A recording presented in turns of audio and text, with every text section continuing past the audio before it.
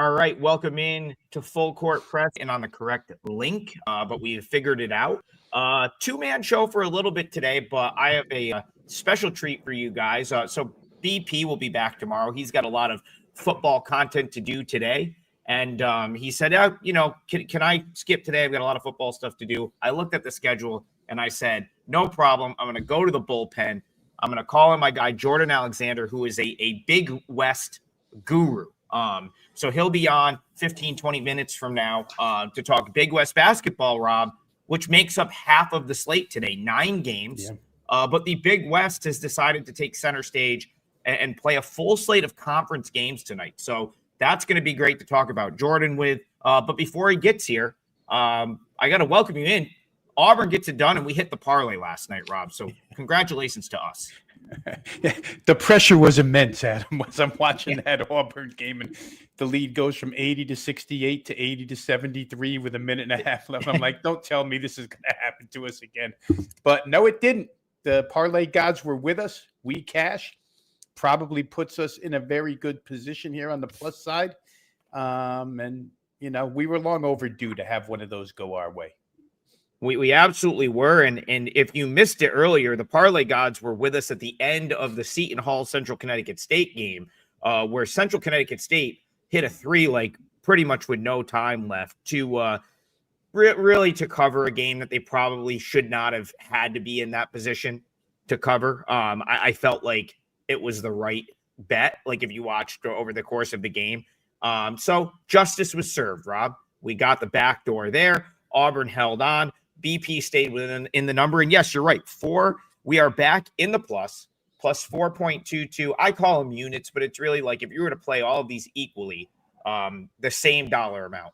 For every $1, you would be up $4.22. And hey, that's not that bad. We're a month in, and we're still plus in the parlay. So, we're going to try to do it again today. By the end of the show, we'll have another 3-teamer, myself, you, and then we will have what I'm assuming will be a play in the Big West from Jordan.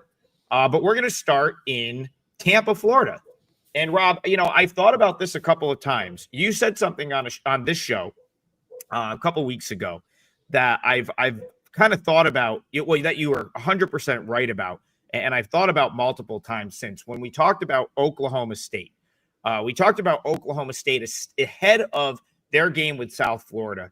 And you said something along the lines of, man, this, they look like professionals. This looks like a pro team at times. And the reason I bring that up here is that very much played out that way when they played South Florida.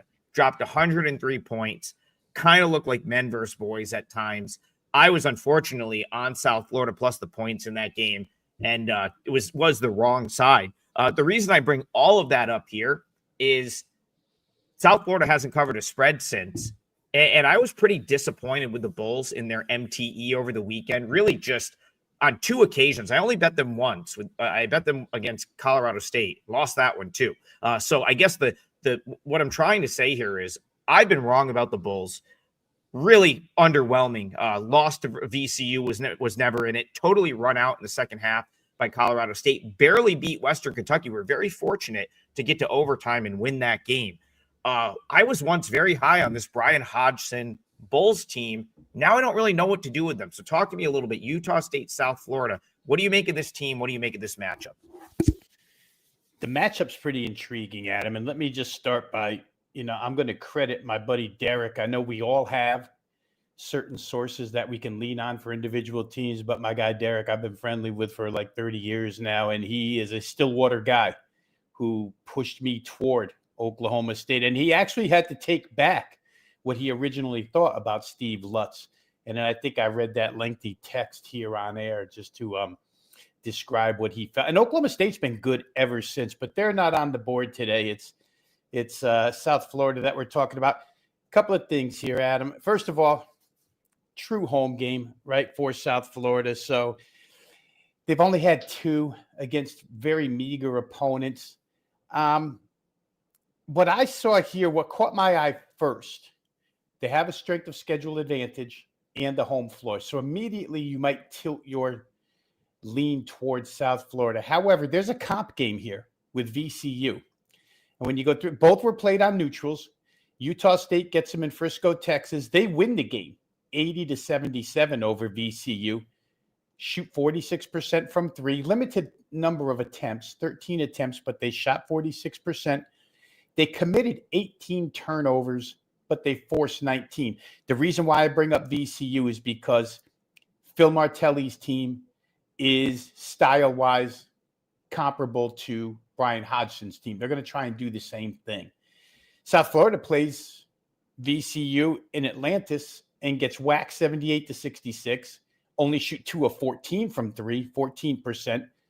Only committed 9 turnovers, but they only forced 11. All of a sudden, they couldn't force turnovers against a better team. So right there, I see an edge for Utah State. And then I'm going to throw this in there. We'll get a little technical here for half a second. Obviously, South Florida wants up and down. They want quick pace. They want broken floor.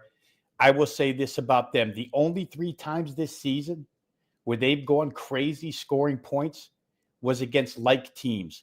Against GW, they score 95. GW is a fast-paced team. Against Oklahoma State, they score 95. Oklahoma State's an extreme tempo team. Against WKU, Western Kentucky, 91 points, extreme tempo team.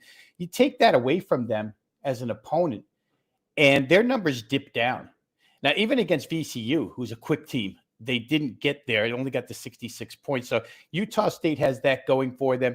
And then to the technical part, Jared Calhoun is known for this crazy 2-3 matchup zone, which you can throw in there and muck things up a little bit against a team like South Florida. It's kind of a reason why I brought up their 3-point shooting against VCU. They're not a good 3-point shooting team. And there's a chance here that Utah State, which is not a horrendous defensive rebounding team by any stretch, grab some defensive rebounds, get out on offense, come back on defense, and set up a zone and maybe throw South Florida out of whack. I was a little surprised. I guess I shouldn't be surprised because the first thing I said here generally will tilt the scales where bets are concerned. South Florida at home, strength of schedule edge, everybody will point to that. But I think when you get down to the basics, the fundamentals of this game, Utah State's the better team. Maybe they haven't been, maybe their quality of opponent hasn't been as good, but they've beaten everybody. They're 7-0.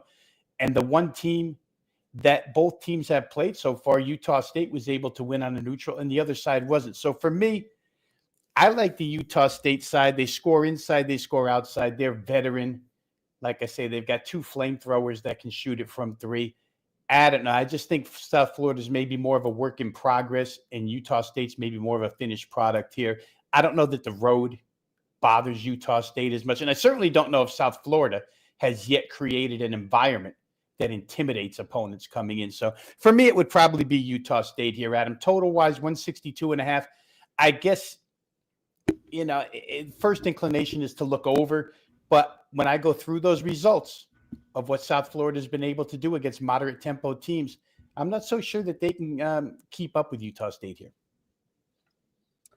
Yeah, you talked about shot selection for a second, and that's been, I guess, my sort of biggest concern watching South Florida. Like you talk about Brian Hodgson being a Nate Oates disciple, like Nate Oates 2.0, and something Nate Oates has done. I mean, he'll go if you take the shot that he doesn't want, like he'll lose his mind. He's probably like Bobby Knight, locking kids in closets or something. He freaks out. Like he's got, like, if you play for Nate Oates, it's got to be like they've got the freedom to like get to the rim and shoot whenever they want to shoot, but it has to be the shot that he wants. It's got to be a 3, or it's got to be like something like pretty much at the rim.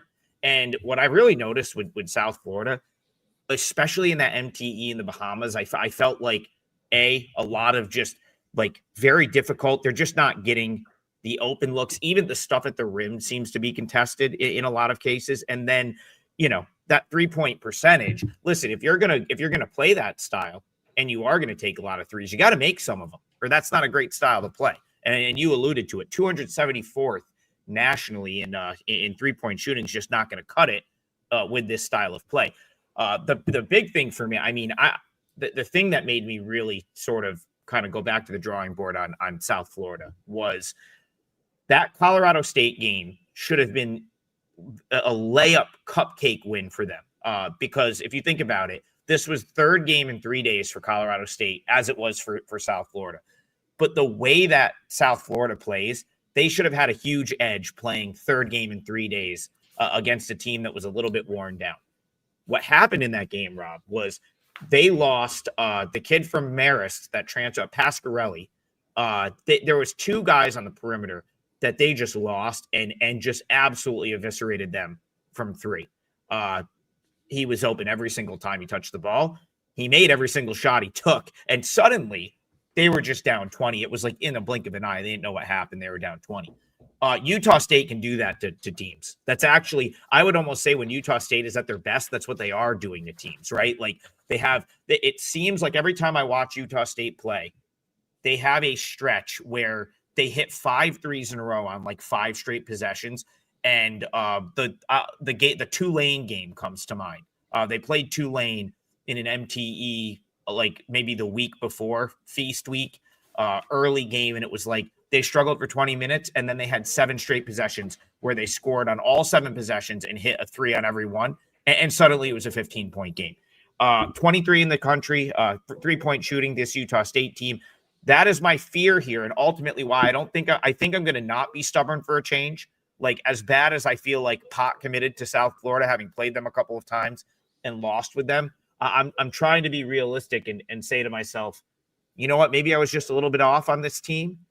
This might not be the best matchup for them. So I see some of the chat saying, hey, like you it kind of feels like a bargain on Utah State. My number suggests that at pick, that might be the case. That Utah State's just a better team that can attack South Florida.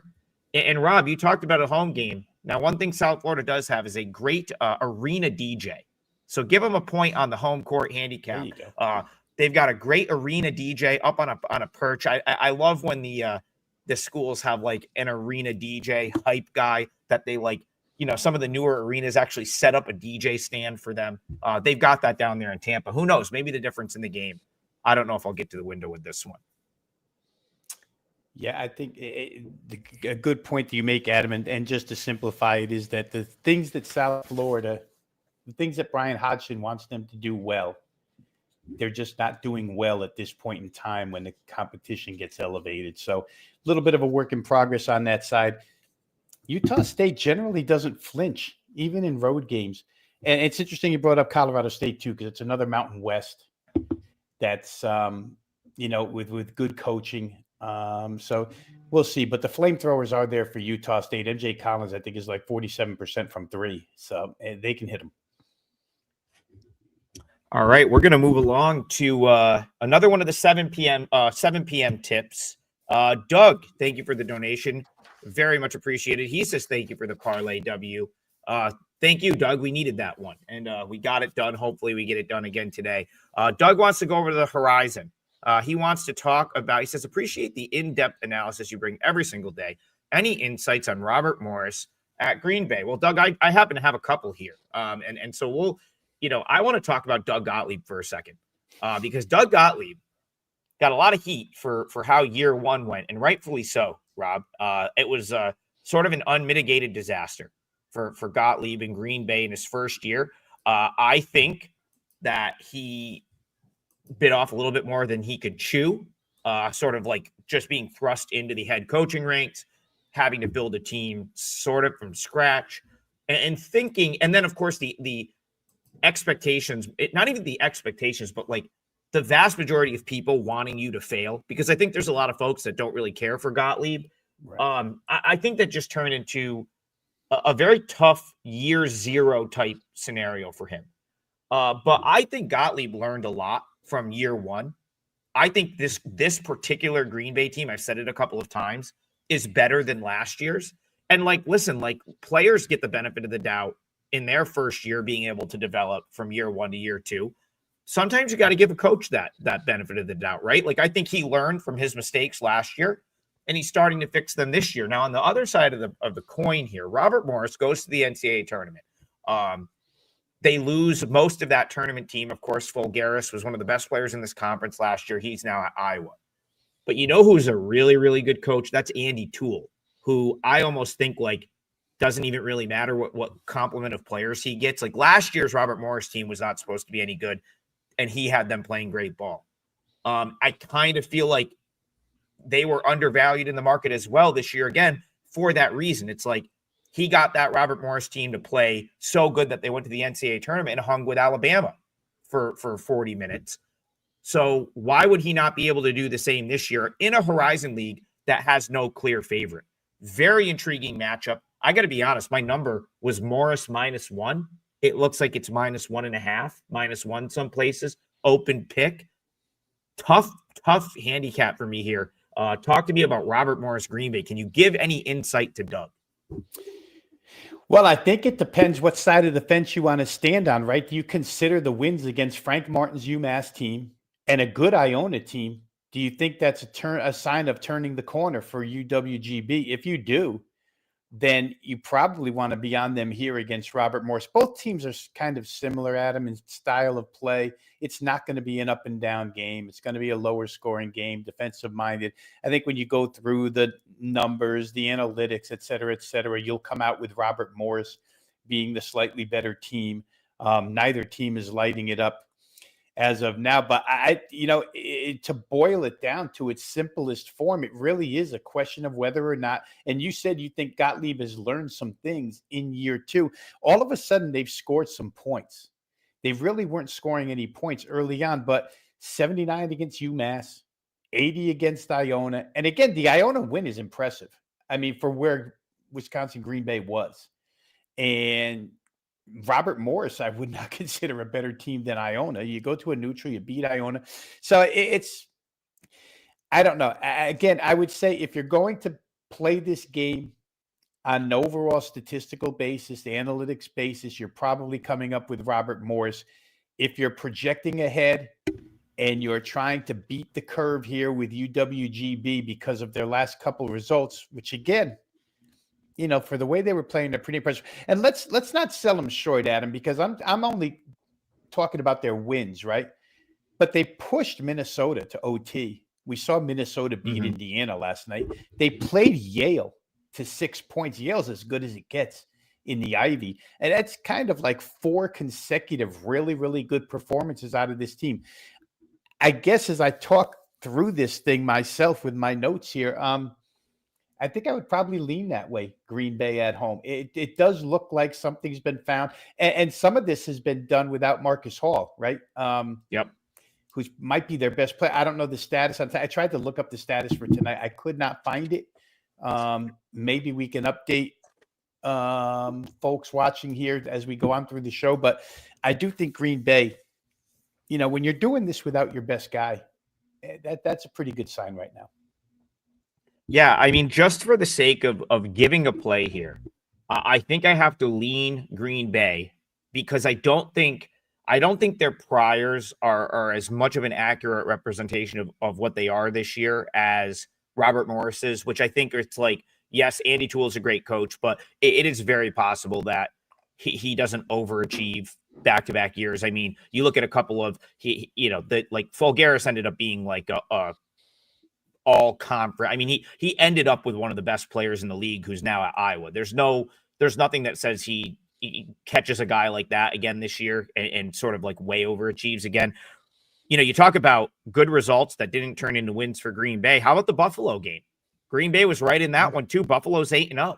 The Bulls, I may have to, I don't know if Mallory will allow it, but if I can get out of the house, I may have to get to Alumni Arena this weekend for St. Bonaventure Buffalo, probably the biggest home game they've had in 4 or 5 years. On the heels of me being out very late after the Syracuse game on Tuesday night. I don't know if that's going to happen, but if you can get there, that's a good one on Saturday. The point is, one more point I'll make about home court here, and one thing I love that Gottlieb did, he moved all the home games to campus. So Green Bay for a long time played at the Resch Center, which is like their big sort of downtown arena, probably 10,000 seat arena.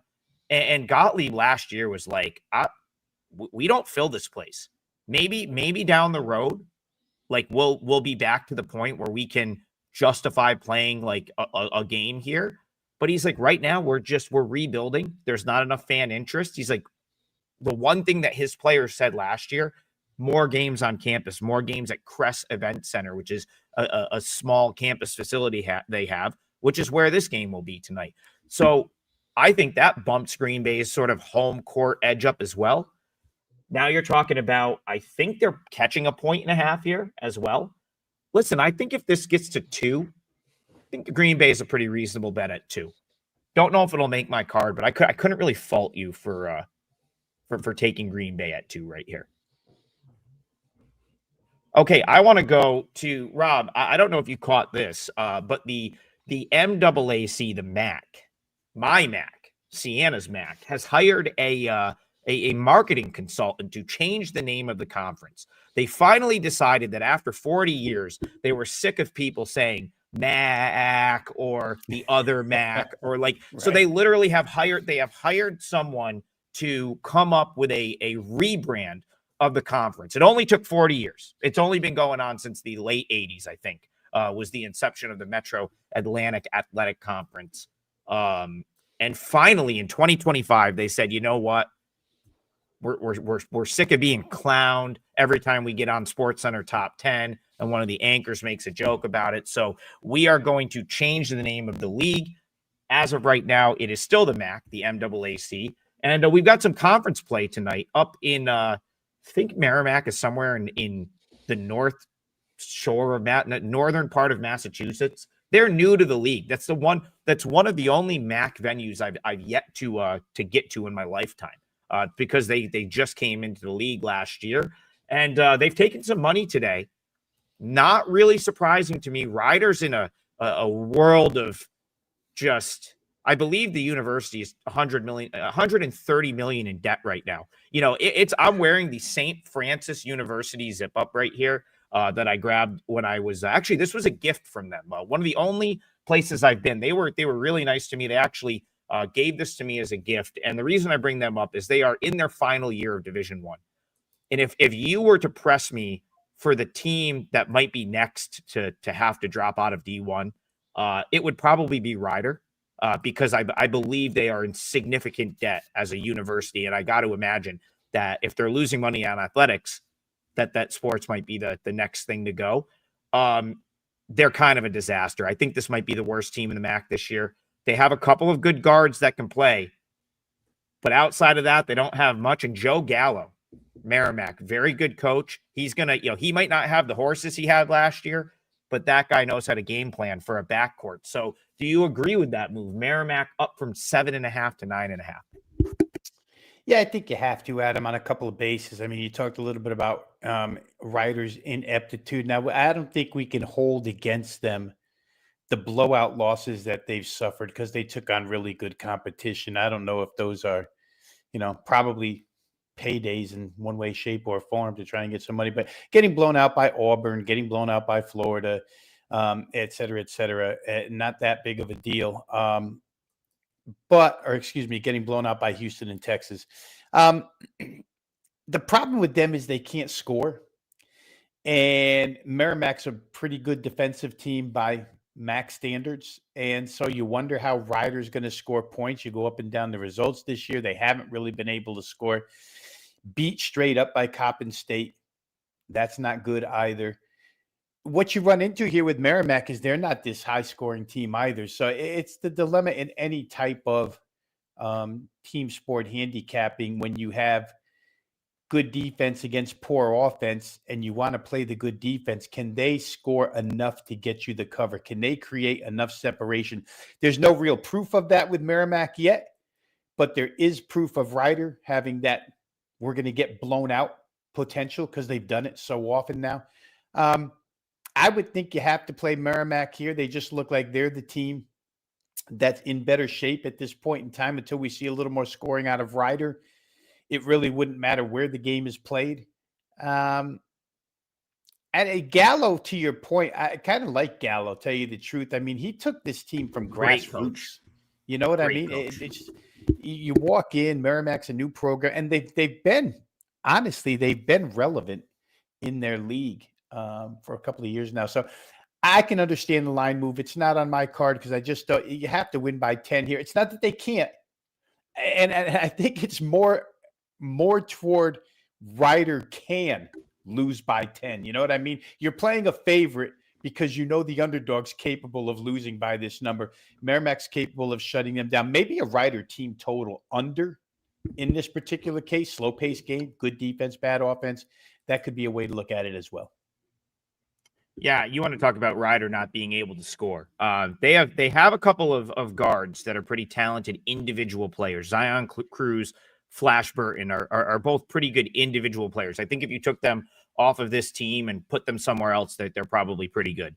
But they have not been able to do it with no help this year, and that's essentially what they've been asked to do. Cruz shooting 33.3% from the field, Burton 37.5% from the field. Both are under 30. You got 27.3% and 24.1% respectively from three. That's not very good. No one else scores, and you want to talk about some of the like points per game, 61.2. That's 360th nationally. Field goal percentage, 35%. They get nothing. They get nothing easy. There's no easy points for Ryder, and you know what? There's no easy points against Joe Gallo usually. Right. To your point, like he tends to have defenses that are very tough to score on. 365th, that's dead last in the country. Field goal percentage. 365th from three, that's dead last in the country.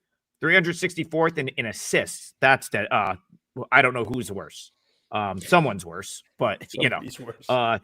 Assist to turnover ratio, 362nd. They turn the ball over 0.7 point times a game. That's one of the worst marks in the country. Now, you could make the argument, well, those numbers are going to get a little bit better at some point because they played Texas, Houston, Rutgers, and Virginia. Yeah, you're probably right about that. Those will likely improve as we go through MAC play. Doesn't mean they're still not going to be the worst in the MAC. Like, even if they do improve on that, they're probably still the worst team in this league. I think if you had Merrimack at -7.5, you probably feel pretty good right now. At 9, I like it less, but you would not catch me with a cent on Ryder here. Just, I think they might be like, it might be the worst team they've had in the history of the school. And like the coach is like trying to take some of his own money to pay people in the department so he doesn't lose. It's a mess, like an absolute mess right now for that school. And we could see that play out on the court this season. All right, Rob, Jordan. For what it's worth, go ahead. For those who are maybe interested, that team total on Ryder is 62.5. 62.5. They've only gotten there a couple of times this season. I know they've played really good competition in certain instances, but it's a lot of points in a game where the pace is going to be really, really slow. It's a conference opener. Ryder team total under could be a way to look here. Yeah, and you want to talk about like that. If you think that's low, like those are the types of games that Merrimack typically plays. Like you want to look at like Merrimack this year. I mean, in competitive type games, 72-65 against Maine, 66-60 against LaSalle, 77-65 against Penn, which is actually kind of low scoring for Penn terms, right? Like they, so that's like the type of games that they typically want to play. Opening, I believe they opened with South Dakota State 75-66. Like they want to play in the 60s. So you talk about like if they can dictate tempo and Ryder can't score, very well might be like first to 60. You could see a 63-51 type game here, right? And not come close to that team total. So great point on that one, Rob. We'll have Jordan joining us in a couple of minutes. What I will say is head on over to the site, check out the specials. Full court package that we have up. Get you all of the plays for your chosen handicapper for, I think, 3 days. We'll have the weekend package.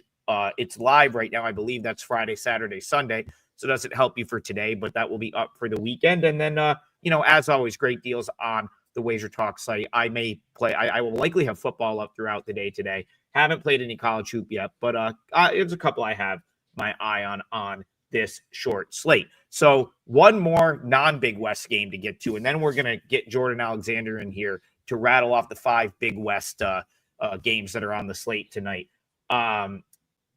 This one I have very little interest in. All I'll say about this one is I said at some point earlier this season that I think the Citadel is going to be one of the worst teams, if not, they'll be the worst team in their conference. I went as far as to say they're a bottom 10 team in college basketball this year.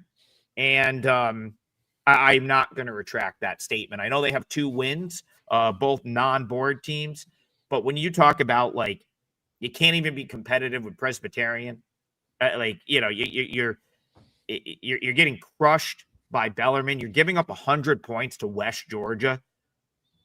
Not good. Going to be a long season, in my opinion, for the Citadel. They go on the road here, Rob, to Davidson. Big number, in my opinion, that kind of came out on the number. But Davidson played in that MTE. I believe they played Boston College, Utah State. Sort of a little bit of a get-right spot for them last time out against North Carolina A&T. One thing Davidson will do is make shots, and if they're making shots, I don't know if I'd want to be against them here. Yeah, and because the other team can't stop you from making shots, right? You just rattled off some hideous numbers for Ryder, and you could do the same with the defensive numbers posted by Citadel so far. 365 in the nation in defensive efficiency, adjusted defensive efficiency. That's the worst in the country, guys. And Davidson can shoot it a little. To your point, Adam, good from 3, good from 2. They're the 17th best percentage shooting team from beyond the arc. They're the 50th best percentage shooting team from inside the arc. It's why they're a 20-point favorite here. The problem with Davidson is there's no real tempo to them. They're very methodical. In fact, they're probably below methodical in their pace. And to create 22 points worth of separation when the possessions are limited, it makes you think twice. Not that they can't get there with a cover, but it does make you think twice about whether or not they can get to that type of separation here.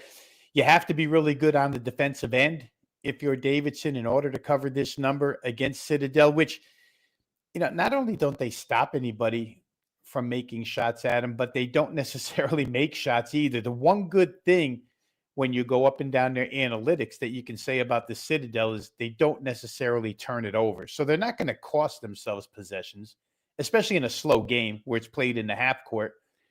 But, it's one thing to pass it around 5 times and get a good shot. It's another thing to pass it around 5 times and miss the shot and let the other team go out and make a shot. So it's the dilemma you're up against here. Davidson's clearly the better side in this game. Are they 22 points better? We always refer to the number as being the great equalizer. I think the folks who got in on under 143 as the opener were the smart people here. It's hard to see Citadel getting beyond the 60 mark. And if Davidson were to cut, if for Davidson to get to 80, may be a little rough here too, but 80 to 60 would win that bet for you. Now the number's down to 139.5. It no longer wins that bet for you.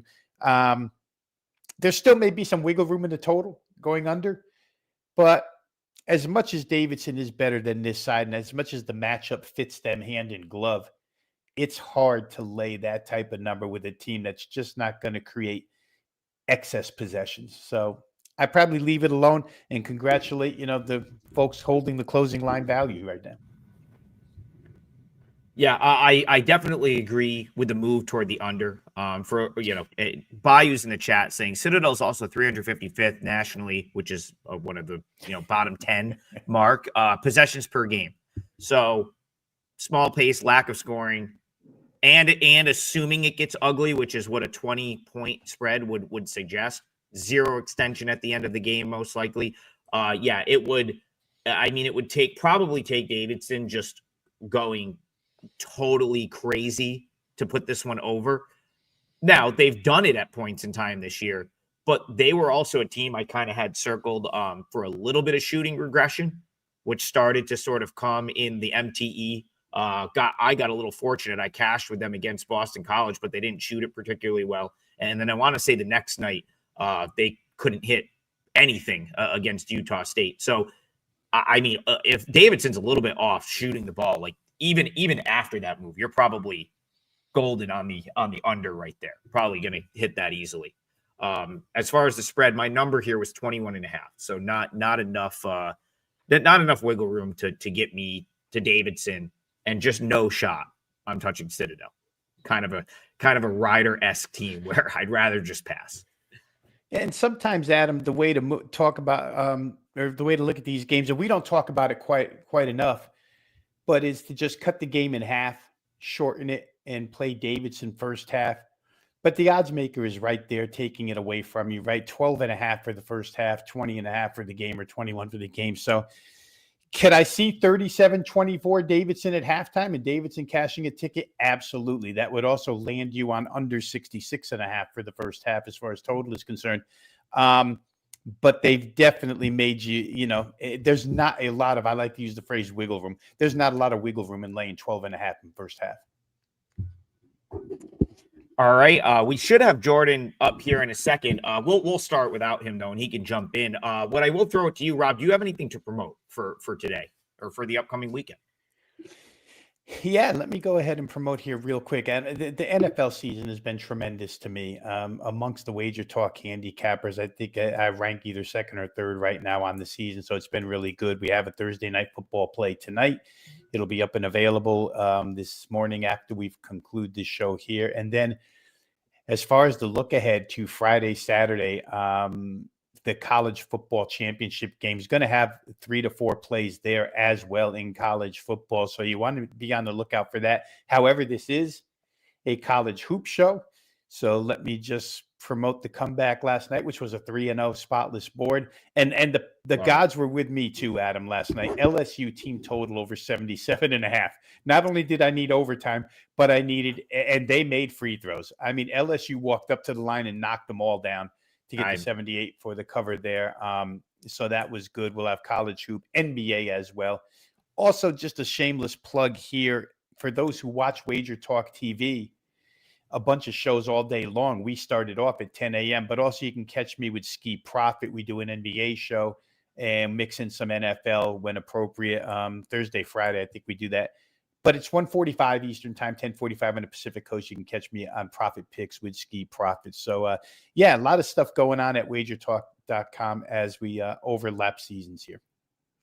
Sadly, I'm well aware of what happened in the LSU Boston College game. I had Boston College plus 7.5. So that'll go into the pile of horrific beats for the season. Maybe arguably the worst. I'll die on the hill, Rob, that I feel like I should be paid for that. Like that should be a win. There's no scenario where, like, if you have a 7.5 point dog and that game goes into overtime, that should not be a loss. I'm sorry. Like, that's crazy.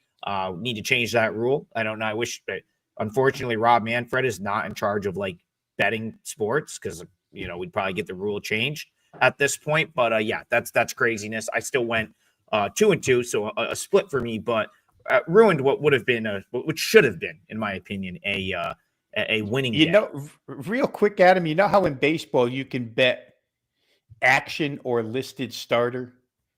I think to your point, maybe there could be a bet addition to the betting board where you bet regulation or full game.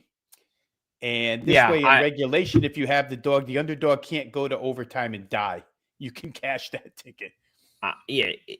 Right. Like in a lot of cases, like I may even take the slightly worse line. You know what I mean? Like it's just, it's crazy. I don't even know I'm not going to like go off on like a total rant about it. It's just crazy. It is absolute craziness that my Boston College plus 7.5 did not win. I'm sorry. I needed that's rant over, but that cost me that turned 3-1 into 2-2 for me. Jordan's actually logging in right now, but we'll hit him on the way back from this one. Because I want to go to you first for this one anyway, Rob. This is a team. I want to start Big West Thursday conversation off with UC Santa Barbara. They are at home against Long Beach State here. They are laying a healthy 12.5. That's up from, I think, open at 11.5. And Rob, this was a team that you were very, very excited about coming into the season, rightfully so. The roster is insane. The talent on this team is ridiculous for this conference. And they have not looked great so far this year. And I've kind of gone back, and I may be being a little bit harsh here, but I'm almost getting to the point where I'm willing to say that, like, Pasternak might just not be a great coach, because this wouldn't be the first time that he has squandered some talent. So, but before we go to Rob on this, I want to introduce our friend Jordan Alexander. Jordan, can you hear us right now? Are you logged in okay? Yeah, can you hear me? We can. Yeah, we can hear you great. Thank you so much for joining us. So let me introduce Jordan. He's out on the West Coast. Last week when I said, there was a guy that had me on to UC San Diego way, way ahead of the curve last year. That was Jordan. And so the fact that we can bring him in here to talk Big West Hoop, which I refer to as your conference, that's your league, is awesome. So thanks for taking the time to jump on with us. I'm going to let Rob say his piece on a UC Santa Barbara team that he really liked coming into this season, and then we'll go to you, Jordan. That's the game we're talking about. Long Beach State, UC Santa Barbara, Big West Conference play. Rob, what are we looking at here? Yeah, and it's funny, Adam, because UC Santa Barbara, I like, but I didn't start the handicap with them. I start the handicap with the negatives I feel about Long Beach State nowadays. It's just a different persona with this team since they've changed head coaches. It's not the up and down basketball that we're used to with Long Beach State. Try to outscore you. It's a totally different style. I give them a little bit of credit for the late rally against San Diego the other day, because San Diego had that team wired. And then at the end of the game, Long Beach State came from nowhere to win that contest, 76-72. But their list of results this season just aren't good whatsoever out of Long Beach. So, a lot of times it's hard to tell. And I was watching a broadcast last night. I forget which one it was, conference game. Maybe it was Indiana, Minnesota, because Nico Medved came up with a win, right? Nico Medved in Minnesota had done nothing impressive all season long. And then they go out at home in conference play and beat Indiana. Some of these coaches, and maybe Pasternak falls in this category this season, are just using the 7-8 games prior, 6 to 8 games prior to get the team rounded into shape for conference season. We'll find out tonight, because I would think that they're certainly better than what the point spread indicates over Long Beach State here in this one. So I'll hold back and see the result. But I think if I was going to play UCSB, it would be not totally, but it would be mostly on a fade of Long Beach, because I don't see anything out of them that I like in particular at this point in time. And as you mentioned, the UCSB roster is loaded. And just on paper, you would think that if they come to play, they're supposed to be the right side here. It's the way I would look if I had to play it. I haven't played as of yet, still early morning here. We may see some numbers move in this one. But for me, again, I'll just repeat that I think it's more fade of Long Beach State than it is a total sell job on UCSB at this point in time. But they may have been just working some kinks out heading into conference season. Yeah, Jordan, go ahead. So, Long Beach State, Santa Barbara. You and I kind of texted back and forth about Pasternak maybe not being the best coach, and I kind of went and looked at his KenPom coaching rating. Seems to underachieve in that regard. So, do you think that's the problem here? Yeah, I mean, I agree with Rob. Like, coming into the year, UCSB, in my opinion, was the most talented team in the Big West, top bottom on paper, right? But every single year, UC Santa Barbara tends to have the best roster on paper with Joe Pasternak, always achieve, except for a couple of years. And this year, he's got last year too, he has a lot of talented guards, a lot of veteran leadership, right? Same thing with this year. They get off to a very slow start. They still don't play very much defense. They really rely on teams just missing. That's how it happened in the Seattle game. Seattle just didn't shoot well. They had a lot of good looks, didn't shoot well. And UC Santa Barbara, they do shoot well. They're always going to shoot well. That's one thing you can count on with UC Santa Barbara. They're going to score points. The one thing with Long Beach State here, Chris Acker, he comes under Brian Dutcher. He likes to play slow defensive basketball. He obviously doesn't really have the talent that San Diego State has, or he'll never have it at Long Beach State. One thing Dan Monson did really well at Long Beach State is he really recruited Southern California kids that really flew under the radar. And there's a lot of basketball players out there that he needs to tap into, in my opinion. But, Long Beach State, they're going to try and slow the game. They're going to try to minimize possessions. I think 12.5 is a lot of points for a team that doesn't play defense, in my opinion. But this is a no play for me, because I agree with Rob. Like, I do think I could see a scenario where I don't know if I can cuss, but I do see a scenario where UC Santa Barbara just puts them out of the water. Just because Long Beach can't score. They can't score very well. Yeah, so my number's probably off based on how I was pretty far in one direction on Santa Barbara coming into the season. That's probably one I really need to assess a little bit more, because my brain is telling me bet Long Beach State at the peak of whatever this number might be, like see if the market will move it a little bit and then play back at the market, because my number is pretty out of whack. I think I made Santa Barbara something like 15.5 or something like 15.5, I think. And I said, well, that's too much bias from like what I expected them to be coming into this season. What they are, what my eyeballs have showed me, has said that that's not the case. And so, but oftentimes, like the market may bet it in that direction. We've already seen it go up from 11.5 to 12.5. If this got to like 13.5, I may have to consider Long Beach State. What I will say, and I'm going to go to so let's thank Garth here for the donation. Much appreciated. I do feel like one of these two games is probably a blowout. Whether it's Santa Barbara or Irvine, it feels like one of these two teams is going to smash their opponent tonight. It's not a great handicap, but like just both of these teams have underachieved. I guess the reason I say that, and I'll go to Jordan first here, and then we'll bring Rob in, is this is another one where my number suggests that Irvine minus 11.5 at the open was a little bit light. This one's now up to 12.5. Garth specifically wants to know about the Riverside team total over. But just general thoughts on this one, Irvine, Riverside. Is Irvine a team, Jordan, that you think is going to get right in like a big way at some point? Yeah, texting back and forth, and I expected Irvine to get off kind of to a slow start, considering they lost like their top 4 players from last year. However, Russell Turner is the best coach in this conference. So he's going to get it right at some point, and got the defense right already. Like, they're an incredible defensive team. They're like one of the top 50 defensive teams in the country already. Now it's just about getting scoring right. You obviously lose your top 3 scorers from last year, so how are you going to get productive points? We were talking yesterday. I was like, they're really going to have to muck up games, and they're gonna play ugly basketball. But they are figuring out Darren Saran is their best player. He's their best offensive option. I think in the first couple of games they were really trying to run their offense through what's his name, Jurian Dixon. Jurian Dixon is an incredibly athletic player. He just doesn't really have a good outside shot. He has to be set. He's good going downhill. So he's good at opening things up offensively for kick and shoot, right? They don't really have a lot of shooters, which is a problem. But they need to get out in transition, man. They need to force turnovers, get out in transition, and kill on the offensive glass. And that's what they've been doing lately, and that's how they need to win offensive games. They got 2 really good bigs in Chol and Evans. Evans is just a monster protecting the rim.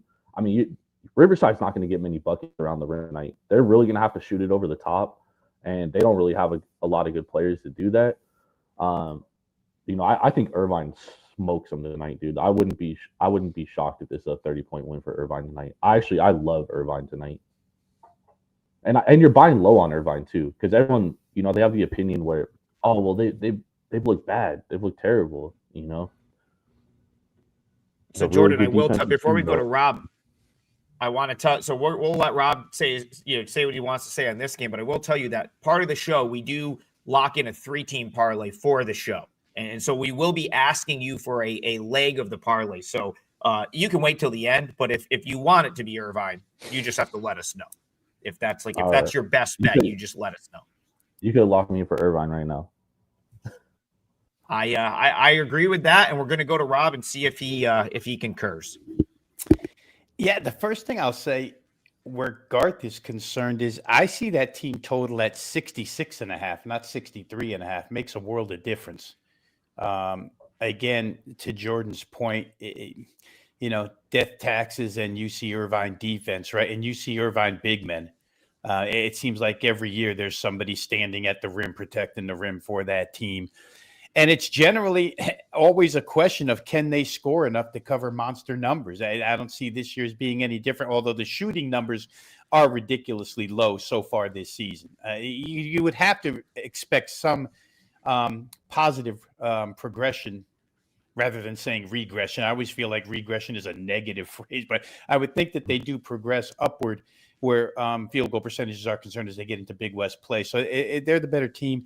For Riverside, it's a slower type game. And again, when you get into these defensive-minded, slower type games, limiting possessions, we've talked about 2 or 3 of them already today. It's just hard. You have to shoot a really good percentage against a really good defensive team to get to 67 in this instance. And I don't know that they can. 63.5 would, in basketball, it does make a difference. You're talking about the difference between a three-pointer or not a three-pointer. So I would think they stay under 66 points here. The money is betted that way from 67 down to 66.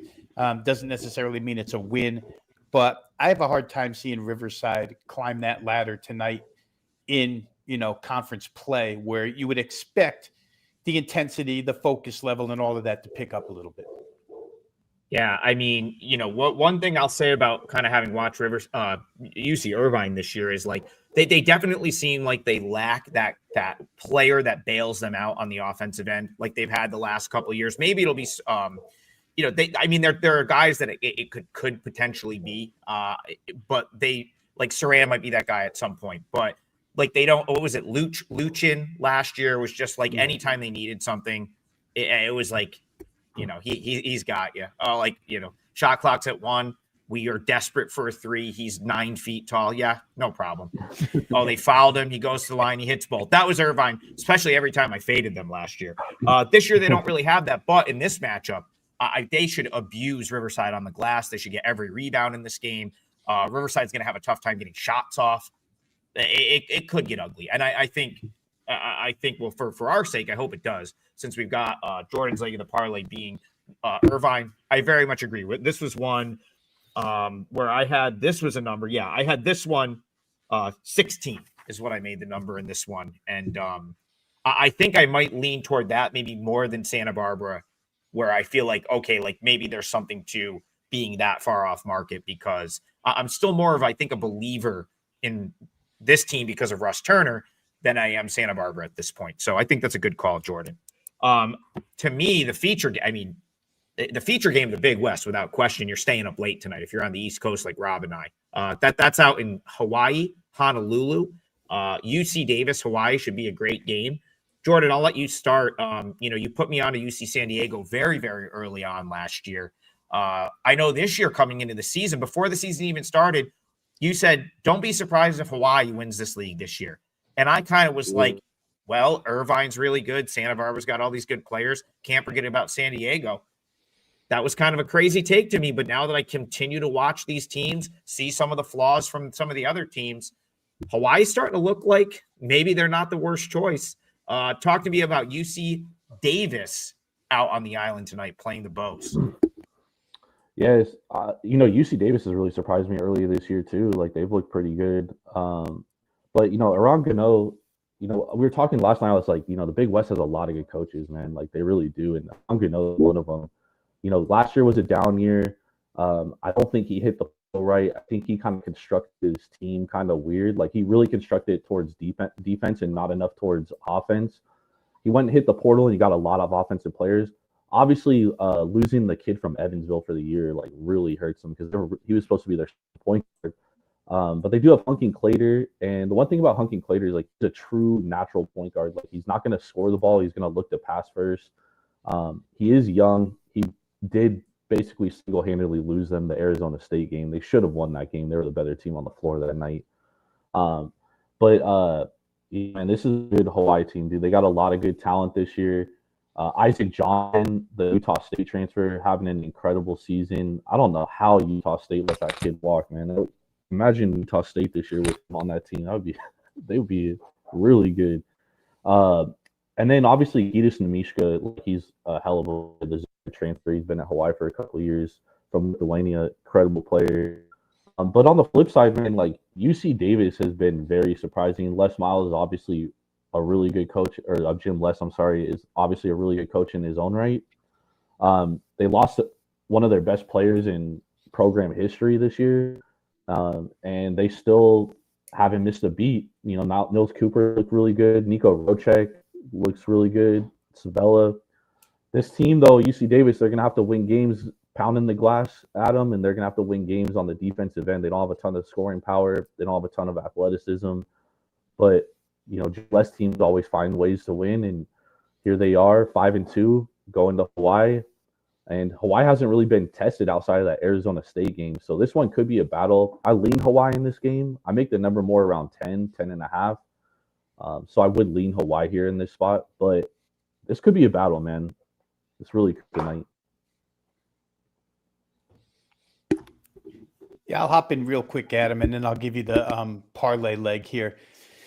Just, it surprised me how the total skyrocketed upward. I know Aaron Gano and Hawaii are playing at a quicker pace this year, but the defensive numbers seem to be what stands out on both sides here. Not necessarily the shooting, not necessarily the ball handling. You go through analytics and you find that both teams turn it over quite a bit.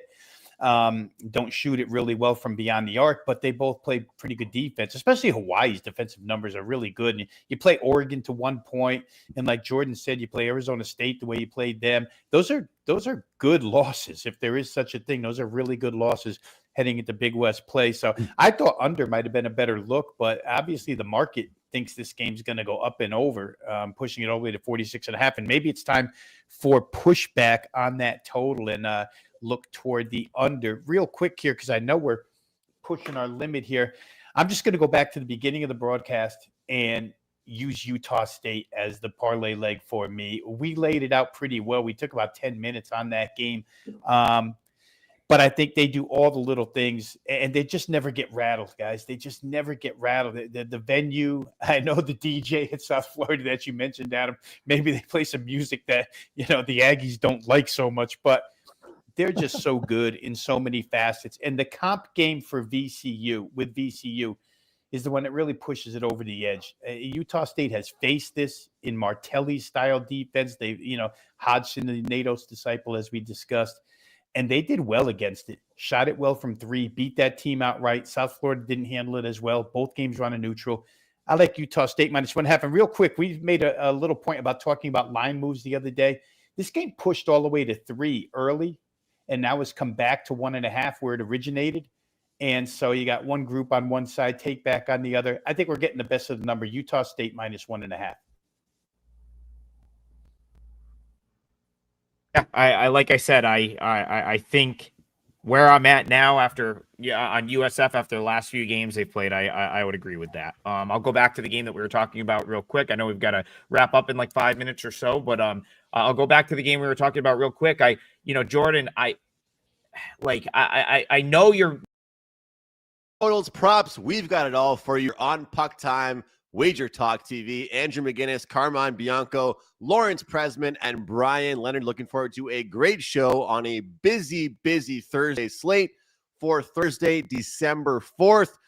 Carm, about a split night for me. Did lose the big one, but I'll tell you, happy to get involved again with the NHL team total market. The Capitals, over 3.5 goals in one period. Man, I have been needing one of those team total wins for so long, and you finally get one. +110 over the Sharks to get over 3.5 goals. That one felt good. We split the college basketball. Unfortunately, the big one is dropped.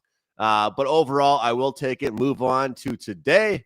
I know you got a big play going tonight. We'll get to that shortly, but hopefully a big day for both of us here. Yeah, that was quite the game in last night in San Jose by Washington. I had that one, and I had 2 spot plays last night. That one with Washington, and that was, as you said, a rocking chair winner. When you're up 4 or 5-0, you don't expect to lose that one, and they didn't. And then in the other game, I had over 6.5 in the Anaheim and Utah game. And if you told me the final score that Anaheim would not have any goals, I'm like, all right, okay, I split on the night. Utah, I don't know where they got it from, but they found 7 goals last night to go over that 6.5 total. So God bless them. And I do have a 5% play up for tonight in the NHL. You can use NHL 10 to get $10 off of it. Andrew, we're going to bring in the Prez. He's going to do Toronto and Carolina, but some breaking news, or not breaking really. I saw it yesterday. The NHL and the NHL Players Association have said that unless Milan, Italy, fix the rink, that no NHL players are going to be going to the Olympics. The rink is 4 feet smaller than a real NHL rink. I don't know how they fix it in this amount of time. or can they get it done? The Italian workmanship, I guess, lacks a little to be desired. They didn't use that Italian level that they check things 4 feet shorter, that rink. And I think there's some other stuff with it as well too, but that's not great news, is it?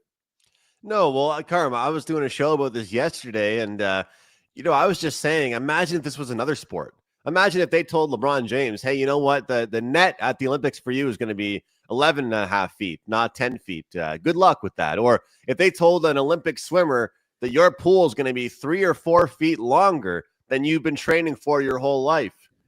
I feel like that changes, and UC Panda, I love the comment because I'm the kind of guy that never reacts this much to stuff.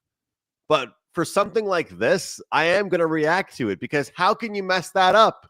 You can't mess that up. Like, Carm, if a soccer pitch just so happened to be 3 or 4 feet wider or skinnier, like that makes a difference. So, and then I was talking with Gabe Morency on Twitter, and he was like, well, look, they played a game in Lake Tahoe, regular season game, and it was all slushy. It wasn't even a real ice. And I get that, but it's the Olympics. Aren't we supposed to have our standards high? That's my take.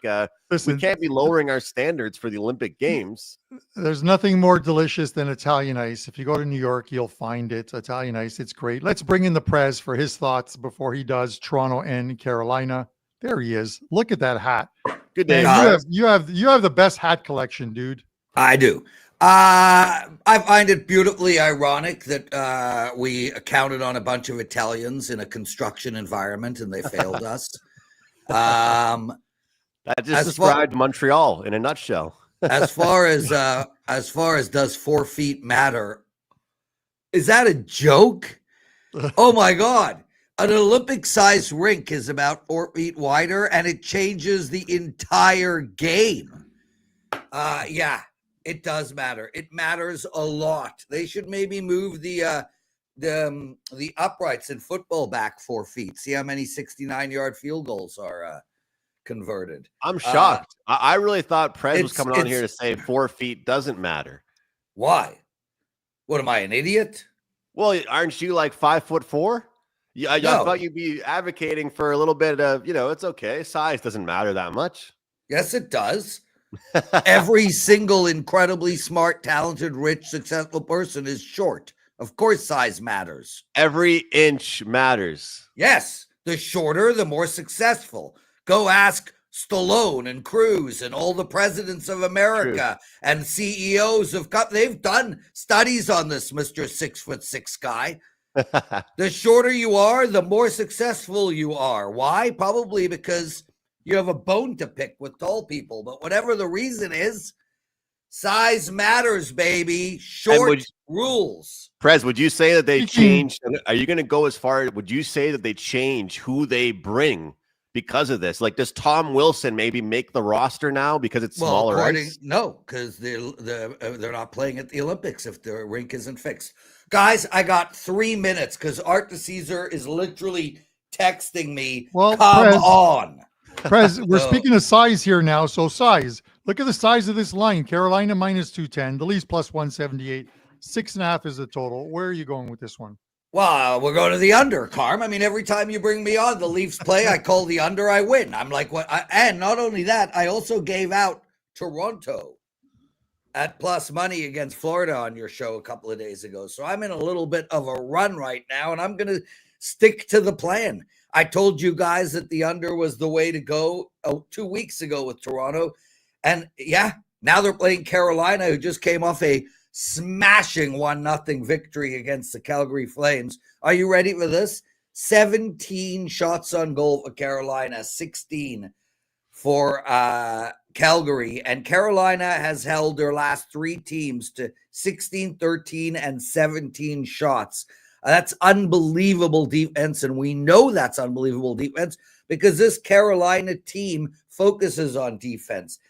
They've allowed 1 goal in their last 2 games, and Toronto is playing to the under. We've discussed this before. Even though on the season they're 18-7 to the under, this Toronto team has gone under 1, 2, 3, 4, 5 times.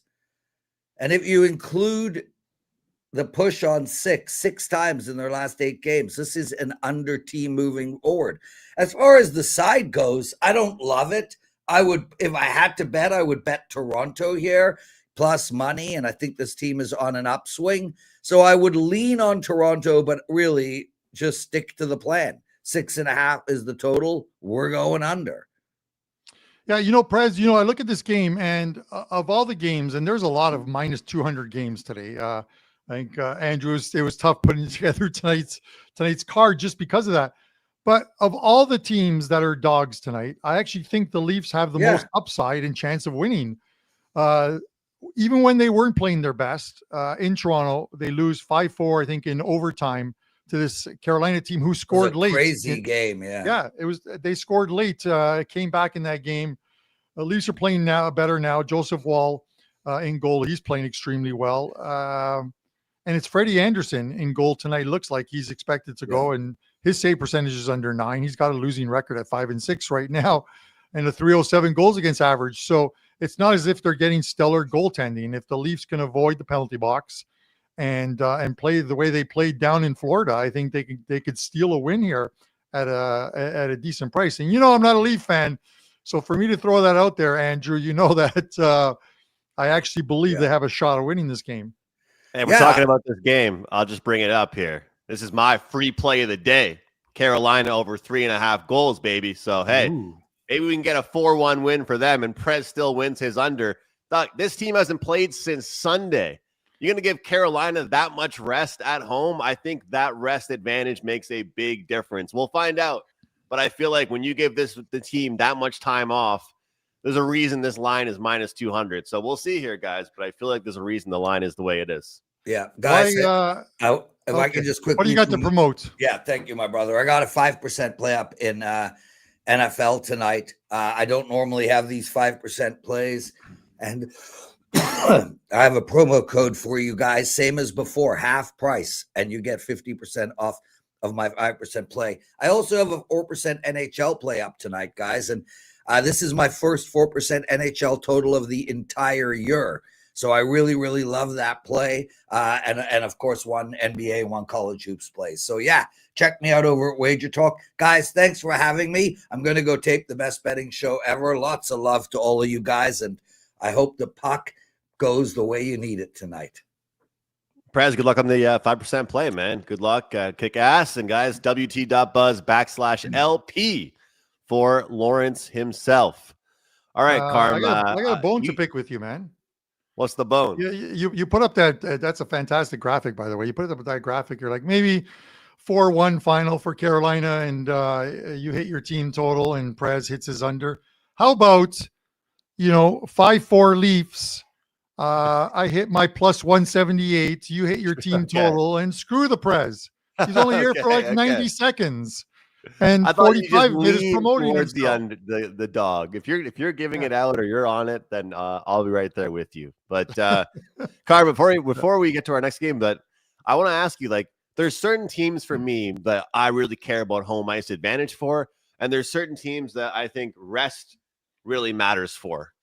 And the fact that this team hasn't played since Sunday in a really condensed schedule we're facing this season, doesn't that matter a lot? Like, maybe I'm reading too much into it. And I know that my buddy who's a Leafs fan, who you met in Toronto, he's going to look when he gets off work today, he's going to look at the price and text me and say, oh my God, we're screwed.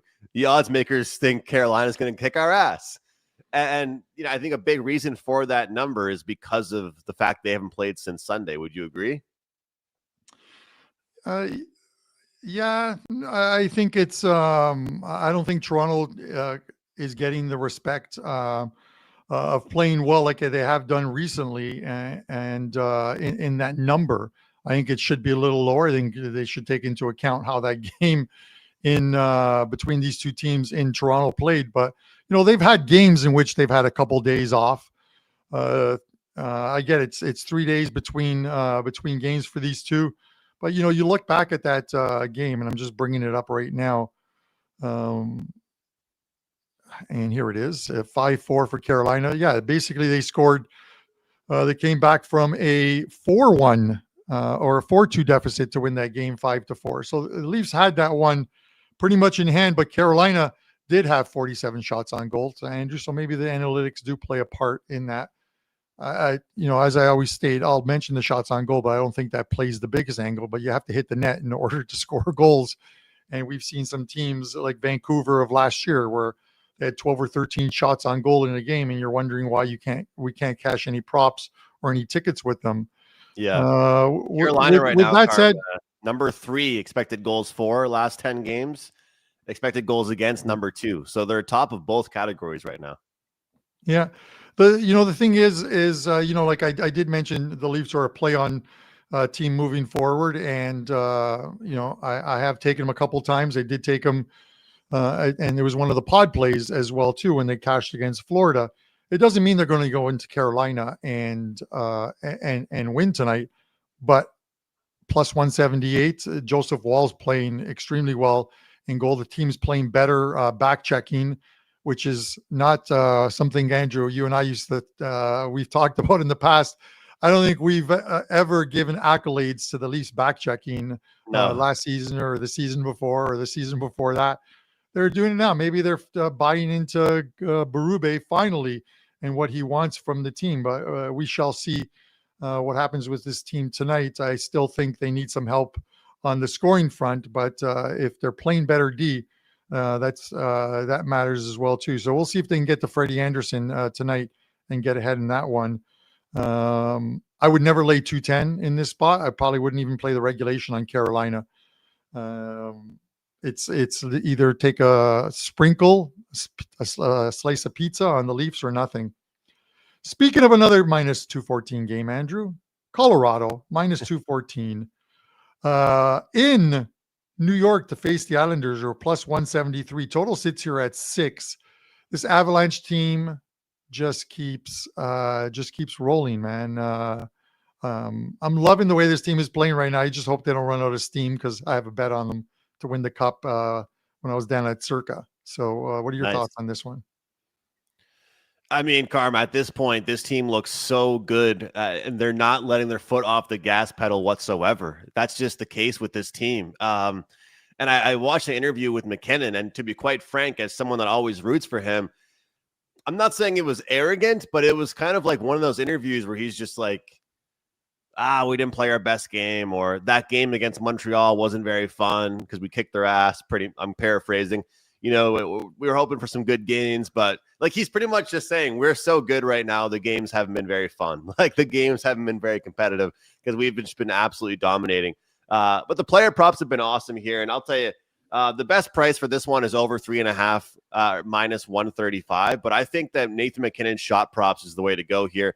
Over 3.5 for him. You can get that minus 135, or if you go to the over 4.5, you can get that at plus 162. He still has cashed that in 3 of his last 4 games. But one thing interesting here, the New York Islanders defense, they are 12th overall in shots on goal against, but they are 26th overall in shots on goal against centermen. So I do find that kind of interesting. Whenever I see a difference, a discrepancy that's that big, where the overall picture against teams is one number, like 12, and then against centermen, it's 26th. To me, that kind of makes a little bit of a difference there. But look, this Islanders team, I backed them against the Lightning. I thought it was kind of a fishy line. We took them. We had success here. But this is just probably one of those opportunities where I think, again, like we've been saying for most of the time here, Carm, you've got an Avalanche team that is simply too deep for the Islanders to handle. Too many lines. Too many opportunities, too many different guys that can step up. Like I'm pulling it up right now. If you want to bet player props on this Avalanche team, you don't just have to bet Natchez or McKinnon or Lehkonen. You can be betting Brock Nelson. You could be betting on Ross Colton. You could be betting on Nichushkin. Like if Valerie Nichushkin is a third line player for you, Carm, it's a really, really good thing. And honestly, I think Cale Makar is working himself towards a Hart Trophy here. But I think that if I was to lean towards a total here, I would actually lean towards the over. I think this Islanders team is sort of transitioning to a team that if their opponent plays fast, they'll try and play that style as well. I'm not saying it works out for them, but we could see some goals, of course, coming off that 2-1 lower scoring game. And I think this Avalanche team can definitely bring the over. But I'm going to go with Nathan McKinnon over 3.5 shots on goal and over 4.5 shots on goal for a nice plus price. All right. Not bad. I would probably lean to, and it's not saying much, but the Avs first period, they've only trailed once on the road all season long after 20 minutes.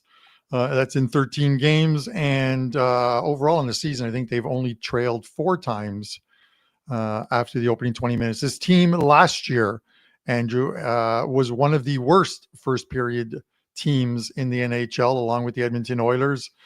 This year, one of the best teams in the opening 20 minutes. And I think that is what is propelling them. They put the team behind an 8 ball and force them to try and come back against a Colorado team that can skate and get those odd man rushes and continue to score goals. So the opening 20 is what fuels this team. So with that said, I'll just take the first period in that one, lay a little bit of vig. I can't really take the -0.5 and get like small plus money because the statistic that I mentioned is based on the money line and not on the handicap line. So just want to make that correct to you. So because some of those pushes would have been losses. So with that said, Right. Let's bring in none other than Mr. Bailey's himself, Brian Leonard, to talk about What's the up, New York Brian? Rangers and the Ottawa Senators. Brian, you're a breath of fresh air. How are things? Good. I try to watch as many shows as I can. And it was funny because as I'm writing up a selection on yesterday's card, I see you say, if Brian Leonard was here, he would say, there's no way the Buffalo should. And I'm writing it up at the time. So I don't even know why you had me on. You could probably just guess what games I'm going to give out. But, that game threw me for a loop. That game actually pissed me off because on my overnight show, I gave out Philly, but I hadn't actually bet that game or released it. I wanted to see what the overnight number did. And then when I woke up and saw Buffalo favored it, I know people would probably tell me you could have got a better price on Philadelphia. Why didn't you take it? But it messed with my head too much. I had to stay away from the game. And of course, my initial thoughts were right. So the overnight flip is not always right, I guess. Well, yeah. The reason why, at least to me, the reason why it flipped was because Philadelphia had their top goal scorer injured, and he's going to be out 2 to 3 months, I guess. But you always want to play teams after they have a key player getting injured, and you also have a situation where I thought there was plenty of value, and it was a game I saw the overnight. And I go, nah, that's what the line should be. I'm not going to get involved.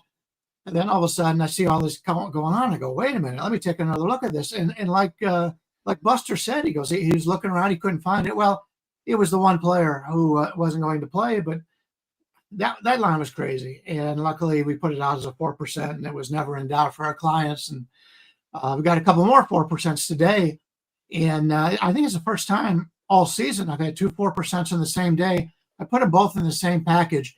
You can get them both for only $29 instead of paying $25 each for them. So a good day to join us. And number one the last 30 days in the NHL, number one lifetime in the NHL. So, yeah, we've been really good in everything lately. And that big 4% on Philadelphia at plus 120 really helped us out yesterday. Yeah, Brian, I was watching that Sabres game, and I was watching it mainly for the fact that the pod play was the over in that game. And when they hit 6 goals, I just stopped watching it because the Sabres were completely unhinged in that game. Gave up power play after power play. While it was 2 power play goals, the third one was really essentially a power play goal because it came at 1 or 2 seconds after the power play expired.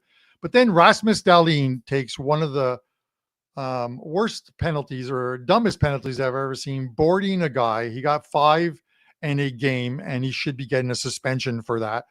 There's no place for that shit in hockey. I'm going to swear a little bit. Zegras is soft. Zegras. No. You cannot do that. You never give a guy a stick to the numbers right beside the boards. Andrew, so much can happen.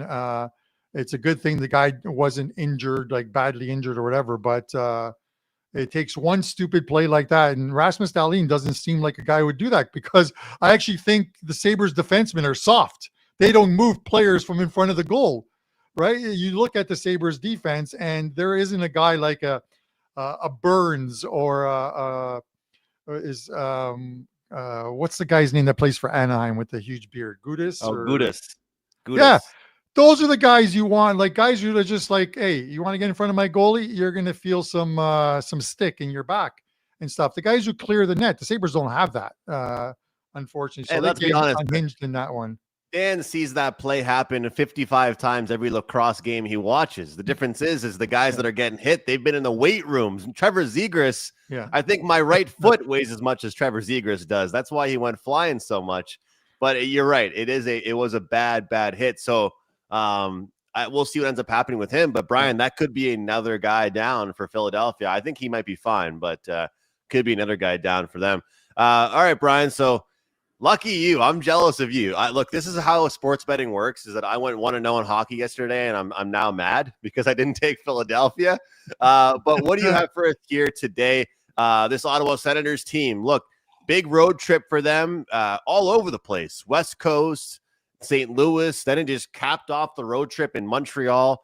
This is their first home game in a while, and first home game for Brady Tkachuk in a while here. What are your thoughts on this one? And what do you think about the number here in this one, Brian? Yeah, I just found out that Ottawa's going with their backup goalie, which is why the line moved a little bit. Luckily, my clients got this a little bit earlier. But yeah, the Rangers are 11-4-1 on the road this year, and we've talked about this in the past. This is probably the best road team over the last 3 or 4 years. I know they're one of the top ones. They play better on the road. Now they're starting to get it together a little bit at home. We figured that was going to happen. They're too talented for that. But you take a look at what they've done on the road, 11-4-1, and that includes victories at Edmonton, Tampa Bay, and Carolina. Those are 3 of the best home ice advantages in the NHL. So it's not like they've been going out on the road and playing bad teams. You know, take a look at Ottawa. They've only won 6 of their 11 home games on the season.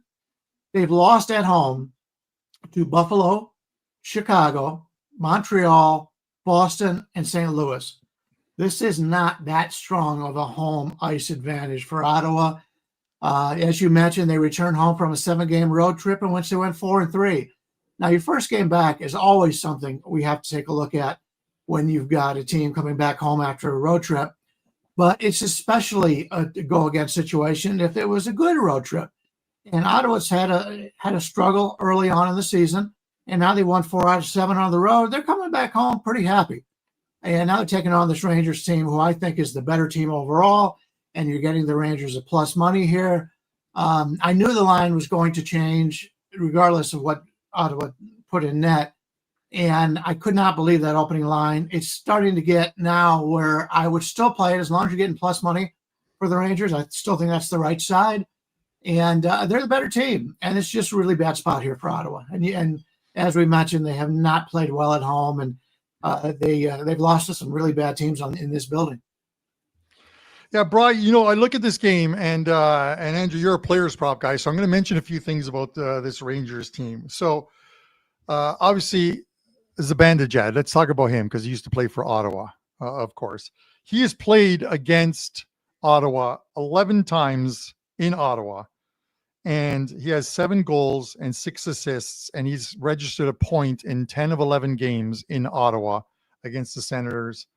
Rangers allowing 2.31 goals per game away, which is one of the best numbers in the league right now. So there's the Zibanejad one. To register a point, he's minus 142. To score a goal, and he scored 7 in 11 games, plus 240.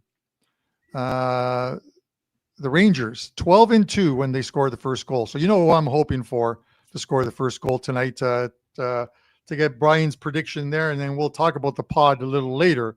Of course, but I think you're definitely right about the team, Brian, coming off a good road trip versus a team coming off a bad road trip. And you look at it, the Rangers, you could call it a bad road trip, but those were some very good teams that they played. They come home and they come back and they beat Carolina, which I thought was a big one as well too. So we'll see what we get from them. Brian, you want to hang around and talk with Andrew and I We have a hard out at 11:40, but talk Detroit and Columbus. Sure. Okay, Andrew, I'm going to throw to you first. It's a coin flip. You might be called to HR, and you won't be here tomorrow with the wrong selection. So minus 120 on Columbus, minus 101 on Detroit. Total sits here at 6.5, Andrew. Yeah, I got to watch what I say here on this one here, guys. Look, I was waiting to see. This was kind of an interesting one for me as well, just pulling up my odds logic screen here. This was one of those ones I was kind of waiting to see what would happen overnight as well with, but we didn't really see much take place. You know, I guess minimal movement, but most spots kind of being relatively the same here.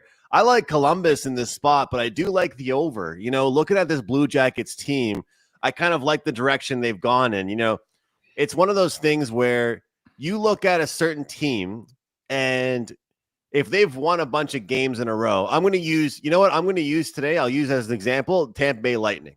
So the Tampa Bay Lightning today, they've come into this one. They've won so many games, and then they finally lose one. Who's to say that they can't lose again, right? Now, this is the case for the Columbus Blue Jackets, as they lost to the Red Wings. They lost to the Capitals. They lost to the Maple Leafs. They lost to the Penguins, and they finally get off that hump. They finally get over the hump, I should say, and they win against the Devils. And now I think that, okay, you know what? We finally broke that losing streak. I want to back a team to win again. When you've been struggling for so long and you've been kind of struggling in goal a little bit, struggling defensively a little bit, you know, that was an emotional game, a bunch of fights, a bunch of guys contributing. That was a real good team win. Now, not to mention, this is a great revenge type of spot. The funny thing is, I backed Detroit in a revenge type of spot last week, earlier in the week, actually, against Boston. So we all know that there's certain spots to use these rapid revenge situations. I think that it's a Columbus team that struggled for a bit, trying to get back on track. They have gotten back on track a little bit. I'll look to back them again, and I love the revenge angle here. So whether you're playing Columbus, you're playing the over or team total, I think we see goals in this one, guys. I do, but I do think Columbus comes out on top in this one. This is a team that, you know, I've tried to work on this, guys, because I have a bad habit of backing teams and trying to figure out when they're going to snap out of a losing streak. And it's not really the best habit to have. But once they've already snapped out of it, then I can take them to win once again. That's kind of my plan here with CBJ. All right. Looks like you and I are going mano a mano on this one. And I'm going to make it easy. This is an easy one for me, Andrew. Not easy in guys, go out and play this game, but I love the fact that Easy. Detroit does not have to face Jet Greaves tonight, who's been having a very good season. It is Elvis. Elvis is in the building tonight. Elvis Merzlikins is tonight's confirmed starter, according to RotoWire. So we'll see. They just updated that one. So we'll see against Cam Talbot. So give me the Red Wings. Maybe I'll pop on my Patrick Kane jersey and watch that game tonight. But with that said, Bri, thoughts on this game? Well, you each were on one side, and I'm going to be Switzerland here. I find the line should be where I thought it should be. If I could get Columbus at minus 110 or lower, I think I look at that direction. I also kind of like the over here, but it's sitting there, 6.5? I don't play many over 6.5. In fact, I don't do a lot of totals overall, but I think the line is where it should be. So I can't add much on this. I know we're short on time because Andrew's got to go, so I won't add too much to this one. All right, Bri, what do you got to promote? And for those of you guys in the chat who absolutely love Brian, obviously head over to his page, wt.buzz/BL. But he is co-hosting tomorrow. We've given Andrew the day off. I don't know where he's going. He doesn't tell us any of this stuff. It'll be Brian and I on tomorrow's show. What do you have to promote? Yeah, I mentioned the 4% plays for only $29. Saves you $21 on that. Also, I've got a 5% play in college football for Saturday's championship season, in the games on Friday and Saturday. So it's a Saturday play, 5%. It's only the fourth 5% I've had in college football in the last 12 months. So I don't put out many of them. It's up there right now. And I also have a free play on a game I like. It put it up. It's one of the games that you guys discussed earlier. Different way to look at it. That's up on the site right now. If you go to t.buzz/BL. You get my free play, and you can get the 5% in college football for the weekend and 4% today at a discount. So, as I mentioned, number 1 the last 30 days in the NHL. I believe I'm number 3 overall the last 30 days.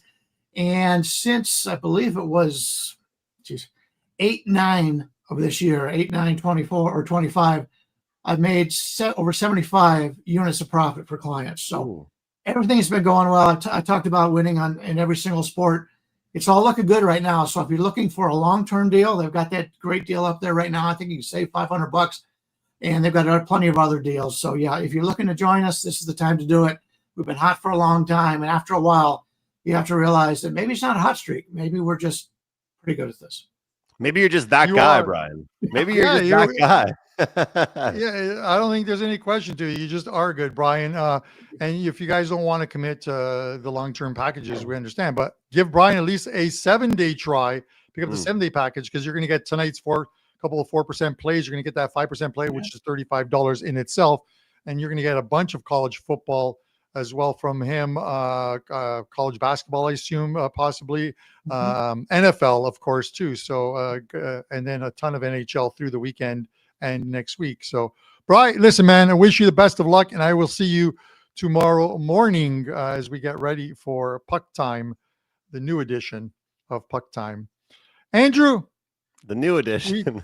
The new edition. Remember the I new used to Friday, say the new Friday edition. No, we're not putting you out to pasture, Andrew. You got to be back in your seat on Monday. If I get a text message from you saying, oh, yeah, man, I just, or a call from you, I drank too much, can't make it in on Monday. I'm just going to get Dan in your spot, and he's going to mimic your voice. Dan Alexander, new host of Puck Time. We've already heard Dan trying to pronounce European NHL players' names.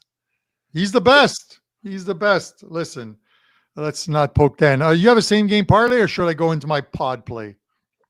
Yeah, I do. I don't have a graphic for it, but it's all about the wins, hopefully. I'll tell you what, Carm, momentarily, I am retiring from the shots on goal props. I've seen a lot of people on Twitter wanting to do the exact same thing. And currently, I'm just done. I'm done with these shots on goal props. Whether I had one over the weekend that a couple days ago was plus 500. It cashed, and then they took a shot away from me. I am just completely done with it. So this one here, we are looking at 4 guys to get a point. And this is all based on head-to-head history in their certain matchups here. So this is a spot here for Ryan Nugent-Hopkins.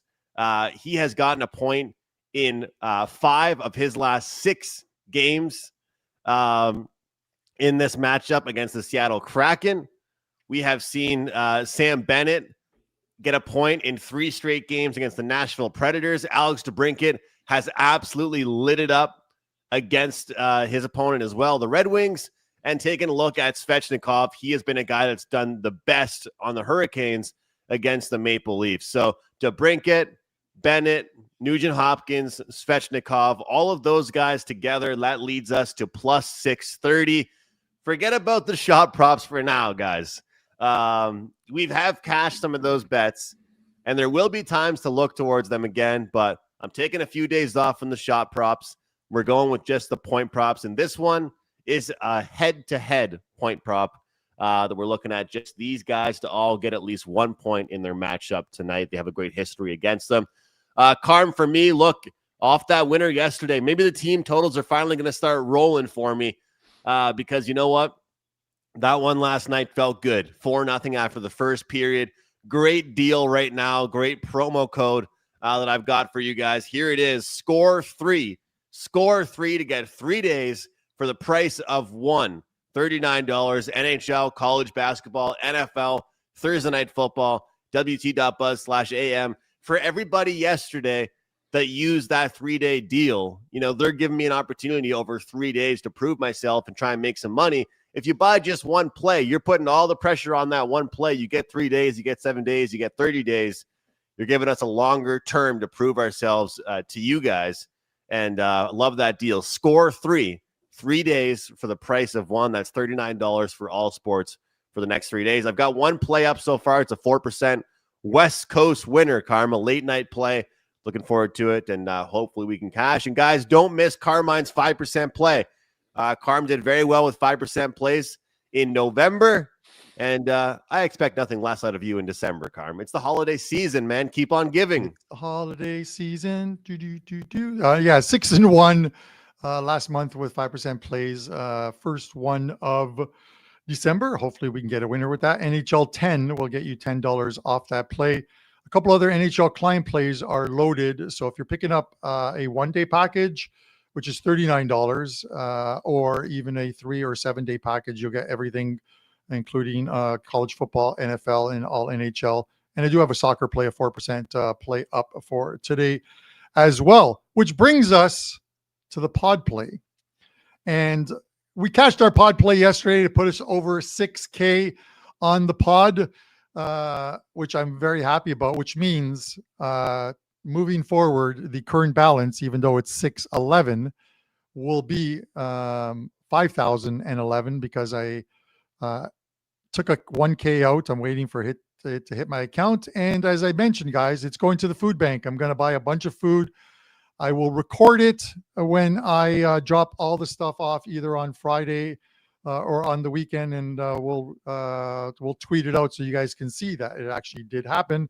Let's keep the pod play going. I am going to take the New York Rangers. Now that line is the overnight line plus 131. I posted it. I played it and posted it in our Slack because I knew our Puck Time production channel, because I wanted the guys to know what I had as the pod play. I figured some money would come in on the Rangers, and some has. It is not all mark and net for Ottawa tonight. It's Merrimack in goal for them. I just think this is a great spot for the Rangers to get a win. They are the best team in the Eastern Conference, road record wise. This team is playing extremely well on the road, plus 18 goal differential, which is third best, I believe, as well too, across all of the NHL. I am taking the New York Rangers plus 131. Let's go, Mika Zibanejad. Get some goals against your former team. That is the pod play, guys. And that's it for today's show. I'll be back tomorrow with Brian, and Brian and I will break down some games. We'll have the 6 and 60 as well too. Andrew, I wish you the best of luck this weekend in your travels, whatever you're doing. For myself, Andrew, Lawrence Presman, Brian Leonard, and our fantastic producer, Dan, Philadelphia Eagles, Alexander. This is Puck Time. We'll see you on Friday.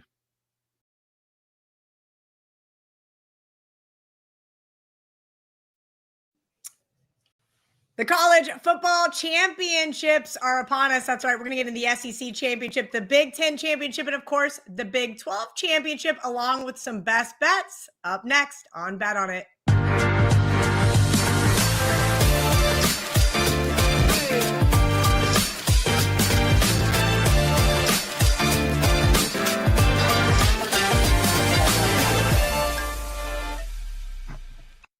Welcome into Bet On It. Kelly Stewart here, Gianni The Greek, Marco D'Angelo. All right, guys, this is going to be a shorter show today, but we still got lots of information for you, and we're going to go right off the top with Marco D'Angelo. The Big 12 championship is on ABC at 12 p.m. Eastern. Number 11 BYU is a huge underdog, as Marco would like to say, plus 13.5 versus number 5 Texas Tech. Total 50.5 right now on the odds logic screen, Marco. Okay, hand up. I know nobody ever likes for me to talk about my winning bets. They only like me to talk about my losing bets in the comment section. But I do have Texas Tech at 12-1 here, Marco. But all week long on social media, I've been saying BYU should get into the college football playoff. I think this team is really solid. This line's a little bit high. Do I take a little BYU here and hope for a middle, or am I just getting greedy at this point? Well, Kelly, you know me. Every time you ask me a question about, should I hedge something, I'm old school. I'm sorry. And it goes back to my horse racing days where the old adage is if somebody offers you a good price on a horse, take it, because a cashier's check never goes lame. Horses do. In this case, if you're holding 12-1, Kelly, why not just protect, what your one was to make it a free roll? And that free roll, you could still cash both because they're getting 13.5. I look at this one, and obviously the knee-jerk reaction with what Texas Tech has done, they've already played one another once during the regular season. They've been a machine all year. They're 11-1 straight up, but not only are they 11-1 straight up, they're 11-1 against the spread, which means they've exceeded the market's expectations almost every single week. But with that said, and you alluded to it, you think BYU's in. I don't. I think the only way BYU ends up getting in is they have to win this game. Texas Tech, they're a slam dunk. Doesn't matter what happens in this game. They're going to make it. And you go back to that first game, BYU killed themselves in that game. They had 3 turnovers, which saw them fall behind, and then they had to abandon the game plan a little bit. They had to pass more than I think they wanted to in that game. They need to come in here and establish the run game. And the one thing about BYU and the other team from the Big 12 that I was very high on, and I cashed my season win total ticket with it, was Utah, is because they have that brand of football where they play big physical football. They have good defenses. And if you look, even though they lost by 22 points and were -3 in the turnovers in that game, they held Texas Tech to their second lowest output of both points and yardage. I think they got a shot in this game to keep this game close. We always talk about revenge and in season, and, a lot of people blindly say, oh, hey, it's hard to beat the same team twice in the same year. No, it's not. It happens more often than you think. But the difference in why I like to look at the dog in a situation like that is if you're Texas Tech, what do you change from the last game? You beat them by 22 points. But you're BYU, you're going to the chalkboard. You're coming with a different game plan. And Texas Tech doesn't know what that is yet.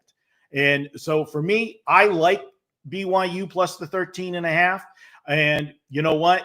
I don't have a problem for the show. It's officially BYU plus 13.5. But because of the adjustments I said at the beginning, and Texas Tech not going to know what they're doing, I wouldn't have a problem with a first half wager on BYU as well.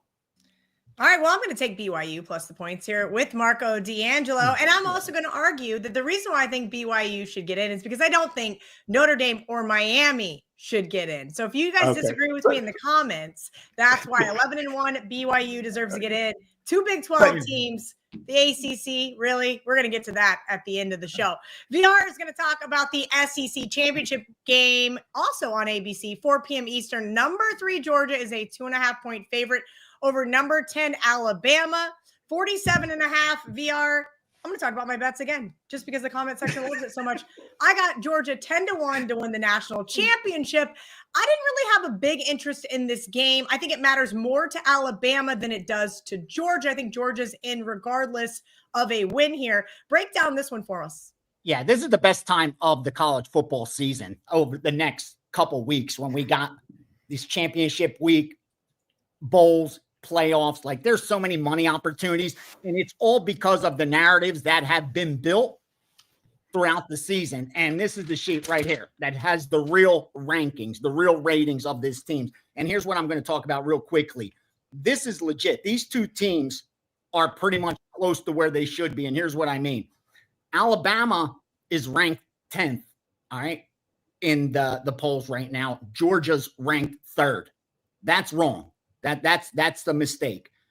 Georgia's right below Alabama, power rating wise. They're like coin flip with each other.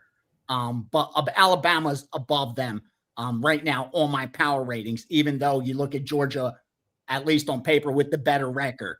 And a comparison when we get this late in the season, like a lot of these teams are there because of their record or they made it through their conference. But there's a lot of phonies still around. Like a perfect example, I just got to share this. Like the fact that I went through my rankings for every single game on this, and that they have Virginia as the 16th ranked team in the country. They're not even in my top 40 power rating wise. Penn State's top 10 and Virginia's not top 40. Like, that's where there's so much value in college football. Getting back to Alabama, Georgia, this is the TV game. 12-2 on those. Now 32-10 in college football and bet on it. I'll take that. For me, it's easy. I'm on Georgia like Kelly. I have a future on Georgia to win the SEC. So I'll be automatically on Alabama. And here's why. I like Alabama in this spot. Now, the wise guys are on Georgia. They laid the 1.5 right away. That's why you're looking at 2.5. And don't be surprised if it gets to 3. That's why I've sat back, hoping I don't have to lay juice to get that 3 on Alabama. Because, like I said, power rating wise, I have Georgia right below Alabama. And here's why. Strength of schedule, Alabama's had the tougher strength of schedule.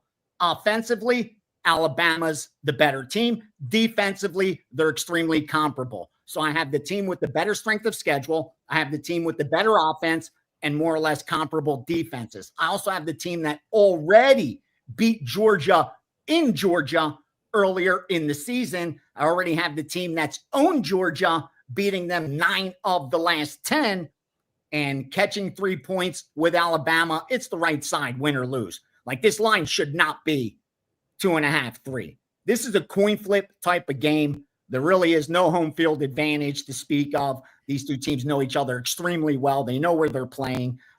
Take the points with Alabama. Again, not a best bet. Haven't gotten to the window with it. But for me, it's an automatic bet because of my future on Georgia.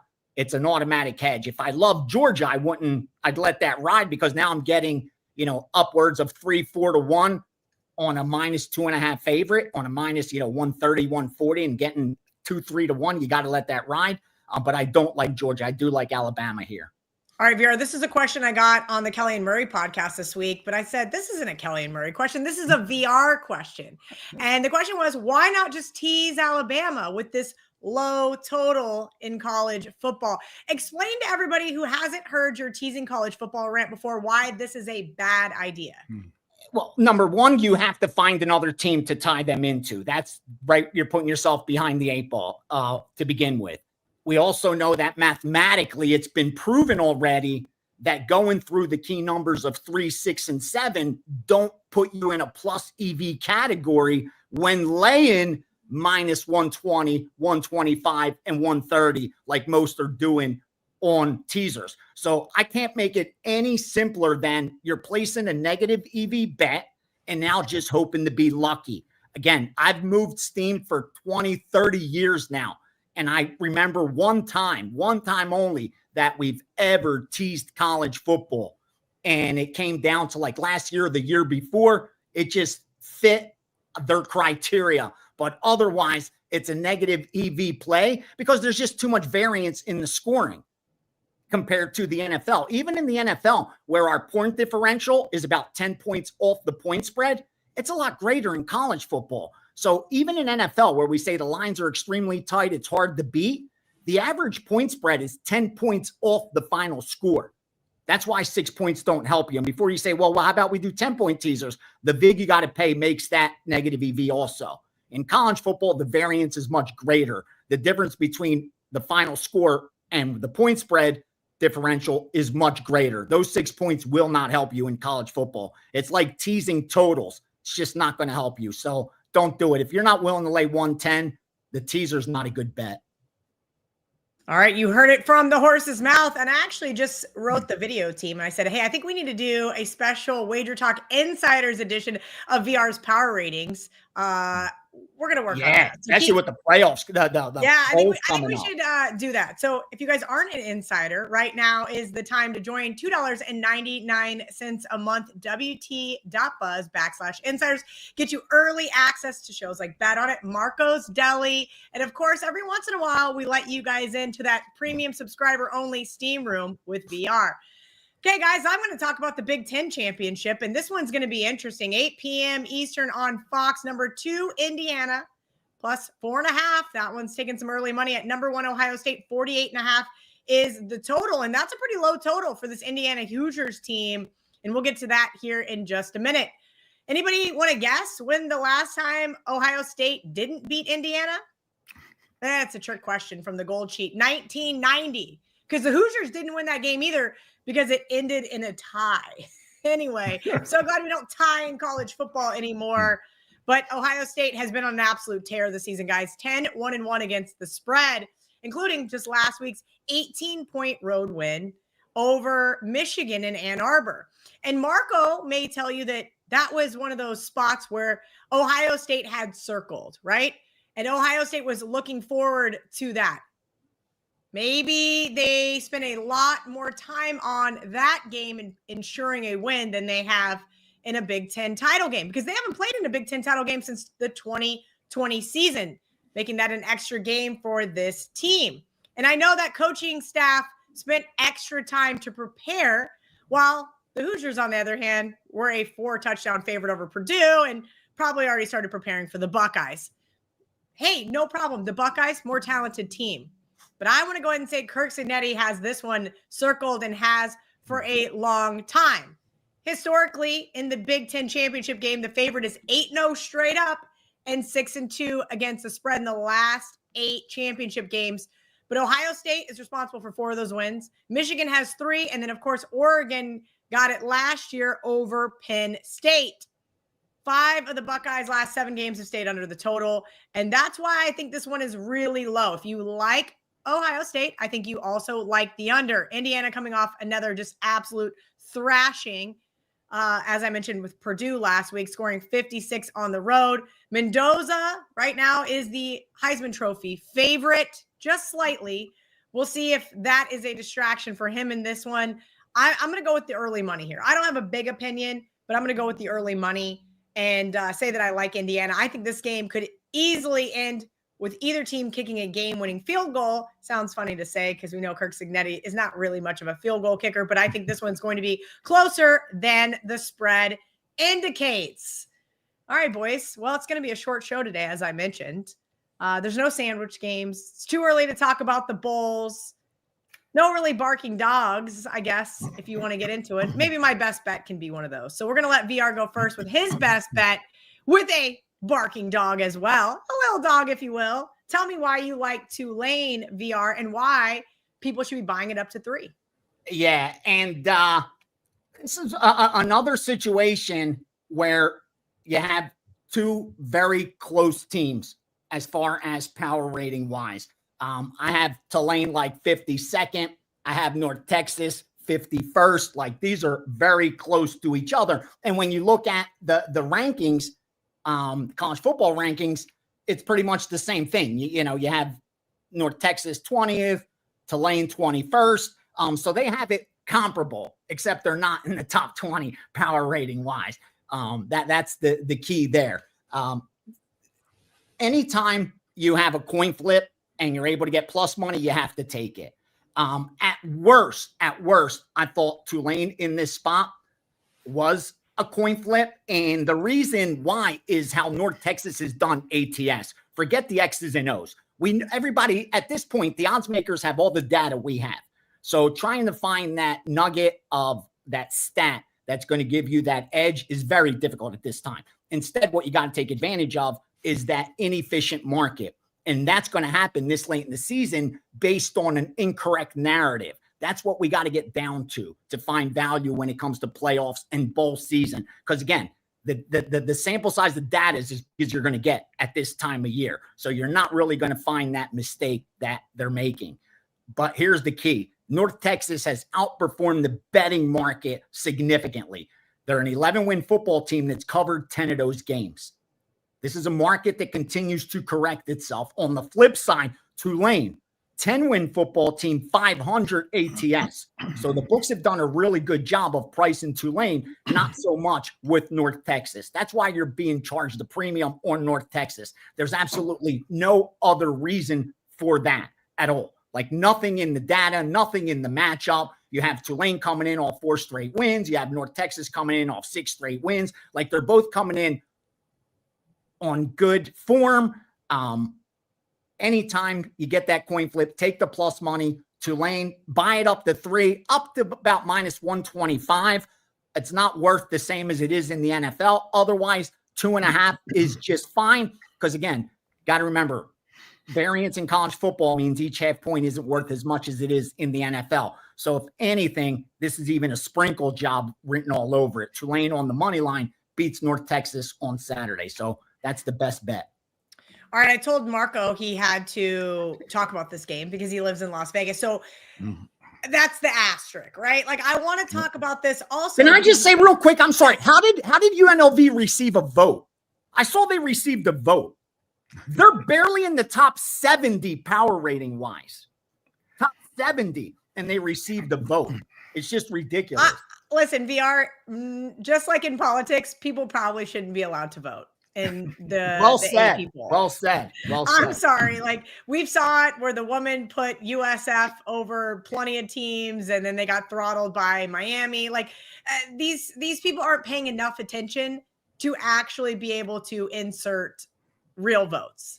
Marco, I know that you have an opinion on the total, but I'm going to ask you about the side first as well. My buddy Mark is holding a ticket for UNLV to win the Mountain West Conference. And he texted me this morning, he goes, what do I do? I said, the only way you can hedge it is Boise State money line. Your thoughts on this revenge situation here for the Broncos? Again, I know you like the total, but I got to get that question asked for Mark first. No problem. I'll get to that question in a second, but we got to talk about what's going on this week at WagerTalk. And for me personally, we still have the Weekend Warrior, which has been very popular with everybody. Get you Saturday and Sunday, all the college and pro football for $49. And if there's a Monday night play, you get that free as well. Me personally, I've got a 14-day all-access blitz going this week. Guys, we were number one for the month of November at WagerTalk. Our 5% plays are now 40 and 16. We had one last Saturday that won, an easy winner on the TCU game to go over the total. Even surviving a 90-minute weather delay in that game, we still got the job done. And we cashed a ticket that was actually given out at the beginning of the season. We had a 5% on Utah season win total over. So now 40 and 16 on those plays, but it's not just the 5% plays, and there will be a 5% play going this weekend sometime, but our regular plays have been on fire. 53 and 33 the last 34 days, profit of over $5,500. You can get 14 days of all sports, normally $99 a week for $139 this week only. We're calling it Marco's 14-day all-access blitz. Sack your man with this one. Kelly, as far as the game goes, and this is one that I can't wait to talk to John Murray and get the insight of where they came out with this number. Because, these two teams played earlier in the season, and as they always do, Boise State ran roughshod over UNLV. Now, I realize the Boise State quarterback has missed a month, but he is supposed to be back on Saturday. The line was 13.5 in the last game when they met here earlier.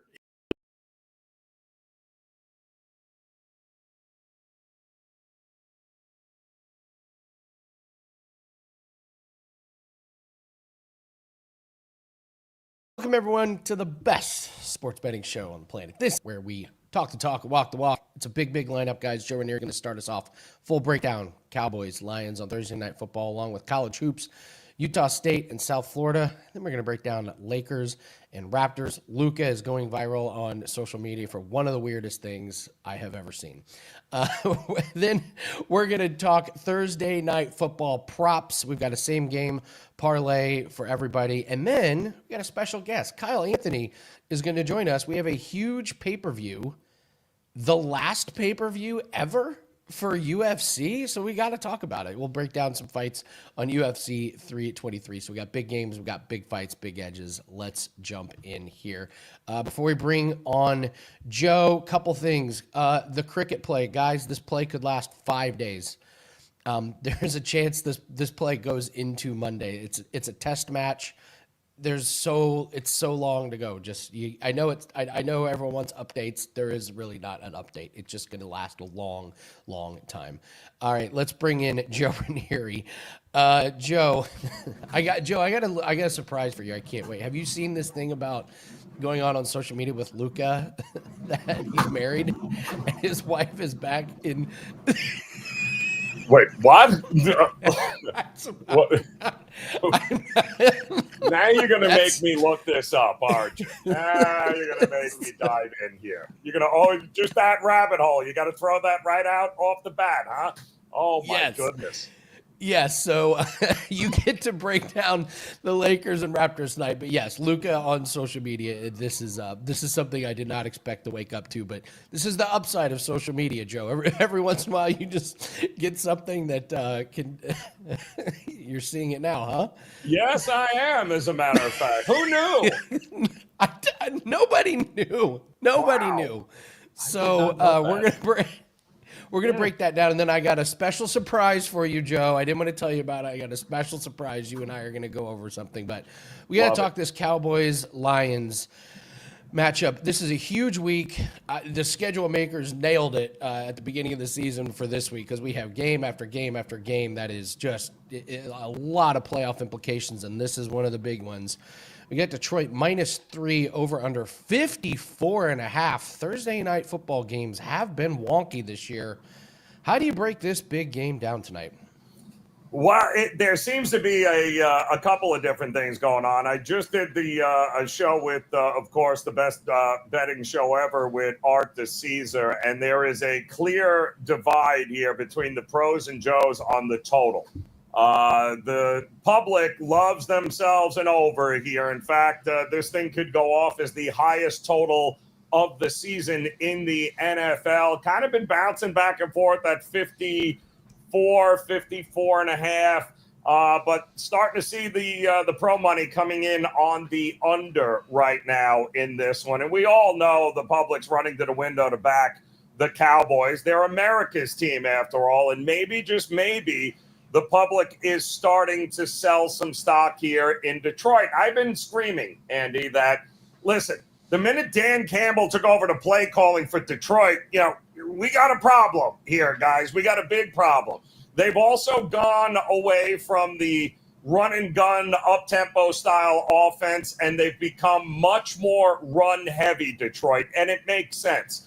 All their guys are injured, right? Amon St. Brown out, Raymond out, Laporta gone for the season. So what does that leave him? Williams, well, he doesn't have the greatest of hands, right? Does it make any sense to keep trying? They can't get a first down on, going for it on fourth down. There's a lot of issues. They tried getting a guy off the damn couch, Andy, to try to help them on the offensive line. And what a shocker, eating Doritos and pulling hamstrings. He couldn't pass the physical. What a shock here. So there are some issues on Detroit's side. Not so many issues on Dallas's side right now because of the defense. But the play that I like the most, I think, is I'm cutting this game in half. Detroit's defense, don't forget they lost offensive coordinator, defensive coordinator, right? A lot of newness going on in this building. Detroit's defense has allowed 13 or more first half points now in 4 of their last 5 games. Those games included the Commanders, the Vikings, the Giants, and of course the Eagles, who Dan will tell you has no offense, and the Packers, who we can't seem to figure out which team shows up on a week-to-week basis. Do you know who the number 1 team is in first half scoring, or at least top 3 in first half scoring? Yeah, it's the Dallas Cowboys, who have now scored, you ready for this? 14 or more points, I believe, in 7 of their last 10 games. Dallas likes to play from in front. Dallas starts very fast. It's not a great matchup. I think looking at that first half over, or more importantly, the Cowboys 12.5 is their first half team total. If I'm not getting at least 2 touchdowns by the Cowboys here, I don't know, something's going on, but I'll take the first half over team total with the Cowboys in this one. I like that. Yeah, it makes sense. Dak, CD, Javonte, like Pickens, all 100%. The scripted plays go well for Cowboys. Makes all the sense in the world. So, and you're right. Dude, you're bringing a guy in off the couch and he can't pass a physical. That's who you're hoping can play offensive line for you. Your hamstrings hanging off your bone. Dude, how does that happen? And you thought I'll unretire, no problem. I'll just rub some dirt on it and get back in there. Unbelievable. Yeah, he had to have known he had a pulled hamstring. Why would you show up for that? That physical. Ridiculous. It makes no sense. Unreal. Let's move to let's move to college hoops here before we get to this suddenly polarizing Lakers-Raptors game. Utah State versus South Florida. I don't know anything about these teams here. What do we know about Utah State? What do we know about South Florida? And what are we doing with this game tonight? Well, what we know about Utah State is I believe they're top 40 in KenPom now, and they are undefeated, right? 7-0 overall. But they did have a close one, I guess, against Montana State last weekend. They do have a mutual opponent in the first month. I believe both of these teams played Virginia Commonwealth, VCU. And Utah State handled UCF had an issue with them. So, we have some data points on this, but the market can't seem to make up their mind here, Andy, because we saw Utah State go off and open up as the favorite. And then all of a sudden now we've seen nothing but money coming in on South Florida here. So Utah State, 2.5-point favorite to open. And now we are seeing pick'ems, even -1s in the market on South Florida. And listen, both teams are going to want to play with some tempo here. It would not shock me if this thing goes flying over the total. But right now, there seems to be a big counter argument here. While the market opened up loving Utah State, South Florida getting an awful lot of love right now. And I don't think that's public love here in this one. So you thinking sharp? Oh, yeah, without a doubt. All sharp money on this all one? All sharp money, absolutely. Yep, all sharp money here. And the bigger problem is that South Florida has been very inconsistent offensively. When they're on and when the shots are dropped, they're great. The problem is Utah State has been way more consistent, way more efficient offensively. So I get why Utah State opened up as the favorite, but boy, oh boy, that's way too much steam on South Florida to ignore. All right, let's move to this Lakers and Raptors. For those of you that don't know what's going on, the headline is Luka Doncic and his wife have welcomed their second daughter today, and he will miss the game. And the game is secondary to this. Everyone is like, wait a minute, he's married and now he has 2 kids? This is news to me. Has this ever happened to you, Joe? It happened to me one time. I've never had to miss a game for having a second kid. Nobody I knew I had to begin with. So, no, this is very uncharted territory for me. And I would imagine a lot of Laker fans are going, wait, what? What's happening here? I don't understand, Luka. Did anybody know this? I don't think I've ever seen an interview with him and her. Have you? No, this is completely news to me. Wow. This happened to me one time. I worked at a place and worked with, it was a hotel. And after a year, this guy who I knew he moved there from somewhere, randomly, he's like, "Hey, this is my wife and 3 kids," and we're all like, wow. I'm sorry. Yeah. I'm sorry. What? You have a wife and 3 kids? We worked with you for a year and not one mention of it? Never came up in conversation. Never came up in conversation. Not one time. It was absolutely hilarious. Well, what are we going to do with this Lakers and Raptors team? This Lakers team, I don't know, before the season, maybe play in. They're legit, man. This team is really good, but now obviously no Luka, so the Raptors are going to be slight favorites here. What do you do with this Lakers-Raptors game tonight? I think it's hilarious. Well, I mean, we saw what the market did, right? Last night, I believe, prior to the announcement of him having his 9th kid with his 3rd wife, apparently. Nobody knew this. You might as well. But they were a 2.5, 3-point favorite in the look ahead here. And now, of course, we've seen that thing flip where Toronto is looking at the favorite now 2.5. So it was a big swing the other way. But listen, I mean, the Lakers had their 7-game winning streak stopped, right? They were just awful in that Phoenix Suns game on Monday. I think they turned it over 20 plus times. Phoenix got 32 points off of those turnovers. It's not going to be easier, certainly here with the Raptors. And you're talking about a guy in Luka now that's a huge chunk of their offense. I watched LeBron James play here, Andy. You've seen this. He looks about 5 steps slower than he's ever looked here. So he is not going to pick up the offensive slack by not having Luka on the court. So it's advantage Toronto in a big, big way. But you and I both know, Andy, in these situations, the overreaction in the market to one star not playing in a game, it goes so far the other way that all the value, believe it or not, is probably backing the Lakers right now, Andy. We've seen it how many years where it's like, oh, no, Luka, no, there's no way we got it. Yeah, and then what do? They end up winning by double digits anyway. So I would be careful. It makes sense Toronto at home will have an advantage, but them offensively, they haven't exactly been great the last couple of weeks. You got to be careful in this spot, but I get why the market has moved to Toronto. But would it shock me if the Lakers still won by 8 without Luka? Absolutely not. No, I feel like this happens with Giannis. Yeah, same thing. It's like, Giannis is ruled out. Bucks win by 3. Dude, he lasted 3 minutes in the game last night, and they still won. Like, come on. Like, really? I know. Way to go, Detroit. All right. We have a surprise for you, Joe.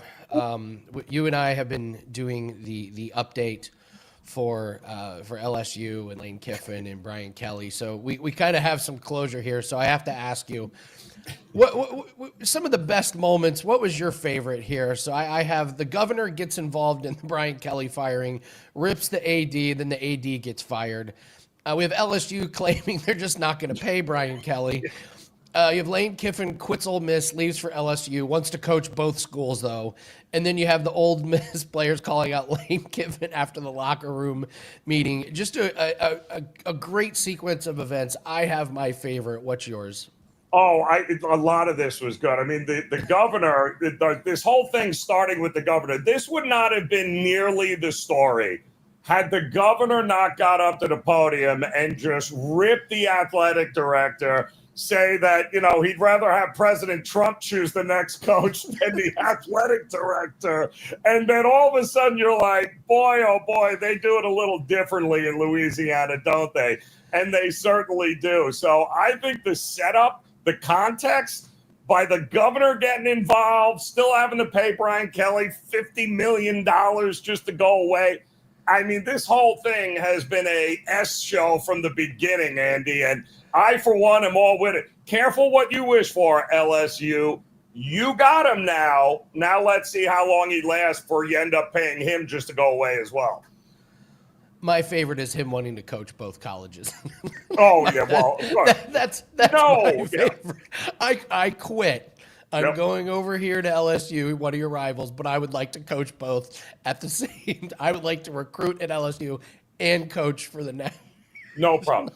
And if you don't let me, I'm gonna dismantle the staff and take everyone with me to LSU.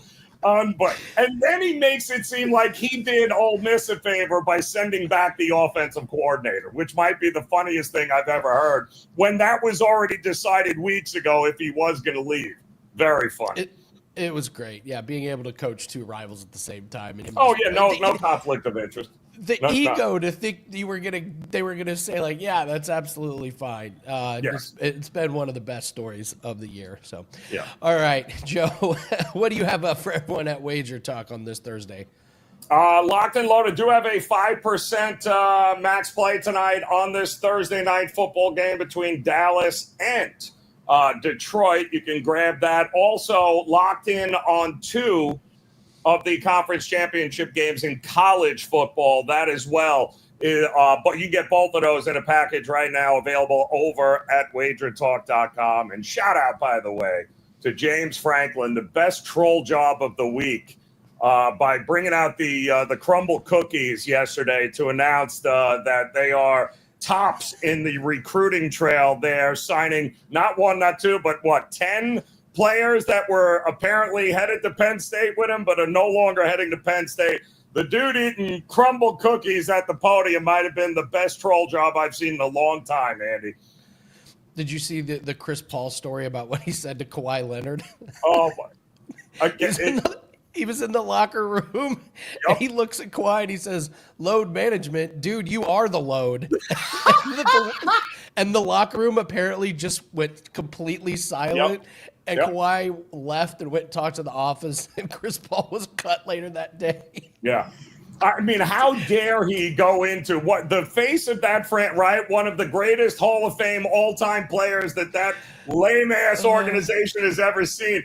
And how dare he come in there and try and hold players accountable? How dare he, Andy? Right? Shock.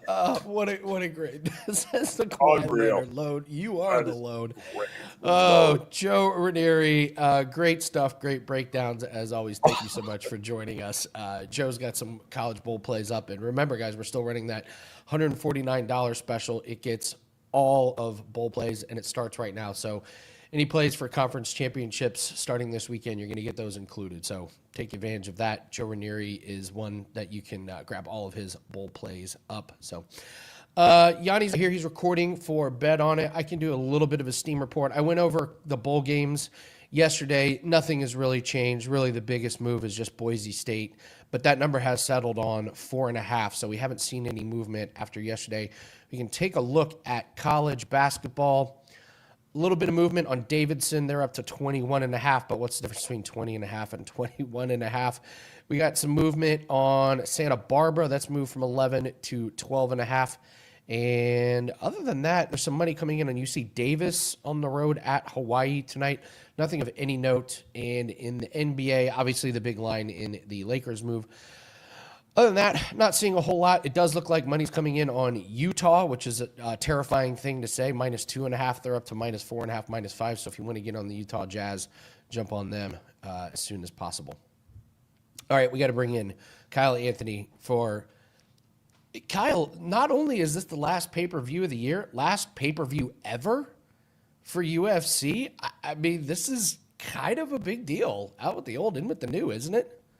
Yeah, I mean, it's nice. I guess it's another to watch this amazing sport. We don't have to pay a multiple paywalls and get through it. This is now, before you had to have ESPN, then you had to buy the pay-per-view also and pay the subscription there. So there was a lot of that going on, but I think it's good for, it's a change. It's actually, I think, going to change a lot of things about how people kind of are looking to kind of partner up with these new companies now and say, hey, listen, people don't really want to spend $80, yet they want to watch the sport. Maybe it's going to bring new eyeballs. Maybe it's going to bring new people to the sport. So it'll be interesting to see how it pans out. But right, could be the last one ever. So let's make it a profitable one. I hope it is. The gall of them to make you pay for ESPN Plus, then they show commercials, then they make you pay for the pay-per-view, and they still show commercials on the pay-per-view. I'm paying for it twice, commercials. Meanwhile, my friends over in Europe, they get it commercial free for free. Dude, it's so bad.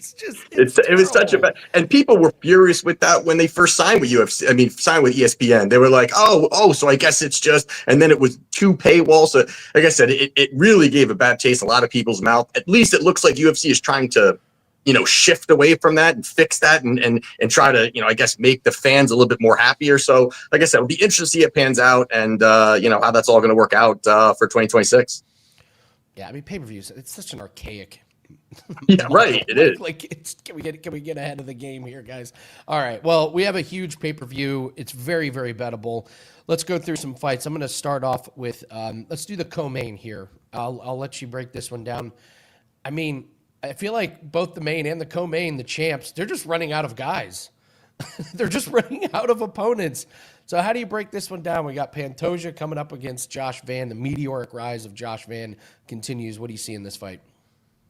Yeah, so this is, like you said, a very interesting fight here. You've got Alejandro Pantoja here. He is around -235, and the comeback on Joshua Van is around +190. And, first thing being is the fact that Pantoja is definitely one of the GOATs in the flyweight division, 8-fight win streak. He's defended the belt 4 times. This will be the 5th time he's defended the belt. And although he is 35 years old, normally in these lower weight classes, you see a fall off. You see some kind of fall off or slowdown. And you're not really seeing that with him. To be honest, I feel like you're kind of getting the best version of him because he's getting better. It's hard to believe. I think stylistically, he's looking better. Physically, probably looks in the best shape that he's been in over the last few fights. So I don't know if he's eating his Wheaties, what he's doing, but it's definitely improving him. But the big thing here is that Pantoja, he's not just a grappler, and, he's well-rounded. He's got the striking. He's going to come forward. He's going to throw big, heavy shots. He's going to crash the pocket, try to overwhelm his opponents. And when you look at it, one of the things here is that, opponents will start to be comfortable exchanging in the pocket because he's going to exchange big. And then he tucks takedowns very timely behind these combinations, finds opportunities to get into better situation and, have more of a versatile attack. While Joshua Van, as you said, he is, I think, really is the future. He's 24 years old. He's looked absolutely great, just what he's been doing, and he deserves this title shot. There's no doubt he deserves this title shot. He's got great boxing, good volume, good cardio he's shown as well, and this won't be the last time we're going to see him in a title fight throughout his career. I think we're definitely going to see more of that. But the one thing for me that's the biggest takeaway here is the fact that, Joshua Van, he's so new to the sport, and he has talked about, he's 24 years old, and although now the new generation, they're training everything at 10, and by the time they get to 2025, they're already, mastered so many different things. With him, he talked about in 2022, 2023, that Joshua Van hadn't really been training wrestling. And that, we see that he had been taken down in the regional scene. There's certain fighters that took him down, and he's just really like a raw talent. And I just think that this is a spot you're about to face somebody in Pantoja who's going to test that, who's going to push forward, who's going to look for those takedowns. And this is a spot where I think it's like a too much too soon for him in this spot. Again, like you're saying, they need a fresh face to face him. They were taking, fighters outside the organization to fight Alejandro Pantoja. So there is that, but Pantoja, I think that he's going to look to move forward. You've got Van, who has got great boxing, but again, he's been taken down by lesser guys. Ray Saruya took him down 4 times. Cody Durden took him down twice. Felipe Bunez took him down twice. Even though he's won those, he's still being taken down. It's an opening for him here. I just think that Pantoja is going to go the path of least resistance here. Over the last 5 fights, 29 takedowns. And even if you look at his last fight against Kai Kara-France, the big talking point there was also got great takedown defense and has good boxing. That's basically what we're saying Van here. Got good takedown defense, has good boxing. And even in that fight there, it was 3 takedowns for Pantoja, and he went out there and subbed him early in the fight. So I just think this is Pantoja's spot to win this here. Now, getting off the minus 235 number, I do like Pantoja inside the distance here. I think that he's very aggressive. He's always looking for the finish. And I think that at plus 120 is a nice price here. And I think in 5 rounds, that finish materialized here. So I think he keeps the title and gets the job done. Yeah, I'm kind of on the same page. I like just the fight, not to go the distance. Pantoja got insane cardio on the ground. On the feet, It's just a little bit different. So I was like, Pantoja probably subs him out. But what if Van barely survives, and then Pantoja gets a little bit tired round 4 or 5? So I'm with you though. Pantoja's an animal, and they're pulling guys out of other promotions to try and get him and even that was crazy. Like, it was like, wait a minute. I mean, although the guy was good, but you're like, man, this seems very strange to just take a guy and put him in a title fight. So kind of odd. We want to ask about Merab by KO or submission at plus 440. I know where I stand on this one. Where do you stand with Merab by finish? Yeah, I think that's, it's hard to find, I get it. We're on the side, we're looking for value, right? We're looking for value. And I understand even on the Yan side, there's a lot of great things that he does do, but coming off of the last fight where he was 50-45, really couldn't come up with anything. Merab doubled him up in significant strikes. There were just so many things here. I like inside the distance. I think that price plus 440 is really a strong price here. Over 5 rounds, Merab is definitely saying he wants to get the finish. Obviously, we don't bet when a guy just what a fighter's saying, but I think it's there. I think the opportunity is there. I think that we haven't really seen Jan. What has he really done to make us think that he's going to have this huge change and all of a sudden he's going to start dominating? Great striker. I just think that it puts all fighters on the defensive because Merab is an absolute nightmare matchup for everybody. So I like the inside the distance here because going to decision is like minus 230. It's just, I think, a terrible price there. So I think if you're playing it, I do like Merab to get the job done inside the distance. And that's a juicy enough number to throw a little sprinkle on it. I agree. Marab's gotten better since he whooped Yes. Jan. And Jan struggled with Marcus McGee. he won. And that but was he a weird struggled. fight. That was even like, what's he fighting McGee for? Yeah, that one made no. Again, I just think this is in the category of we're running out of guys for Merab to fight, and I kind of like what UFC would prefer Merab to move up a weight division, fight somebody. Merab's kind of like, I'll just hang out here and beat everybody that you throw my way in my comfortable weight division. So I love the inside the distance at this plus money. I think it's absolutely worth a sprinkle. Let's talk Brendan Moreno, Tatsuro Taira. Fantastic fight. These are two guys who surely are going to be title contenders after this fight. Basically a straight pick 'em here. Moreno ever so slightly plus money. What do you make of Taira being the favorite here? Yeah, this one was one that I definitely was flipping back and forth, up until the basically last day or so here. It's a tough one, but I do like Taira here. And, when I was going back watching past fights for Moreno, one of the things is that, he's coming off a nice victory over Steve Erceg, but I thought he really looked a lot slower. Even in the victory, I thought he looked slow. I think maybe the MMA mileage is kind of catching up with him. He's got good striking. He's a good scrambler. He's a proven vet, all of those things. But I just think Taira right now is really entering his prime. I like what I'm seeing from him. Hyung Sung Park, he dominated. Obviously, that's not an elite level guy, but I just think we're seeing him get better here. And I can't blame that. Isn't there a spot? I can't blame anyone taking Moreno at, whatever it was, like plus 110, whatever it is now. But I think Taira in this spot, I think he is the next guy up for a title shot here. And I think he can get the job done. So I think minus 125 is definitely not a bad price here at all. Ever so slightly lean to Moreno on this one. Taira's wrestling, I don't know if it's all that. I think Moreno's a little bit better on the feet, but I haven't gotten the window, so that kind of tells you everything you need to know about it. Just a couple more rapid fire. Henry Cejudo's retiring. I wasn't going to bet that fight. Now I am. This is just Faye, the retiring fighter, the wrestler that did not. It was curious he didn't wrestle in his last fight, and if you're going to try and be that short with that big of a reach disadvantage against Peyton Talbot's recipe for disaster, I'm all over Talbot. What do you think? Yeah, same. I what you're even seeing, and even when I look on some of his Instagram stuff, I mean, Henry looks in career worse shape. I mean, he looks horrible. He looks like he's not lifting weights. He looks like he's just a YouTuber at this point. He doesn't really look like he's taking it serious. He's blasting it all over the place. It's his retirement fight. Like, it's almost like people, like, he kind of knows, like, all right, this is a terrible setup. Talbot, I think, next guy up. He's definitely has all the tools overall. He's going to have that size advantage. He's going to be much quicker. And exactly to your point, not going for takedowns and not doing what he normally does, which is his bread and butter. He's not doing it anymore.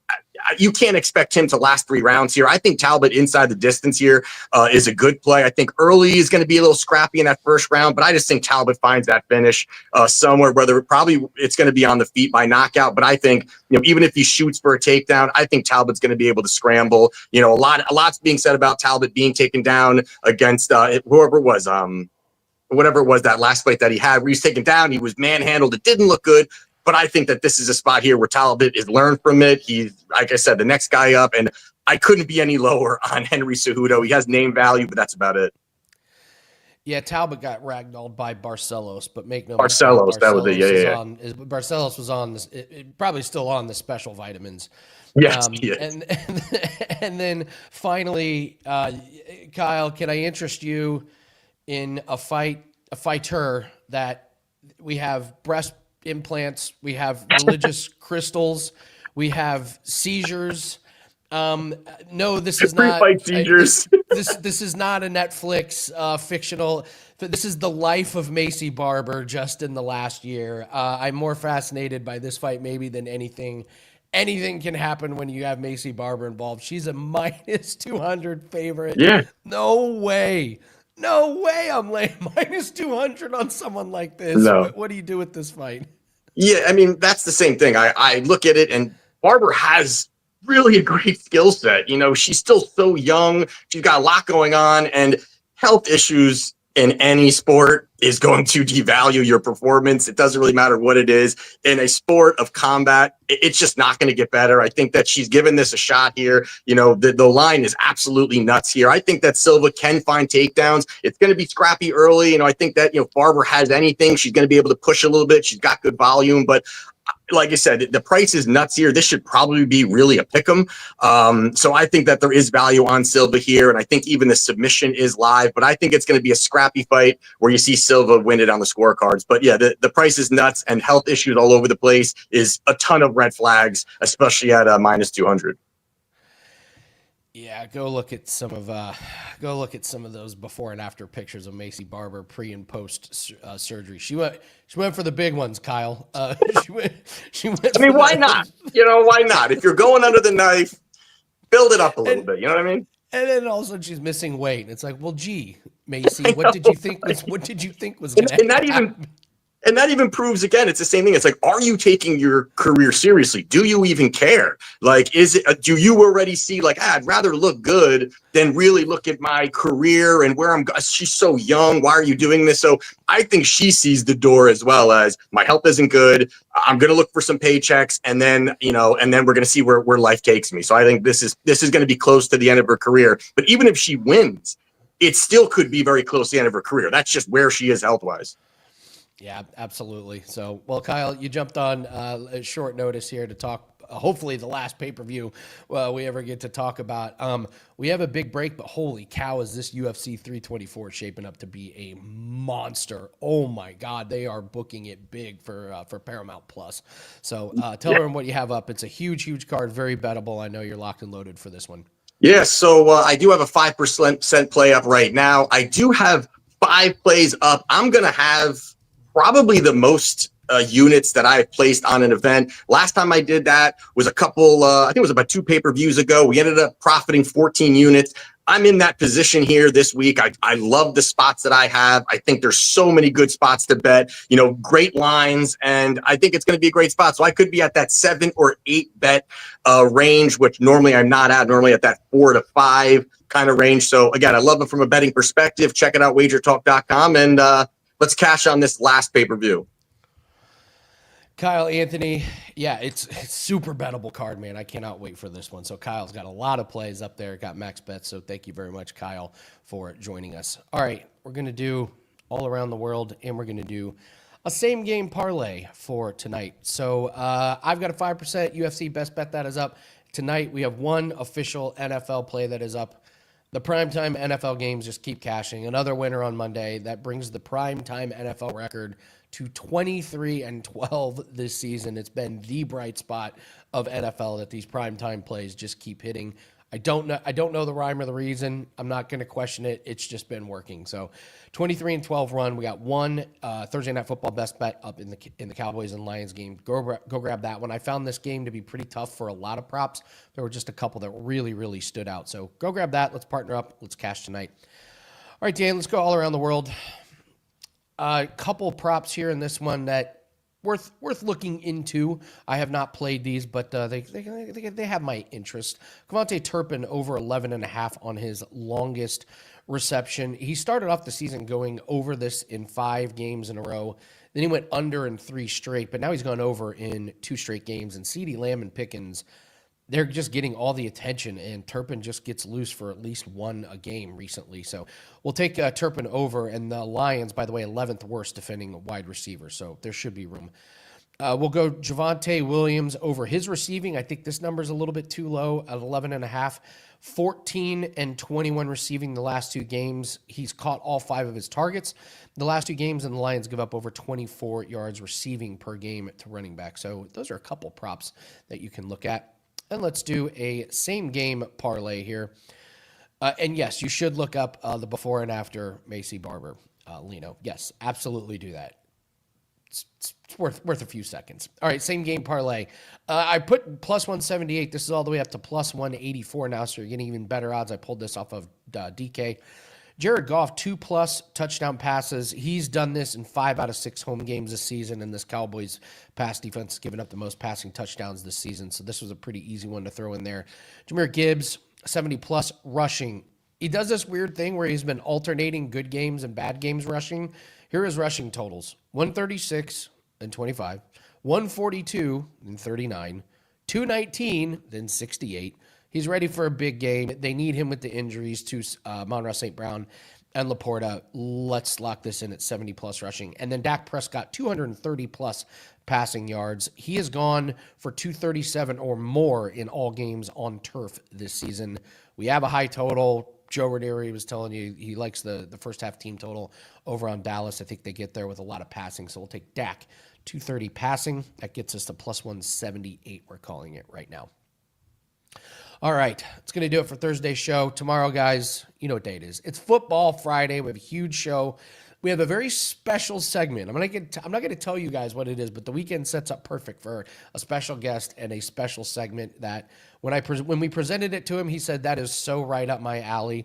So we're going to take him up on that. So join us tomorrow, same time, same place. We're going to get you ready for all the college football, all the NFL. We have a huge, huge weekend. Again, Thursday Night Football, best bet is up. We're testing that 23-12 run. Thank you so much, chat. Thank you so much, guys, watching this after the live show. Really, really appreciate you guys. Please hit the like button. And don't forget to subscribe to the channel. 250,000 people have subscribed already, so we got to be doing something right. So can't wait to break all the games down tomorrow. Good luck on your bets. Let's have a big Thursday. See you tomorrow. Take care.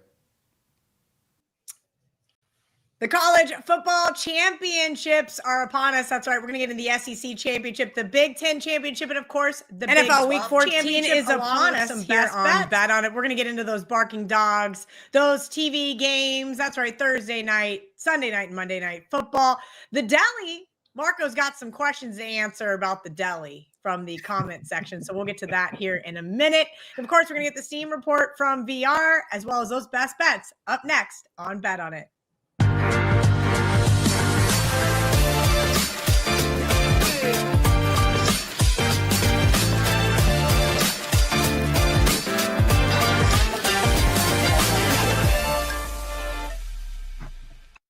Welcome in to Bet On It. Kelly Stewart here, Gianni The Greek, Marco D'Angelo, the king of the sub sandwich. We'll get to the deli here in just a little bit because first we got to talk about Thursday night football. Marco, we were talking about this one a little bit off air. Dallas is a 3-point underdog at Detroit, 53.5. And VR kind of said Detroit, if they play their best game, should kill this Dallas Cowboys team. And I said, absolutely. But this Dallas Cowboys team has been playing with a big-time resurgence since that Las Vegas Raiders game, particularly on the backs of that defense. Total right now is 54.5. Make this one make a little bit of sense for me. Well, Kelly, pure and simple. Yes, the Cowboys are playing much better over the last month than they did most of the season. And full disclaimer, if we pick against your team, it's nothing personal, okay? I pick against the Steelers as much as anybody. But yes, I'm talking to you, Chicago Bear fans. This game here, Detroit, this line should be higher. But the recency bias, and people know what they just saw. And what they just saw was both of these teams played on Thanksgiving Day. One team lost, one team won. And I think it's creating a ton of line value with Detroit. Dallas has beaten in back-to-back weeks. Give them credit. Last year's 2 Super Bowl participants. They beat Philadelphia and they beat Kansas City. Philadelphia right now, they've got a problem with the offense, okay? They're not playing their best football. It was just a month ago that we were penciling them right into the Super Bowl, but that's how things change in the NFL. On the other hand, Detroit, if you look 2 weeks ago, people say, oh, they struggled against the Giants. They were lucky to come back and tie that and win it in overtime. Yeah, they were. But that was a horrible sandwich spot for Detroit.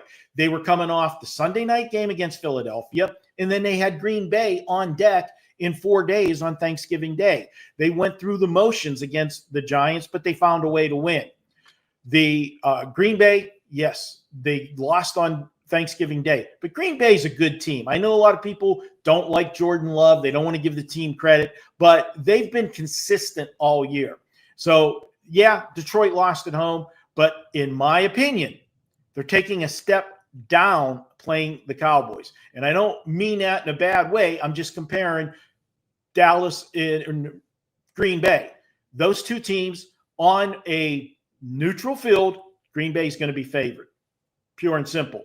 And yet we're getting the same type of number this week with Detroit against Dallas. Give me Detroit. The value is there. We're all about trying to find value and present and make good bets. This is a good bet. You want to look at a recency trend? Last 8 games, look at what the Lions have done. Win, lose, win, lose, win, lose. Guess what? This is the pattern for the win.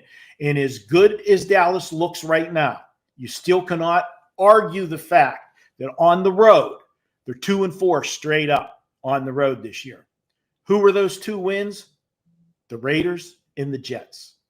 I'll take Detroit -3.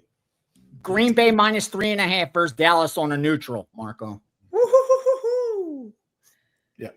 And that's being generous. That's after adjusting Dallas upwards. Yeah. It would have been 4 last week. So ton of value on Detroit here in what this line is. Sunday Night Football, Houston at Kansas City. Kansas City is a 3.5-point favorite. Total 42-ish on the odds logic screen right now. Here's kind of the reality. And I get stuck with these games because I let the other guys choose their games first. You do. But I've been betting against Kansas City all season long. I took under 11.5 wins. I took no playoffs. So I guess I have to keep betting against Kansas City, and it makes sense. The Chiefs have failed to cover now in 4 straight games, 3 outright losses as a favorite. And on the flip side, Houston is doing the exact opposite. They've won 4 straight. CJ Stroud has returned. And even on that 3-week break, his good old buddy Davis Mills got it done for him. I think this Texas team is in good health. I think that they're establishing a nice connection with Nico Collins and getting this offense really going. Speaking of offense, Kansas City, major issues on the offensive line. Josh Simmons, Jawan Taylor, Trey Smith all got hurt last week versus Dallas. And as of Wednesday afternoon, are all 3 doubtful to return this week. So when you have those cluster injuries that start to compile late in the season, it is not a good thing to be laying points with a team that is beat up. Yes, obviously they still have Patrick Mahomes. Yes, he still has his security blanket named Travis Kelce. But right now, I think Houston has not only the better roster, but the healthier roster. And VR has been talking about power ratings a lot. I know you guys love it in the comment section. I know power ratings wise, the Chiefs are still a top 5 team, but with those offensive line injuries and against one of the best defensive lines in the league, I have no choice but to take the 3.5 here with the Texans. VR, talk to me about the Chiefs from a power rating perspective. Have you been downgrading them over this last 4 weeks? Yeah, I have. And they're still in the top 5, believe it or not. It's just power rating wise because, and here's why. They have a top 5 defense. They still have a top 10 offense. They have a top 15 strength of schedule. And they're the Kansas City Chiefs. They still have a strong home field advantage. They are who they are. And again, this is just the numbers. That's why you see the lines like, the odds makers, they're just looking at their numbers. There's no bias. Obviously some of us are fans of teams or whatever, but at the end of the day, it's just the numbers. And Kansas City may be a 6-6 football team, but power rating wise, yep, they're still top 5. They would still be favored over teams like San Francisco, who's 9-4, Philadelphia, 8-4, Denver, 10-2, New England, 11-2. Those are, football teams that would just be underdogs to them. And the reason, like New England, perfect example, they're barely top 15 offense. They're barely top 10 defense, and they had the easiest strength of schedule in all the NFL.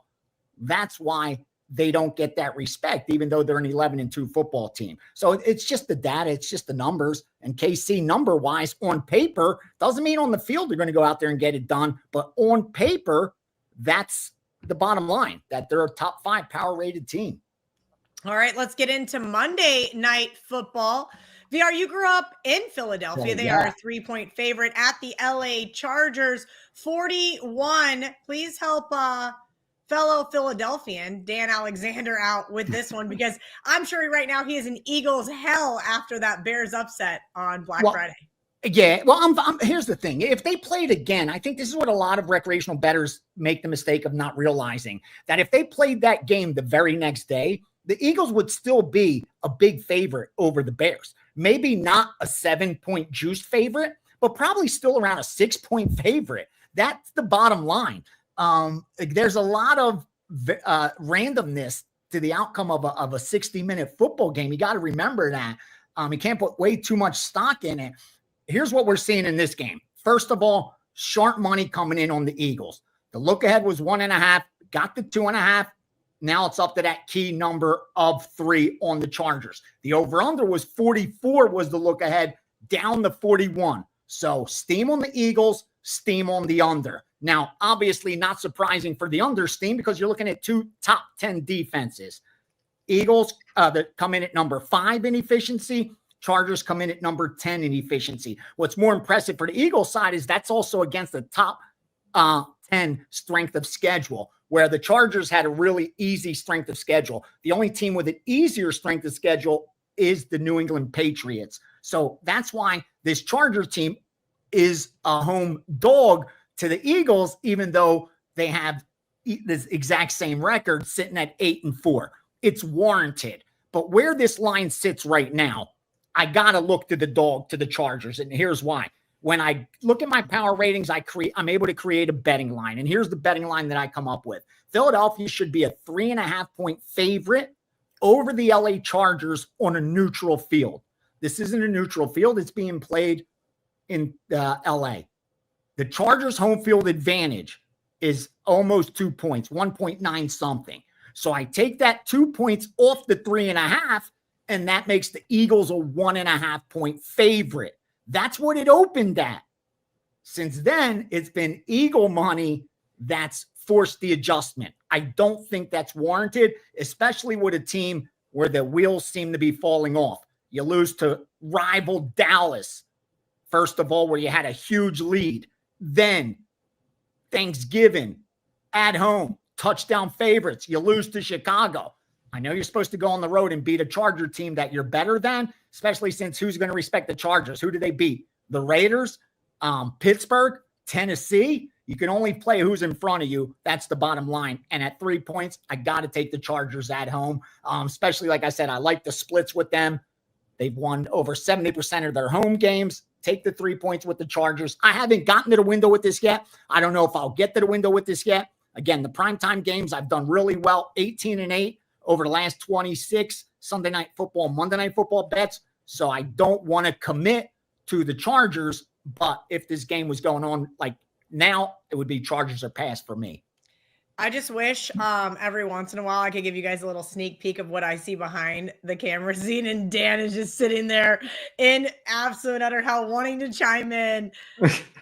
I'm not going to do that to him, though. I do that on other shows where I just bring people in, and then I'm not going to do that to him. You guys can catch him over on Wager Talk today if you want to hear about his opinions on that one. Speaking of Wager Talk today, VR, you're there. Yeah. 4 or 5 days a week. Generally, you give out a ton of Steam stuff. You also give out your Steam for me on College Football Saturdays on Last Call, NFL Sundays with Ariel Epstein. You do a Steam sheet now, and then you also do a Steam room Sundays for premium subscribers. Kind of give us a little preview for NFL Week 14 into what that looks like for this week. Yeah, and that Steam sheet has been the saving grace for me as far as being able to help my subscribers actually turn a profit when I'm able to do so. And I've been able to really cut down the volume, which is why I've been able to be at number one last 7 days, last 30 days. Because before, with so much volume, it's really hard. You're not going to hit 65% when you're betting 50 games. But now I'm able to share that information on the Steam sheet every single day. I put out all the stuff that comes across from the sharp groups I move for, or guys that move for other groups that share their information. So I share that immediately with anyone that's got the Steam sheet. So they're able to then look at the play and decide for themselves. Do they agree? Do they disagree? Do they want to piggyback it? Exactly what I do with the information that comes across my desk. So I'm putting them in my position for those guys that handicap their own stuff, have their own opinion. Speaking of the Steam room, that's every Sunday. We'll change it up once NFL's over, because college basketball Saturday will be big for us. But final hour, we go over as many NFL games as possible. Always cover at least all the early games, side total, player props, plus EV teasers, answer all your questions. and more importantly, discuss risk management, which is most important. Now, some of the steam for this week in the NFL, I'm just going to read what was in the steam sheet from Monday. Atlanta +8 and +7.5. Tampa 136. Tampa -8, -8.5. 131. Indianapolis, Jacksonville under 48. 146. That's the Monday night game. Philly and the LA Chargers under 42 and 41.5. Not all that much movement so far. Also, the Green Bay line, look ahead with 6.5, dumped down the 5.5. Obviously, Chicago looked really good beating the Eagles, but that's when immediately steam came in on the Green Bay Packers, which we'll talk about a little bit later, and also under 45 in that game. So that's some of the games that got hit early in the week. But again, between now and Sunday, a lot of information. I'll be on last call as well on Sunday morning. Absolutely. Last call with Errol Epstein, 11 a.m. Eastern, 8 a.m. Pacific. You guys will go over the entire NFL card with VR, as well as John Murray. And I got to double check who else is on Sunday this week. I think it's Jesse Shule. But next week, I've already got Marco D'Angelo penciled in. I already said, Marco, I need an early commitment from you because it is National Signing Day in college football, and he's going to be there following week with Errol Epstein. Let's get into those barking dogs, guys. We got some big ones this week for what it's worth. And Marco, before we get into it, can you let me know what's going on over at WagerTalk.com as a whole?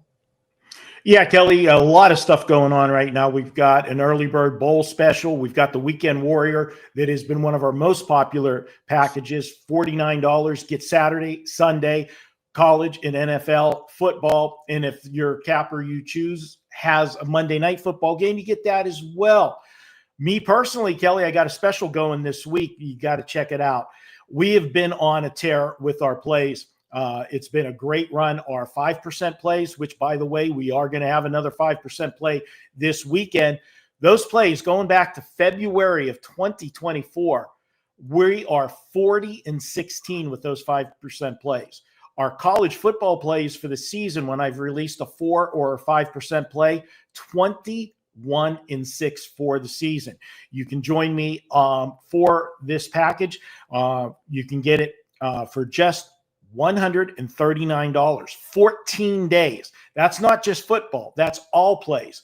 College basketball, NBA, hockey. You can get it all for 14 days for $139. If you bought 2 weeks individually, you would spend $198. We are currently plus $5,500 in the last 34 days with a 53-33 overall record. That's what's going on at Wager Talk this week, Kelly. Love it, Marco. Let's get into your barking dog, and I'm going to make you go first because you got the smallest one. Talk to me about. Hey. Hey, talk to me about why you like Atlanta catching a touchdown here. Well, Kelly, if I'm the smallest with a 7-point dog, I'll take the 7 there. Okay,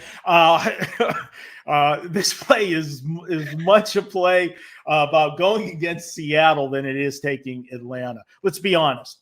Taking Seattle looks way too easy. Okay, they're 9-3. They're coming off a 26-0 blowout win. But if you look at the stats, they really did nothing offensively in that game. They only had 219 yards of offense. How they won that game last week, that defense is one of the elite defenses in the NFL this season. They had Minnesota turn the football over 5 times in one of NFL Week 14 is upon us here on Bet On It. We're going to get into those barking dogs, those TV games. That's right, Thursday night, Sunday night, and Monday night football. The deli, Marco's got some questions to answer about the deli from the comment section. So we'll get to that here in a minute. And of course, we're going to get the steam report from VR, as well as those best bets up next on Bet On It. Should be an 8-point favorite on a neutral field. All right. Now, home field advantage for Arizona is about 1.75 this year, and coupled with the last 2 or 3 years. So do the math there. Makes the Rams about a 6.25 favorites based on my power ratings. Now, dig a little deeper, and what you'll find is Arizona When they lose at home, they don't lose by margin. That's the one place with Arizona that they're going to give you effort. Even those games that they've lost, they have not lost by more than a score. Jacksonville only beat them by a field goal, except for San Francisco. Green Bay only beat them by 4, Tennessee by 1, Seattle by 3. So they play hard at home. They give you that effort. That's what you want from a live dog. Again, we're getting what? 8, 9 points, 8.5, 9s are out there when it should be 6.5. I would have took it at 7 when it should be 6.25. Forgive me, because 7 is such a key number. It would have been a small bet. But once you get over that 8, it makes it a bigger bet. I released a premium to my subscribers, 4% play, which means 1% of bankroll. I would personally bet about maybe 5 to 7, 10% of that the most at plus 330 on the money line as well, because I wouldn't be surprised if the Rams overlook them and end up slipping. Ooh, back-to-back losses for the Rams is going to be interesting. And hopefully this dog doesn't win outright and it's just back-to-back close losses, because I do think I'd have to take Tampa Bay in Survivor this week. I was just looking on my Splash account and I'm like, I don't think I have another choice unless I want to take the Cleveland Browns. So I think I am going to go with Tampa Bay, but I do like New Orleans plus the 8.5 here. And I do think it's going to be a lot closer game. I know Tampa's won 6 of the last 7 meetings, including just a few short weeks ago in October, where I probably should have used the Bucks because they won 23-3. And it was interesting then because they were running a 2 quarterback set. So now the Bucks can be prepared for either quarterback. Here's my problem, though. The Bucks have failed to cover the spread in the last 4 games. And New Orleans is the only team the Bucks have covered against the spread since mid-October. I think this line is just a little bit high, and that's probably because they're begging for Tampa Bay teaser money. But this is the most points the Bucks have been asked to lay all season. The way they've been playing recently and struggling, like they did last week against Arizona, I think it is going to be Saints or pass for me. I know last week the Saints should never have really been in that game, right? Dolphins went down opening possession, scored, had a comfortable lead, and then they decided to proceed to give me a heart attack for the last 2 minutes of the game. That's exactly what's going to happen this week too. So take the 8.5 points here with the Saints and hope the Bucks actually can win the game outright for me and my Survivor. Marco, I said that you have to answer to the comment section for the deli this week. And that's because even though you are 38-26 on the season, people are pissed. Wow. I gave some bad turkey sandwiches, and we went 1-4 last week. I've told you every week how good we've done with the deli, and I'll tell you when we, win. I'm going to tell you when we lose. We had a bad week, but as you said, Kelly, 8 winning weeks, 4 losing weeks, 1 break-even week. We're still 38-26 for the season with those deli games.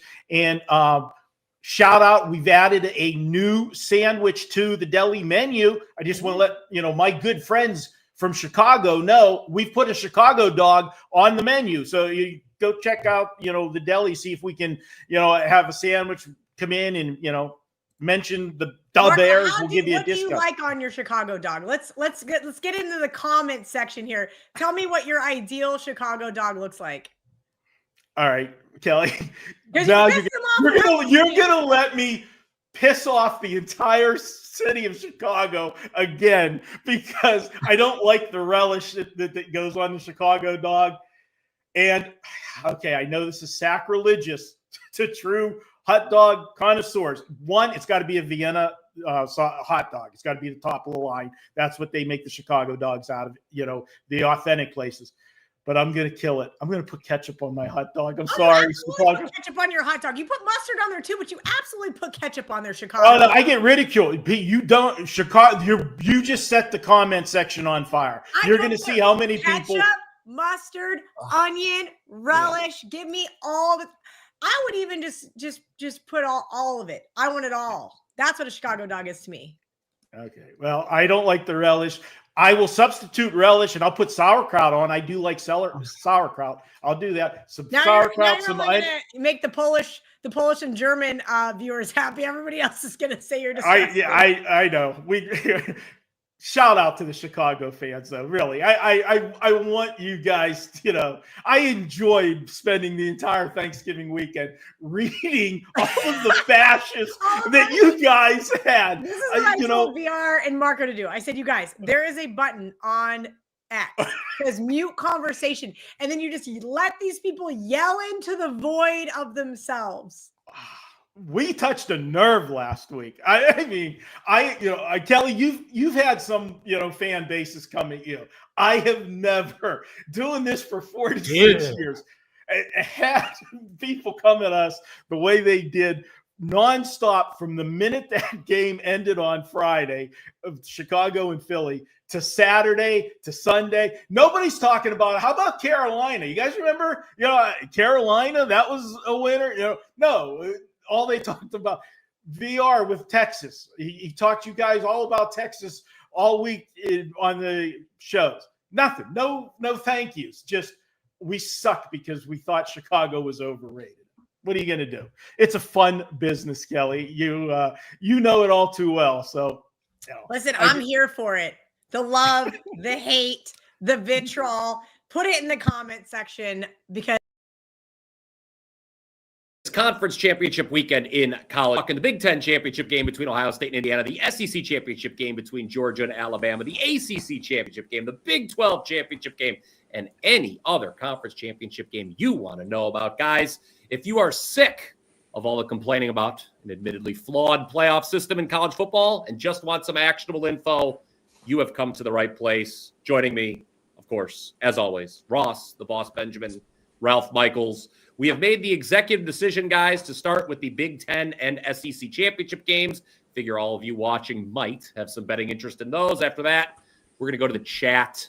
And those of you tuning in live, well, you can determine which of the other games we talk about in what order. Ralph, I'm going to you first for the Big Ten championship game.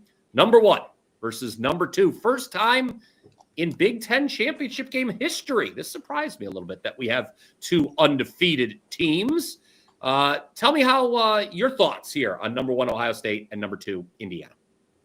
Brian, since 2000, this is only the second ever championship game with 2 undefeated teams. The other was Florida and Alabama in 2009. Bama was a 5-point dog, won that game 32-13.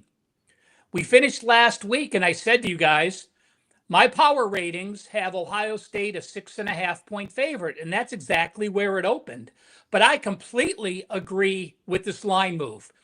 The team statistically, number 1 and number 2 in college football.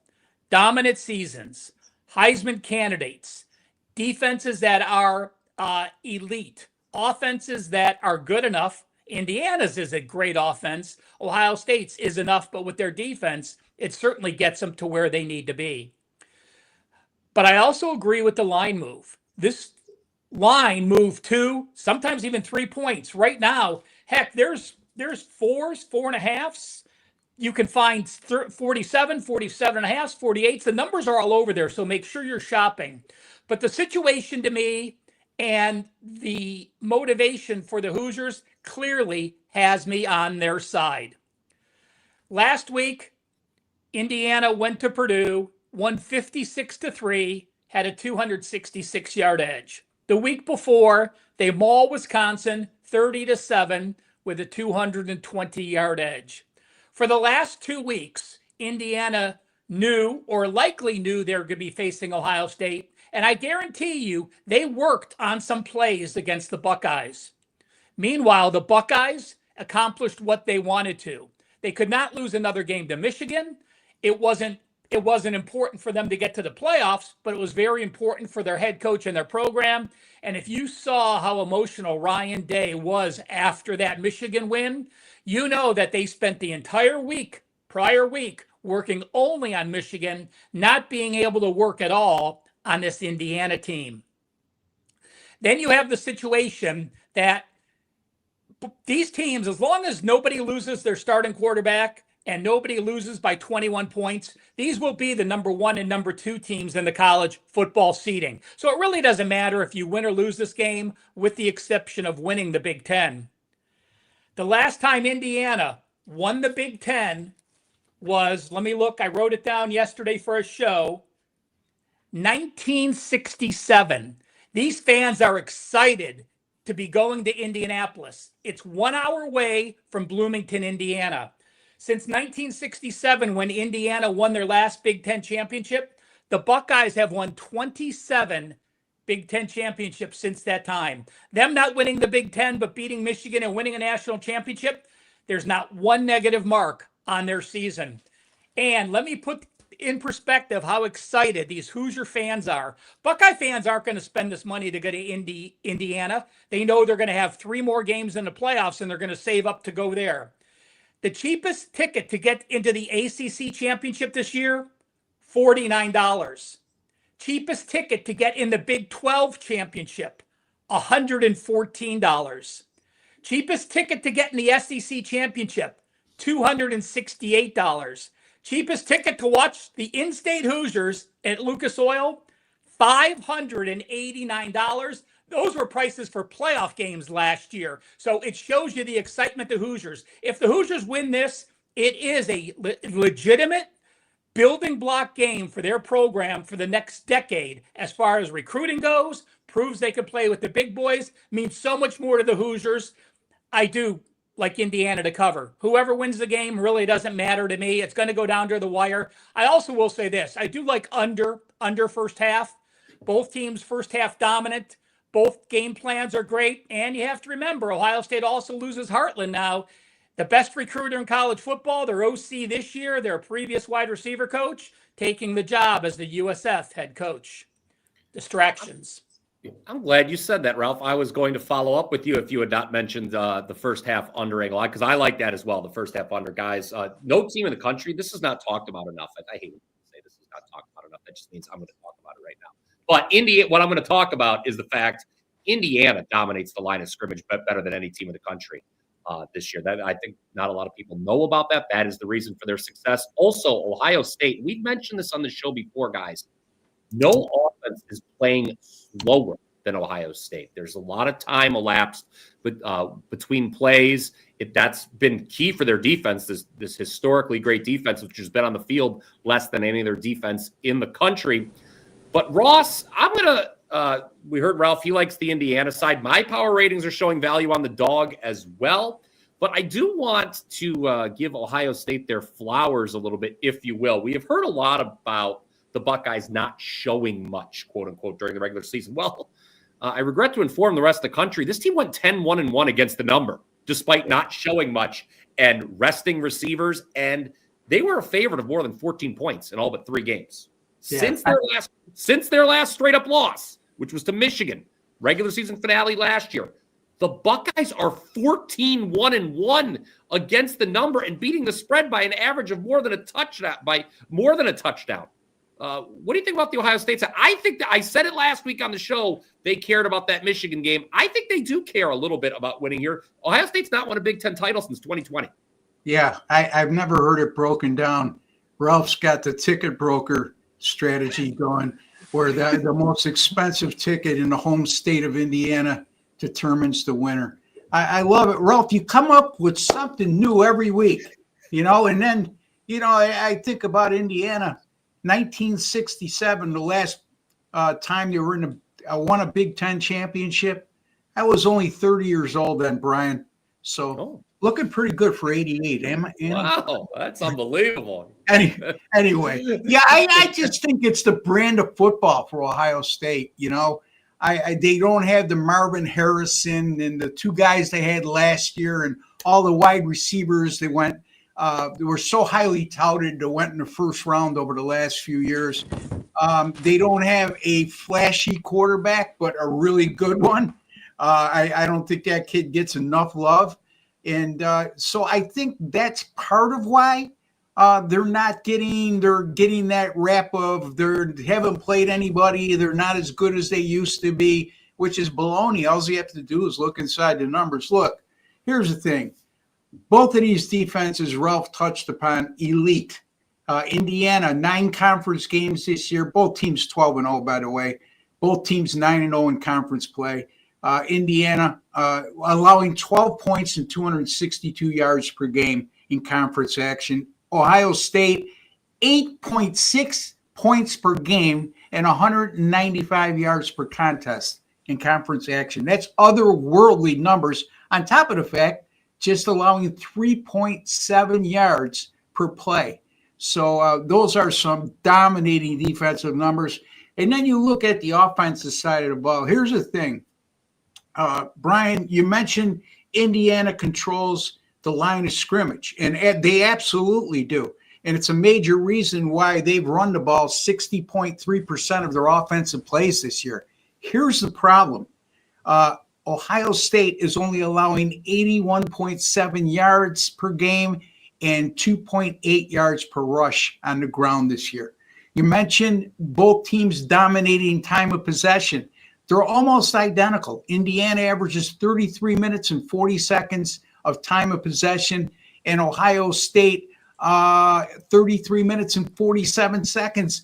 Just a 7-second difference in both dominating time of possession numbers.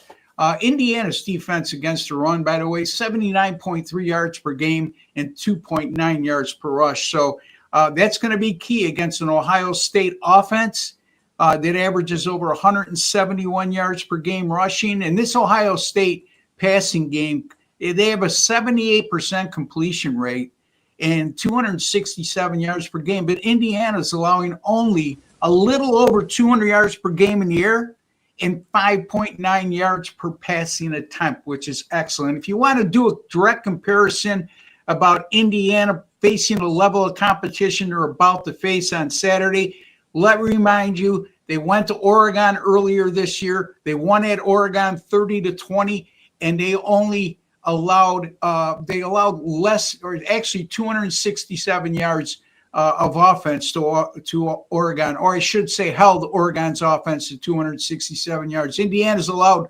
24 or less all 12 games, 15 or fewer in 10 of 12. Ohio State, 16 points or fewer allowed all 12 games this year. Look, here's the thing. I don't think either defense will hold their opponents to what their season averages are, but they're going to hold them to well below what both opponents' season offensive numbers are, if that makes sense. I like this game to be a low-scoring, down-to-the-wire type affair. Indiana, Ohio State, under 47.5. All right, so there you go with Ross. He's going full game under. Ralph and I, we were looking first half under, and God, yeah, Ohio State has not given up. Like 12 regular season games did not allow 100 points. That is pretty remarkable right there. I don't know if you guys have any take on the Heisman. You know, this is a game. Obviously, we've got the two starting quarterbacks here of the best team in the country. I think there's a thought that whoever wins this game, you know, I see people in the chat saying this is, you know, big picture, kind of a meaningless 1 versus 2 matchup in the sense that both teams are still going to get first round buys. I mean, I think the winner's going to be the number 1 overall seed. They're going to be a Big Ten championship. I think these teams care about that. But let Mendoza and Sane, one of these guys, this is like the laziest take of all time, but whoever makes plays, their team's going to win, because I concur with what Ross says. I don't think either of these teams are going to have a lot of success running the football. Yeah, you know what?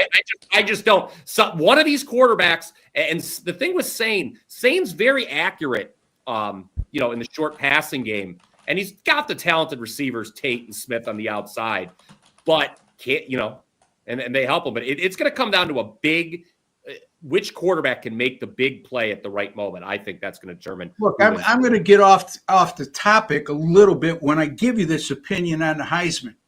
But if if the Heisman is the equivalent to the MVP of the NFL, what player is the most valuable to his team and having success in doing so?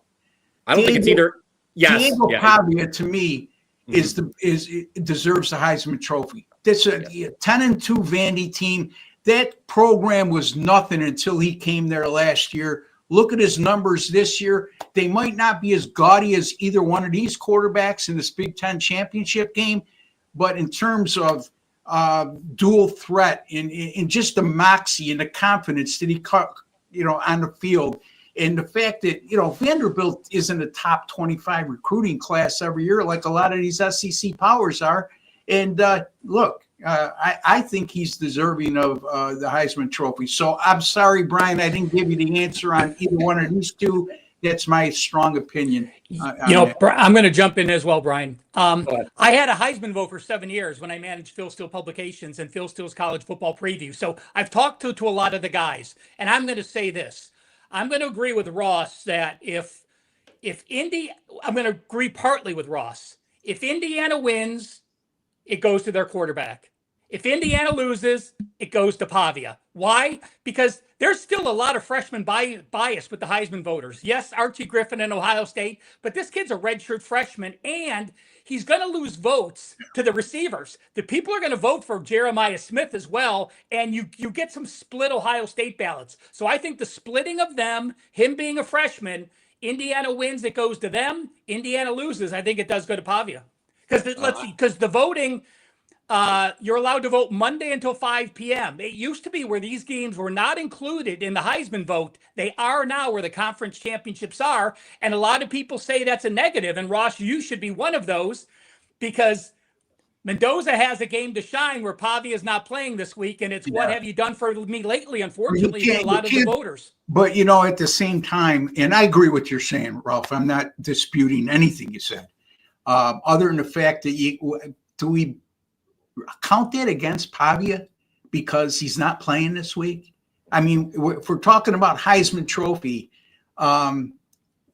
look at Ohio State's supporting cast compared to Vanderbilt's. When I say outside of the quarterback, and with the talent they have to work with, and would Vanderbilt even be a top 12 or 13 team right now with God, no. Hell no. Yeah. With Ohio State, the way they recruit, and I'm not making light of either one of these quarterbacks in this Big Ten championship games and how they performed this year, but I would say Ohio State more than anything. I still think they would be a top 10 team in vying for a national championship without the kid Sane. Sane didn't win the job until a couple days before the season started. He was in a battle, so it's not like he impressed them in the fall. Both of these defenses too makes it a lot easier for a quarterback. When your defense is stopping teams consistently the way they do, and you're dominating time of possession, which goes hand in hand with your defense. I'm not so sure. Again, weighing that factor in. I would not penalize Pavia for that, but I'm sure some voters will because he's not playing this week. So, Ross, are you saying it's easier to be a quarterback in the second half when you're up 24-0 versus Pavia having games tied and having to fight and battle like the Texas game? And I think there's a lot to do with that as well. He's showing what he can do against competition when the game is on the line. Yeah. I think we're all in agreement. It's funny that you brought that up. I was going to throw that if you didn't, Ross, the Pavia for Heisman idea, because I concur. Obviously, if you take Sane off Ohio State, if you take Mendoza off Indiana, if you take Pavia off Vanderbilt, which team suffers the most? It's going to be Vanderbilt. So speaking of Diego Pavia is not in the SEC championship game, but you know who is? Georgia and Alabama. And we're going to go to that game next, guys. Rematch from the regular season. Alabama snapped a 30-plus game home win streak for Georgia. Very interesting to me. Bama, they were what? They closed plus 2.5 at Georgia. Now they're plus 2.5 at a neutral site. Obviously, Georgia, it's in the state of Georgia. Georgia's played here last week against Georgia Tech, but it is a neutral site nonetheless. Guys, we're going to deviate a little bit from our normal script here because this is the game that both of these gentlemen's best bets for the show are on. So we're just going to give you their best bets right here, right now. So Ralph, I'm going to go to you first. You are tackling the side here, Georgia minus 2.5 against Alabama. Which side do you prefer? I just look at the yards per play diff and what Georgia has done better. In conference play, you look at these teams, Georgia's plus 88 yards per game in SEC action, Alabama only 40. That's not going to change the way you do things. But I look at Alabama, and they were fortunate early They were in a couple close games. That win against Georgia, a 3-point win. The win at Missouri, a 4-point win. The win at South Carolina, a 7-point win. And the reasons they won those games is they go to Georgia, they won the turnover battle. They go to Missouri, they win the turnover battle. They go to South Carolina, it's tied. The Oklahoma game, the game they lose, which may cost them now, they were -3 turnovers. That's the reason they lose that. But in Georgia, I think we have a much better rushing team. They're rushing for 184, 4.5 yards per carry in SEC play. Bama only running for 109 yards per game and 3.2 yards per carry. You look at the defense, rushing defense in SEC action. Georgia allowing 100 yards and 3.3. Bama 133 and 4.4. Massive rushing edges on both the offense and the defense. You also look at Bama.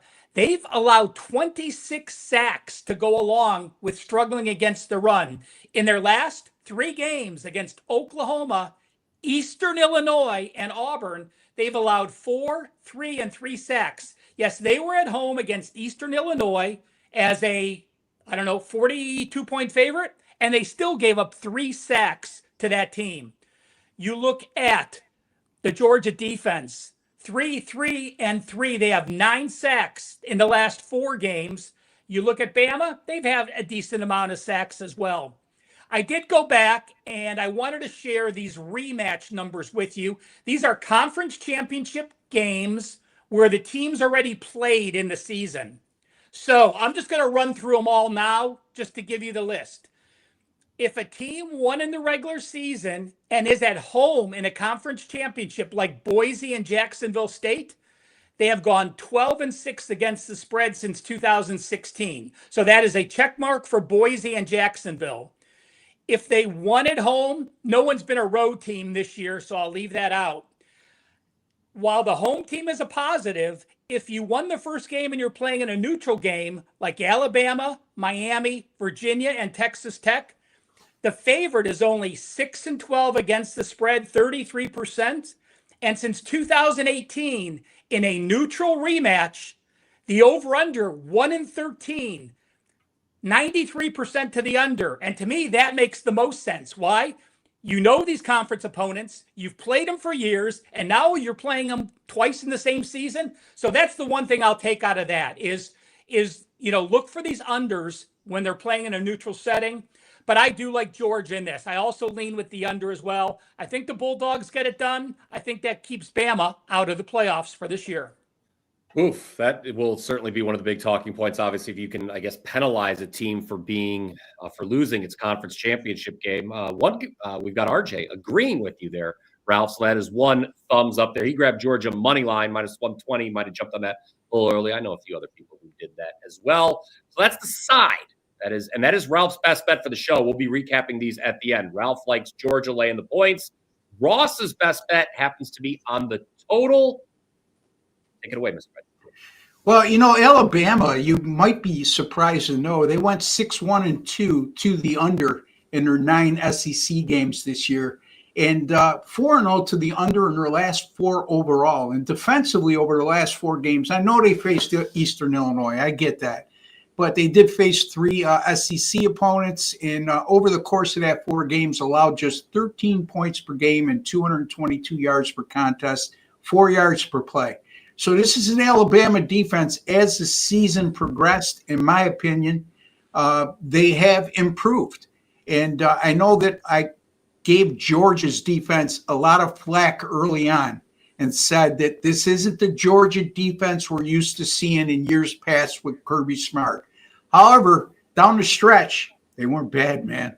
3-0 to the under in their last 3 games, 36 points scored per game, and their defense had a lot to do with those low-scoring affairs. 7.3 points per game allowed, 231 yards per contest, and 4.3 yards per play. And you know what? Offensively, against a very suspect Georgia Tech defense last week, they only scored 16 points. Their defense, again, allowing 300 yards or less in 8 of 12 games this year. I think defense is the calling card for both of these teams in this matchup. And think about this, guys. The first matchup was 24-21. Bama knocks off Georgia first Georgia home loss in forever. The total in that game was 54. So it's not like it was a 10-7 game where you adjust the total from 54 to 47.5. So to me, that speaks volumes to me. And I'm glad that Ralph brought this topic up. I always look for a reason to use the under in conference championship games on a neutral field. And just because there's a lot at stake, and they tend to play on the lower side of the ledger as opposed to the higher side on more times than not, I will say. So I'm going to go under here. I'm going to go Alabama, Georgia under the total of 47.5. All right. Not even halfway through the program. We've got you 2 best bets already, both on the SEC championship game. We've got a vote Georgia on the side and a vote for the under. When it comes to the total, I will bring this up. Obviously, one of the big talking points is Kirby Smart against Alabama. He's not had success, including the loss earlier this year. He's lost 10 of 11. A lot of people are going to say, oh, a lot of that's Nick Saban, and it's true, but he is 0-2 against Or. It was a very interesting first game in that Alabama was shut out in the second half. Correct me if I'm wrong. Everybody, I don't think they scored a single point in the second half after they got that early that early 14-point lead. They had to hold on. So there you go. My power ratings actually do show a little bit of value on Alabama, but Alabama, I don't know if this influences you guys at all. Alabama feels like it might be a public dog a little bit here. I don't know if you guys have any comment on that. I agree. Yeah, I mean, I am a little nervous looking at my power ratings, and I feel like George, a lot of people I talk to, a lot of people I respect, including Ralph Michaels, like the dogs in this one. Yeah, Brian, you could say that anytime Alabama, Georgia, or Ohio State on a dog, they're likely going to be a public dog. So, and you know what's funny is I think you could have said that when these teams met in the regular season. Alabama was a public dog, and they won outright, obviously. So remember, guys, for those of you who fixate on ticket splits and whatnot, the public does win, believe it or not, once or twice during the course of the year.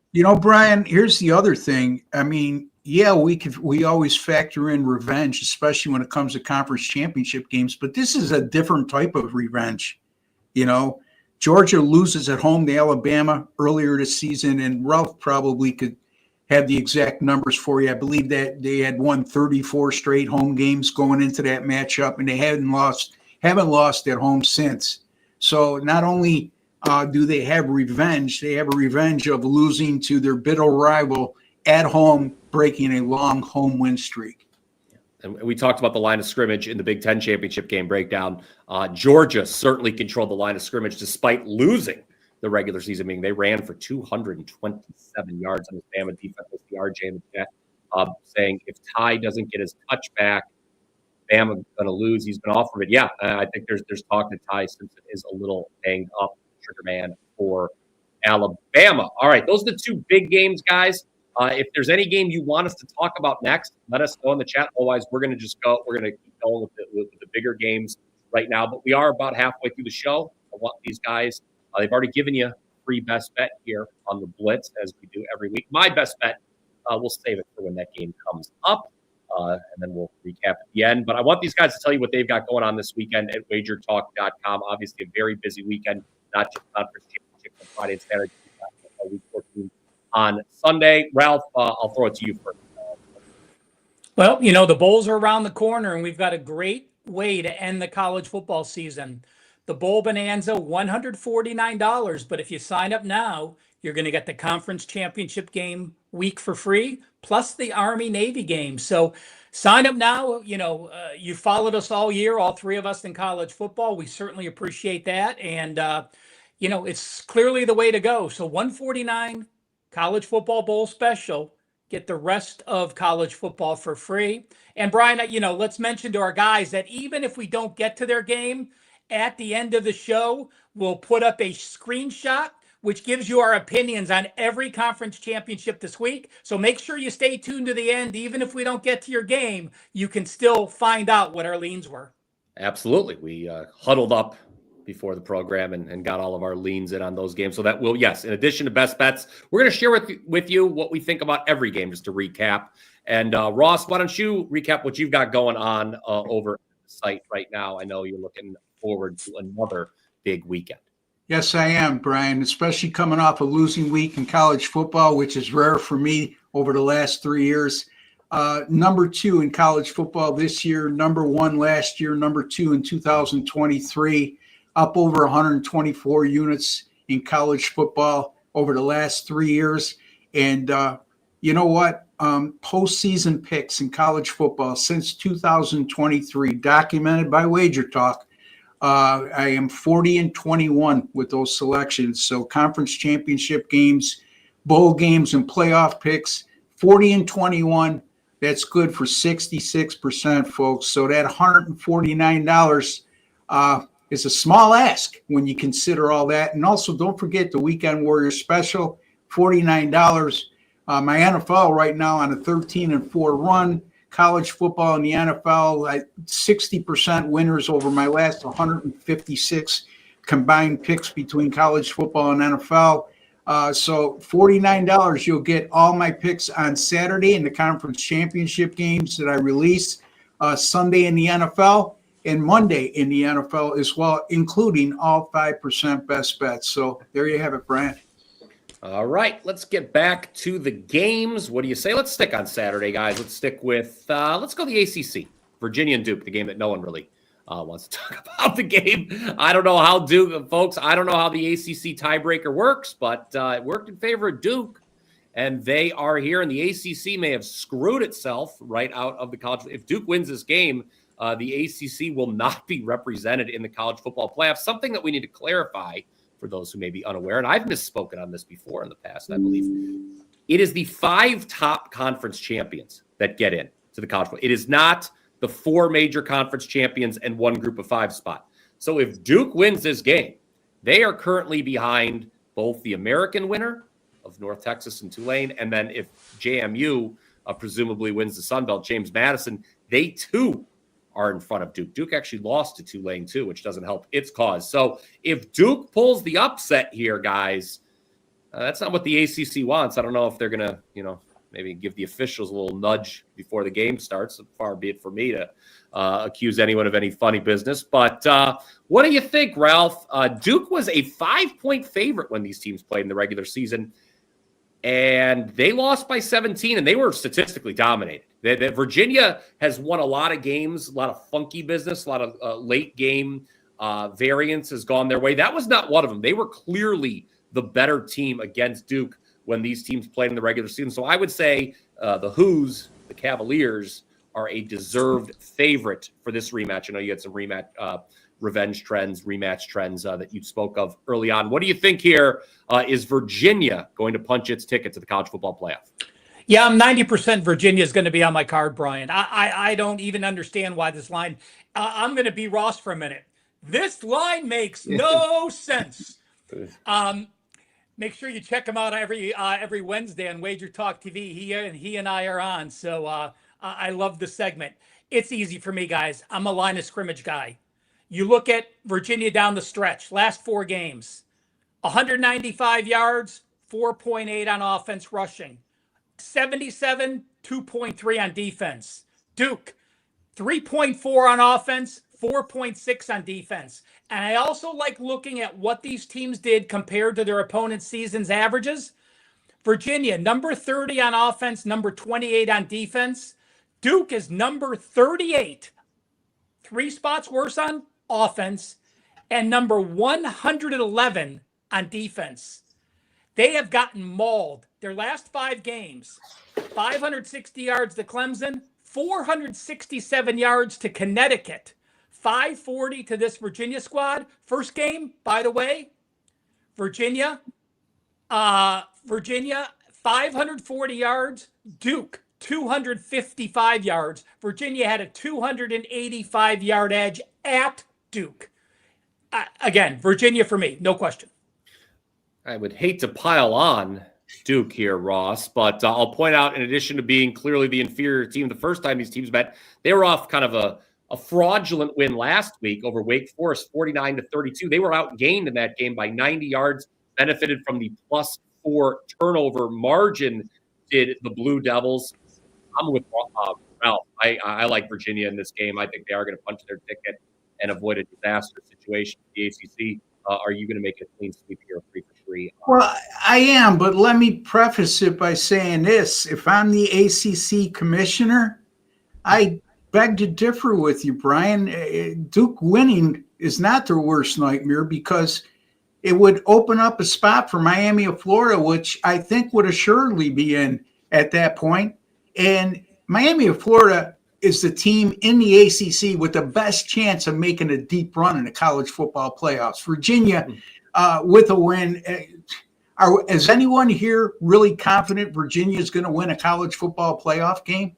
I'm not. And you've been saying they're fraudulent all year. However, having said that, in this matchup, look, they have a lot to play for. They know if they win this game, they're in the college football playoffs. Duke is just happy to be there. It was a gift. It was gift wrapped for them. They didn't expect to be there, and they are. But Ralph makes a good point. And the biggest difference in this game is Virginia's defense compared to Duke's defense. Duke's defense has been terrible, especially down the stretch. Virginia, on the other hand, they've been steady. Not great all year, but certainly much better statistically than Duke. And again, when it comes to rematches, you got to. I talked about revenge before, but we're talking about a Virginia team that won that game handily against Duke. And Brian, you brought it up. They really beat them up physically, and I just have a hard time when a team met another team earlier in the season and not only won the game handily, but beat them up physically and on both sides of the ball and both line of scrimmages. So I'm going to take Virginia here, reluctantly take Virginia. Ralph, I believe you wanted to chime in here. I did. Ross, I didn't even notice this. And again, I like looking at averages at what they allowed. So Virginia's defense, I'm going to read out where they ranked on what they allowed their opponents on defense. 5, 7, 3, 7, 10, 6, 8, 11. Those were their first 8 games of the year.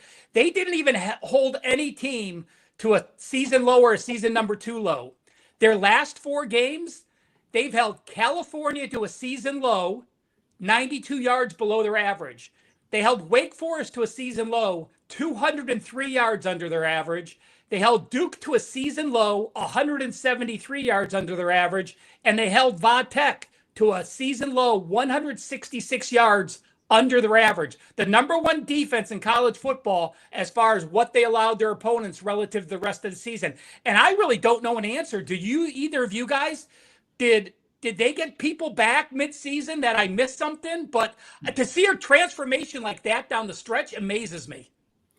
No, I just think they got better as the season went on. I wanted to talk about something that Ross mentioned there with Miami of Florida, who I think we would all concur is the best team in the ACC on paper. Let's be honest. If they were in this game, they'd be a huge favorite over both Virginia or Duke. I think Miami's path, correct me if I'm wrong, it's sort of independent of this game. I think it boils down to they want BYU to lose to Texas Tech in the Big 12, so BYU is just out of the equation.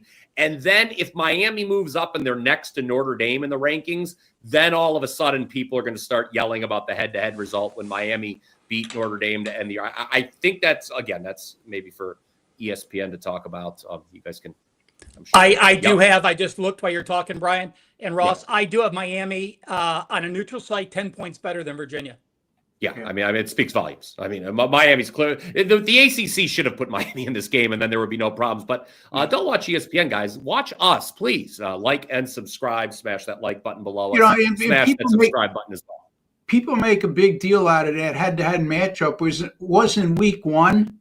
It was at Miami. It was only a 3-point difference, and Notre Dame really dominated, I believe, and statistically, not dominated, but they held an edge statistically in that game. So, the type of situation, Brian, that we've witnessed in college football year after year is sometimes it gets lost in the shuffle when it comes to a result early in the year compared to a result late in the year.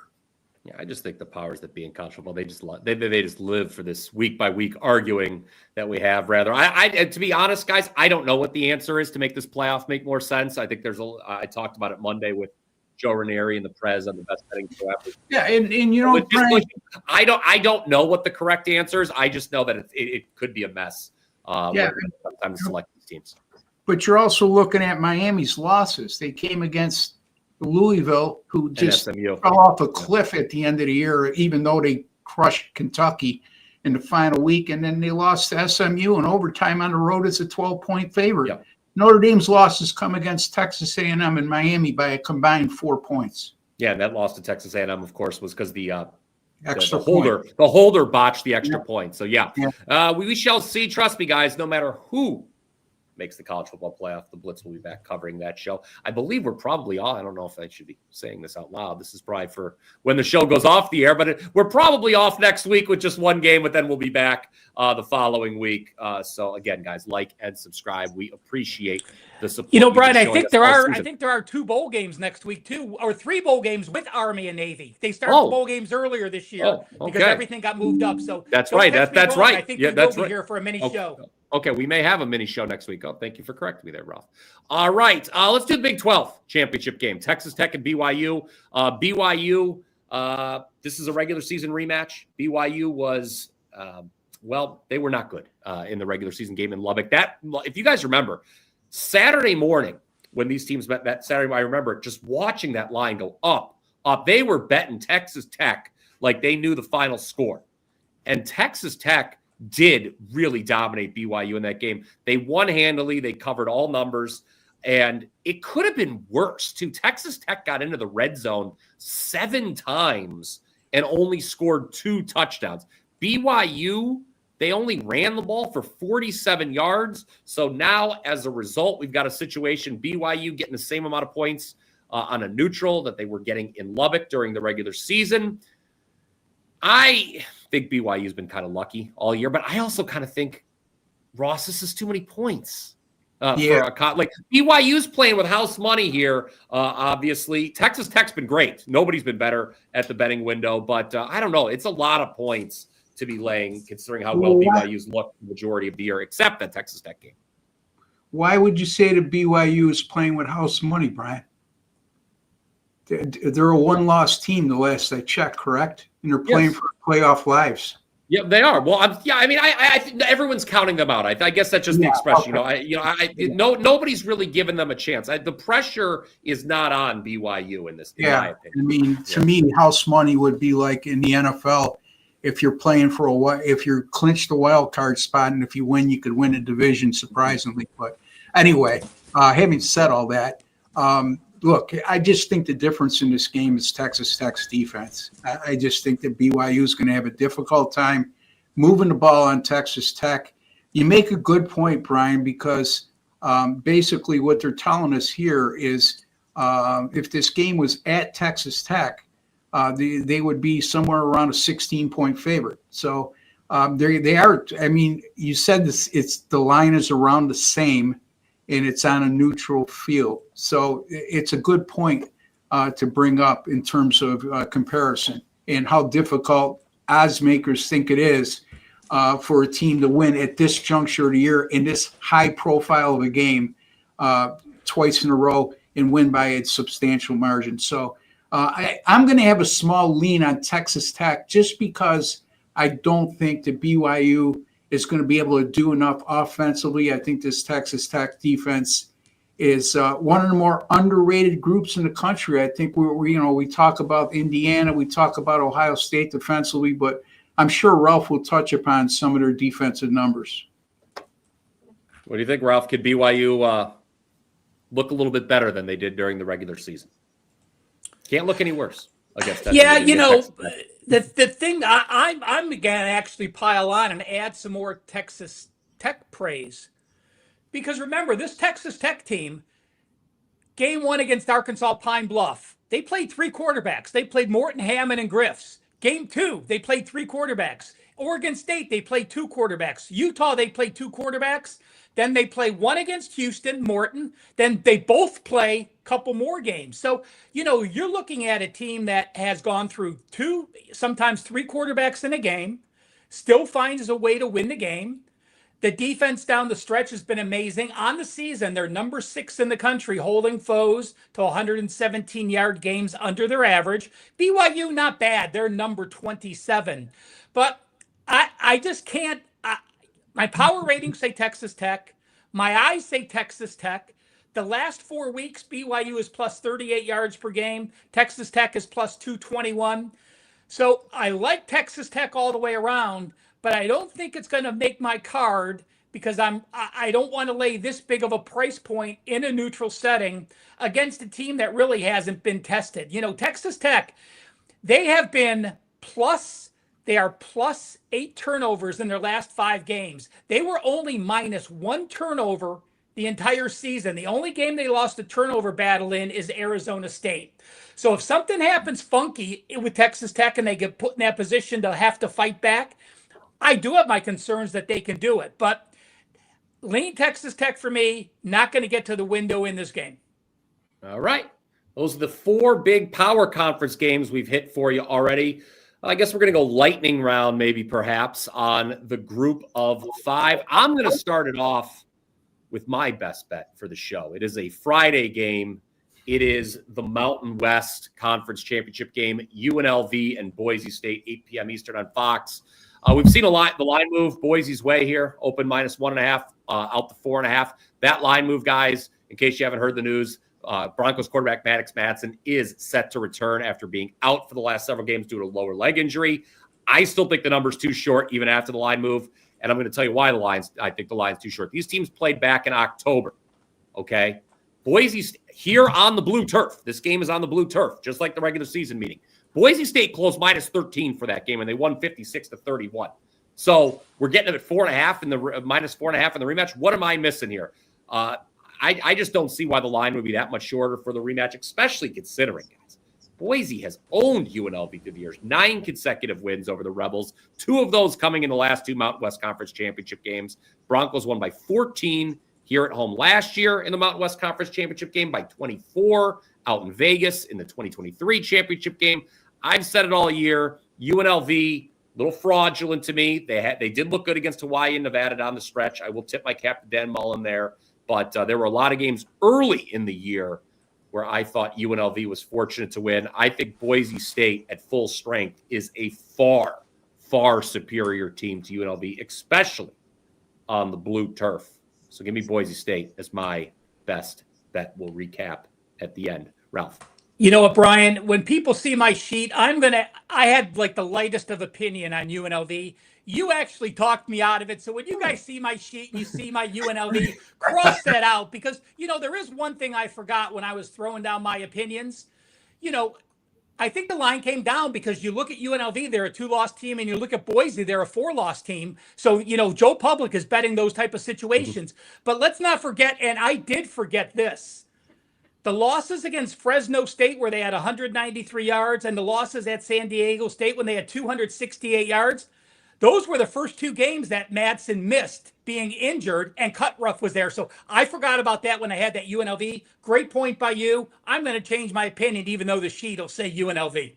All right, Dan, get the white out behind the scenes. Our wonderful producer, Dan Alexander, working hard here on the Blitz as he does every week. Ross, is there anything you'd like to add for the Mountain West Conference? Yeah, I agree with you, Brian. I think UNLV at 10-2 is fraudulent. I mean, I go back. You mentioned early in the year, how about their opening game against Idaho State where they needed a touchdown with less than a minute to go to play? And I think they allowed over 500 yards of offense on defense to Idaho State. So, I think Boise State with their quarterback back on the blue turf in a big game, which this program's used to that environment, is the play here. But, I'm not crazy about it only for the fact that, again, UNLV lost last year in the conference championship game at Boise, and that cost them a conference playoff spot. Whoever won that game was going to be the group of 5 representatives. Right. So a little different type of revenge, but there was a big turnover with UNLV this year in terms of personnel, obviously. So I don't know how much that weighs in, but I'm going to have a small lean on Boise State here. Yeah, I'll tip my cap. Look, I called his team out for a large portion of the year, but I'll tip my cap to Dan Mullen. His team absolutely outperformed my expectations this year. So good job for him. He did better than expected. I am a very proud Mid-American Conference graduate, as everyone knows. So I am working that game in. It is the other game on Saturday. Let's just round it out here. Western Michigan and Miami. This is the only Group of 5 conference championship to be played on a neutral field. It's played Ford Field up in Detroit. Obviously, Detroit's a lot closer to Kalamazoo than it is to Oxford, Ohio. Western Michigan's only MAC loss, guys, during the regular season was to Miami of Ohio, and they led that game. Miami of Ohio, I believe, scored the last 17 points to steal that one. Miami, a lot of people, we talked earlier about Duke getting into the tiebreak, getting that bizarre tiebreaker in the ACC. The Mountain West had a bizarre tiebreaker with the computers determining that matchup of Boise State UNLV that we just talked about. Miami of Ohio really benefited from a weird tiebreaker here in the MAC because there were 3 teams that finished 6-2. Miami of Ohio, my alma mater, and Toledo. Miami of Ohio actually lost to both of those teams. Yet, because it wasn't a round robin situation, they just threw out the head-to-head tiebreak. And I think that's stupid, quite frankly. They lost to both of them. And I'm not just saying that as a bitter Ohio University Bobcat. But look, tip your cap to I thought the Redhawks were dead and buried when Daquan Finn, you don't want to use the term quit, but he basically just said, I'm going to take my ball and go home, guys, and prepare for the NFL draft. Have fun for the rest of the season. What an odd situation that was. And here they are. They played, it was against Buffalo and Ball State. Both of those teams stink, for those of you who don't follow the MAC. But still, Western Michigan now, they have a chance at revenge. Revenge has been a common theme, Ralph, throughout the broadcast here that we've been talking about. Can Western Michigan get revenge against Miami of Ohio?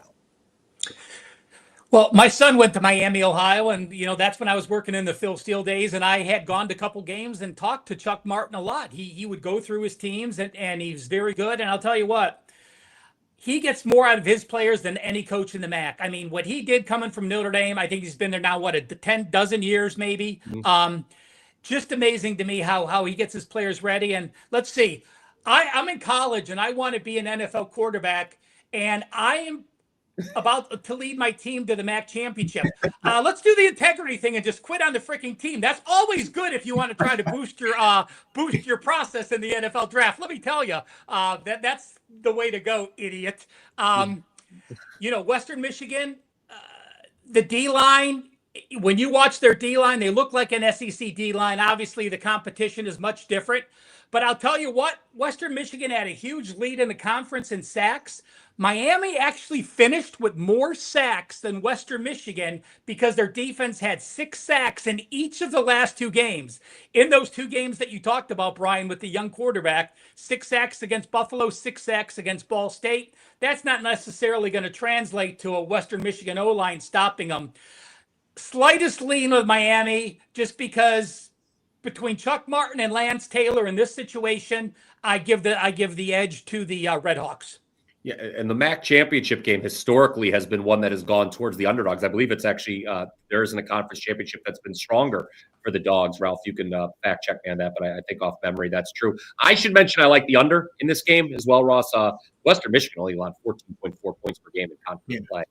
Let me jump in, Brian. MAC favorites are 3-10 the last 13, 5 straight unders in the MAC championship as well.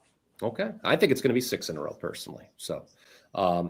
There you go with Western Michigan and Miami. The American, one of these teams is going to get in the playoff, and it's going to be North Texas versus Tulane, Friday night, 8 p.m. Eastern on ABC. I think the big story here, and what makes this a hard game to handicap, guys, is both coaches are leaving. Eric Morris of North Texas will be going to Oklahoma State. John Sumrall of Tulane is headed to Florida. Now, unlike Lane Kiffin out at Ole Miss and now LSU, whoever wins here, that coach will be allowed to coach through the playoff. There is not necessarily the hard feelings that we have with Lane in Oxford. I know Ross had a lot to say about his feelings on Lane Kiffin last week. You guys get any strong? This to me is actually the game that I probably have the weakest take on. Home dogs historically have been pretty good, actually. I think going back to 2009, Ralph, in conference championship games, Tulane is a home dog. This is a team that typically is very good at home, the Green Wave. So I would have a small lean to the Green Wave. I don't know if either of you guys want to say anything about this. Yeah, I have a lot to say, actually. Okay. Not a lot, but let's put it this way. This line makes no sense, Ralph. It makes no sense. You know, Tulane is 6-0 at home. Tulane's the highest ranked group of 5 team. Tulane beat North Texas the last 2 seasons. And here they are as a home underdog in a conference championship game, which in all likelihood, one of these teams is going to go to the college football playoffs.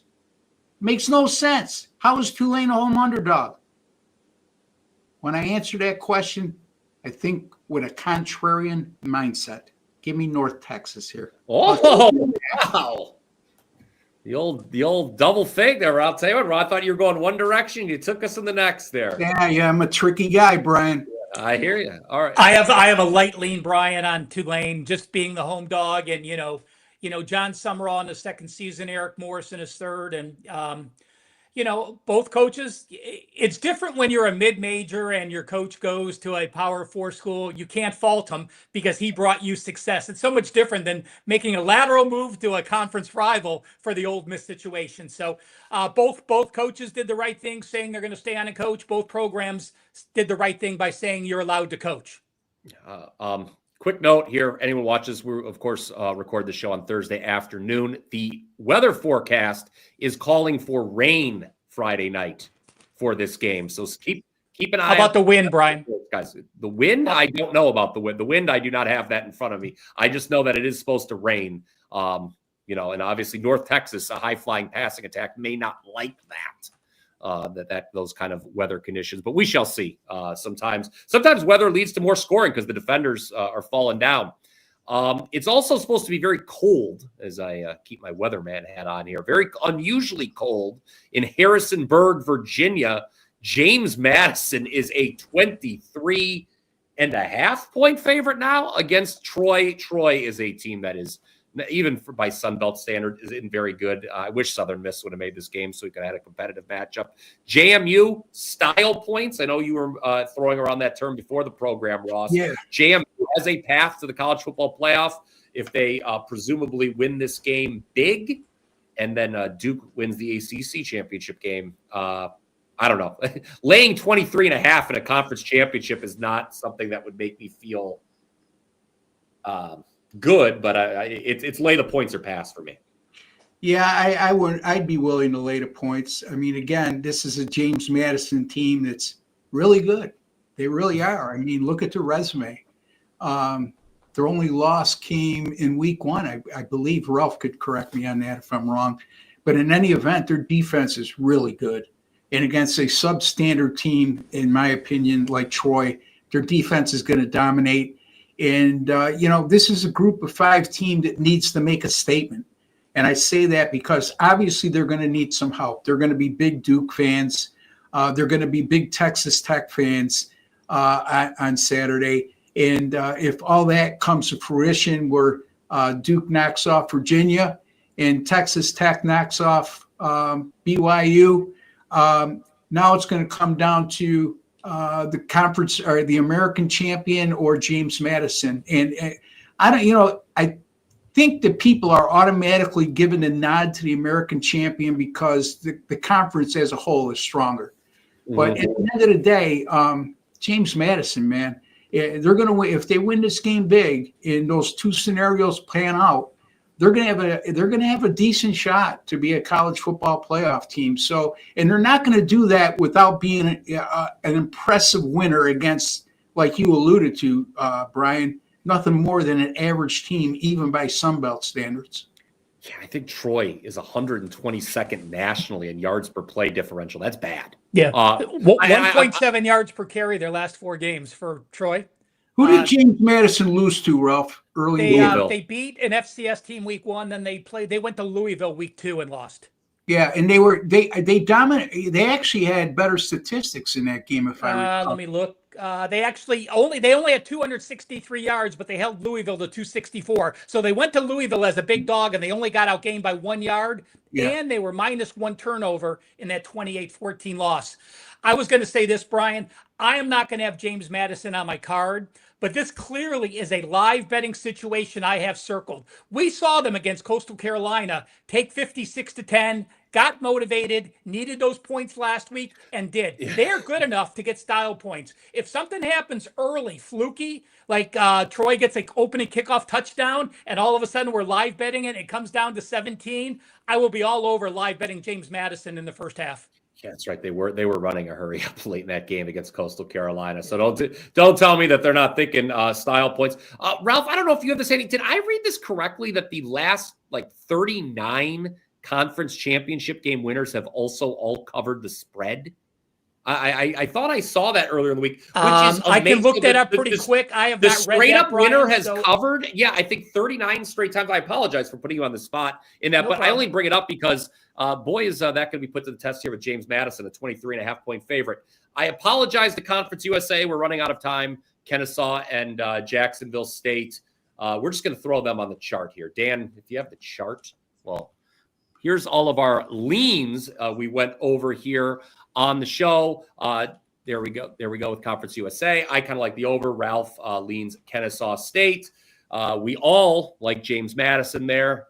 Kind of a difference of opinion in the American. My best bet was on Boise in the Mountain West, and then Ralph switched at the end, so we all agree there. Ralph lied. He likes Boise State. Thank you very much. Dan Alexander. I was the lone soldier on BYU in the Big 12 championship. It's not my strongest opinion, guys. Georgia, Alabama. I like Alabama. Ross likes the under. Ralph likes Georgia as his best bet. Those are bet, and that was Ross's best bet as well. We all liked Virginia in the ACC. Ralph and I like Indiana plus the points of the Big Ten. Ross likes the under. I think I just ran through that chart all without taking a breath there. So, hey, Dan, I mean, Brian, I do have that number for you. Okay, go ahead. Since the 2021 season, oh crap, I typed in the wrong date. Sorry, 2020, December 19th. All right, sorry, I am stalking time here real quick. A great stat, Brian. It is the last 42 conference championship winners have covered the spread. Wow. There you go. So Great number, straight up winner, Brian. everybody. I will It's that tweet easy. that out and give you credit for it. So perfect. Thank you. All right. Hey, guess what? Took me an hour and I said something smart. That's all that's what matters there. All right, guys, please, if you've enjoyed this content, like and subscribe. I will ask you one more time. Comment. And if you're catching us on the replay, comment down below. We'll be checking the comments as the weekend progresses. Brian, yes. I have a question for you.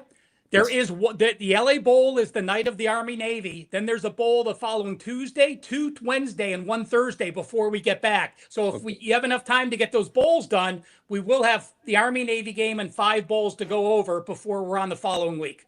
Okay, that sounds like a plan to me. By the way, I neglected to mention when I did my best bet, guys. Let's just remind the people what we've got going on at WagerTalk.com before we say goodbye. Had a 5% winner on Sunday over Rams Panthers. I thought that was a pretty good bet. It cashed very quickly early in the second half, as a matter of fact. If you're watching this live, I have a 5% play on the Thursday night NFL game between the Lions and Cowboys. 3 for 3 when betting these two teams the last 3 weeks. Had the Lions Eagles under a few weeks ago. Had the Cowboys outright over the Eagles, Dan. And then on Thanksgiving, I had Cowboys Chiefs over. So make sure to check that out. WT.buzz/BP, 5% NFL play for Thursday. 7-2-1 with NFL sides and totals the last 3 weeks. And not to be outdone, we went 16-7 in college football, or pardon me, 13-7 in college football in the month of November. I got a little excited there. Hopefully with the winning continues on conference championship weekend. Ross, remind people what you got going on this weekend as your actually, if you see this in time, if you see it on Thursday, or if you're watching live, I had the Thursday NFL winner bet with 100% against the spread betting angle. My NFL last week went 6-2, folks, 13-4 over the last 2 weeks. You can get that pick right now for $25. I will have Friday and Saturday college football conference championship winners. And again, I'm not going to be redundant, but college football has been really good over the last 3 years for me, including this year. And in the NFL on Sunday, I'll have 3 to 4 plays as well. And I'll have a play on Monday night, $49 Weekend Warrior Pass. And don't forget the college football postseason pass, I call it. We term it differently, but basically it's college football postseason pass, including the Navy-Army game all for 149, 40 and 21 with my college football postseason pick since 2023. All right. And you remember, Weekend Warrior Pass, of course, includes Monday Night Football as well. Ralph, go ahead. Close this out. Ross, I had a losing college football week this past week. I'm going to say probably in the last 15 weeks of college football, that's probably the first time we both had a losing Saturday on the same day. Actually lost to 5% as well. So I apologize, but that's going to happen when you're handicapping every week. I do want to mention, even though this is a college football show, I'm number one in the NFL the last 30 days. I've really crunched it down and be very conservative. Last 4 weeks, only 10 plays, but I'm 9-1. So Weekend Warrior, $49, or college football rest of the year, $149. All right. Sounds like we may actually have a show next week. So stay tuned. We'll keep you updated. I'll tweet something out just to keep you abreast of all the details. But for Ross Benjamin, for Ralph Michaels, I am Brian Powell.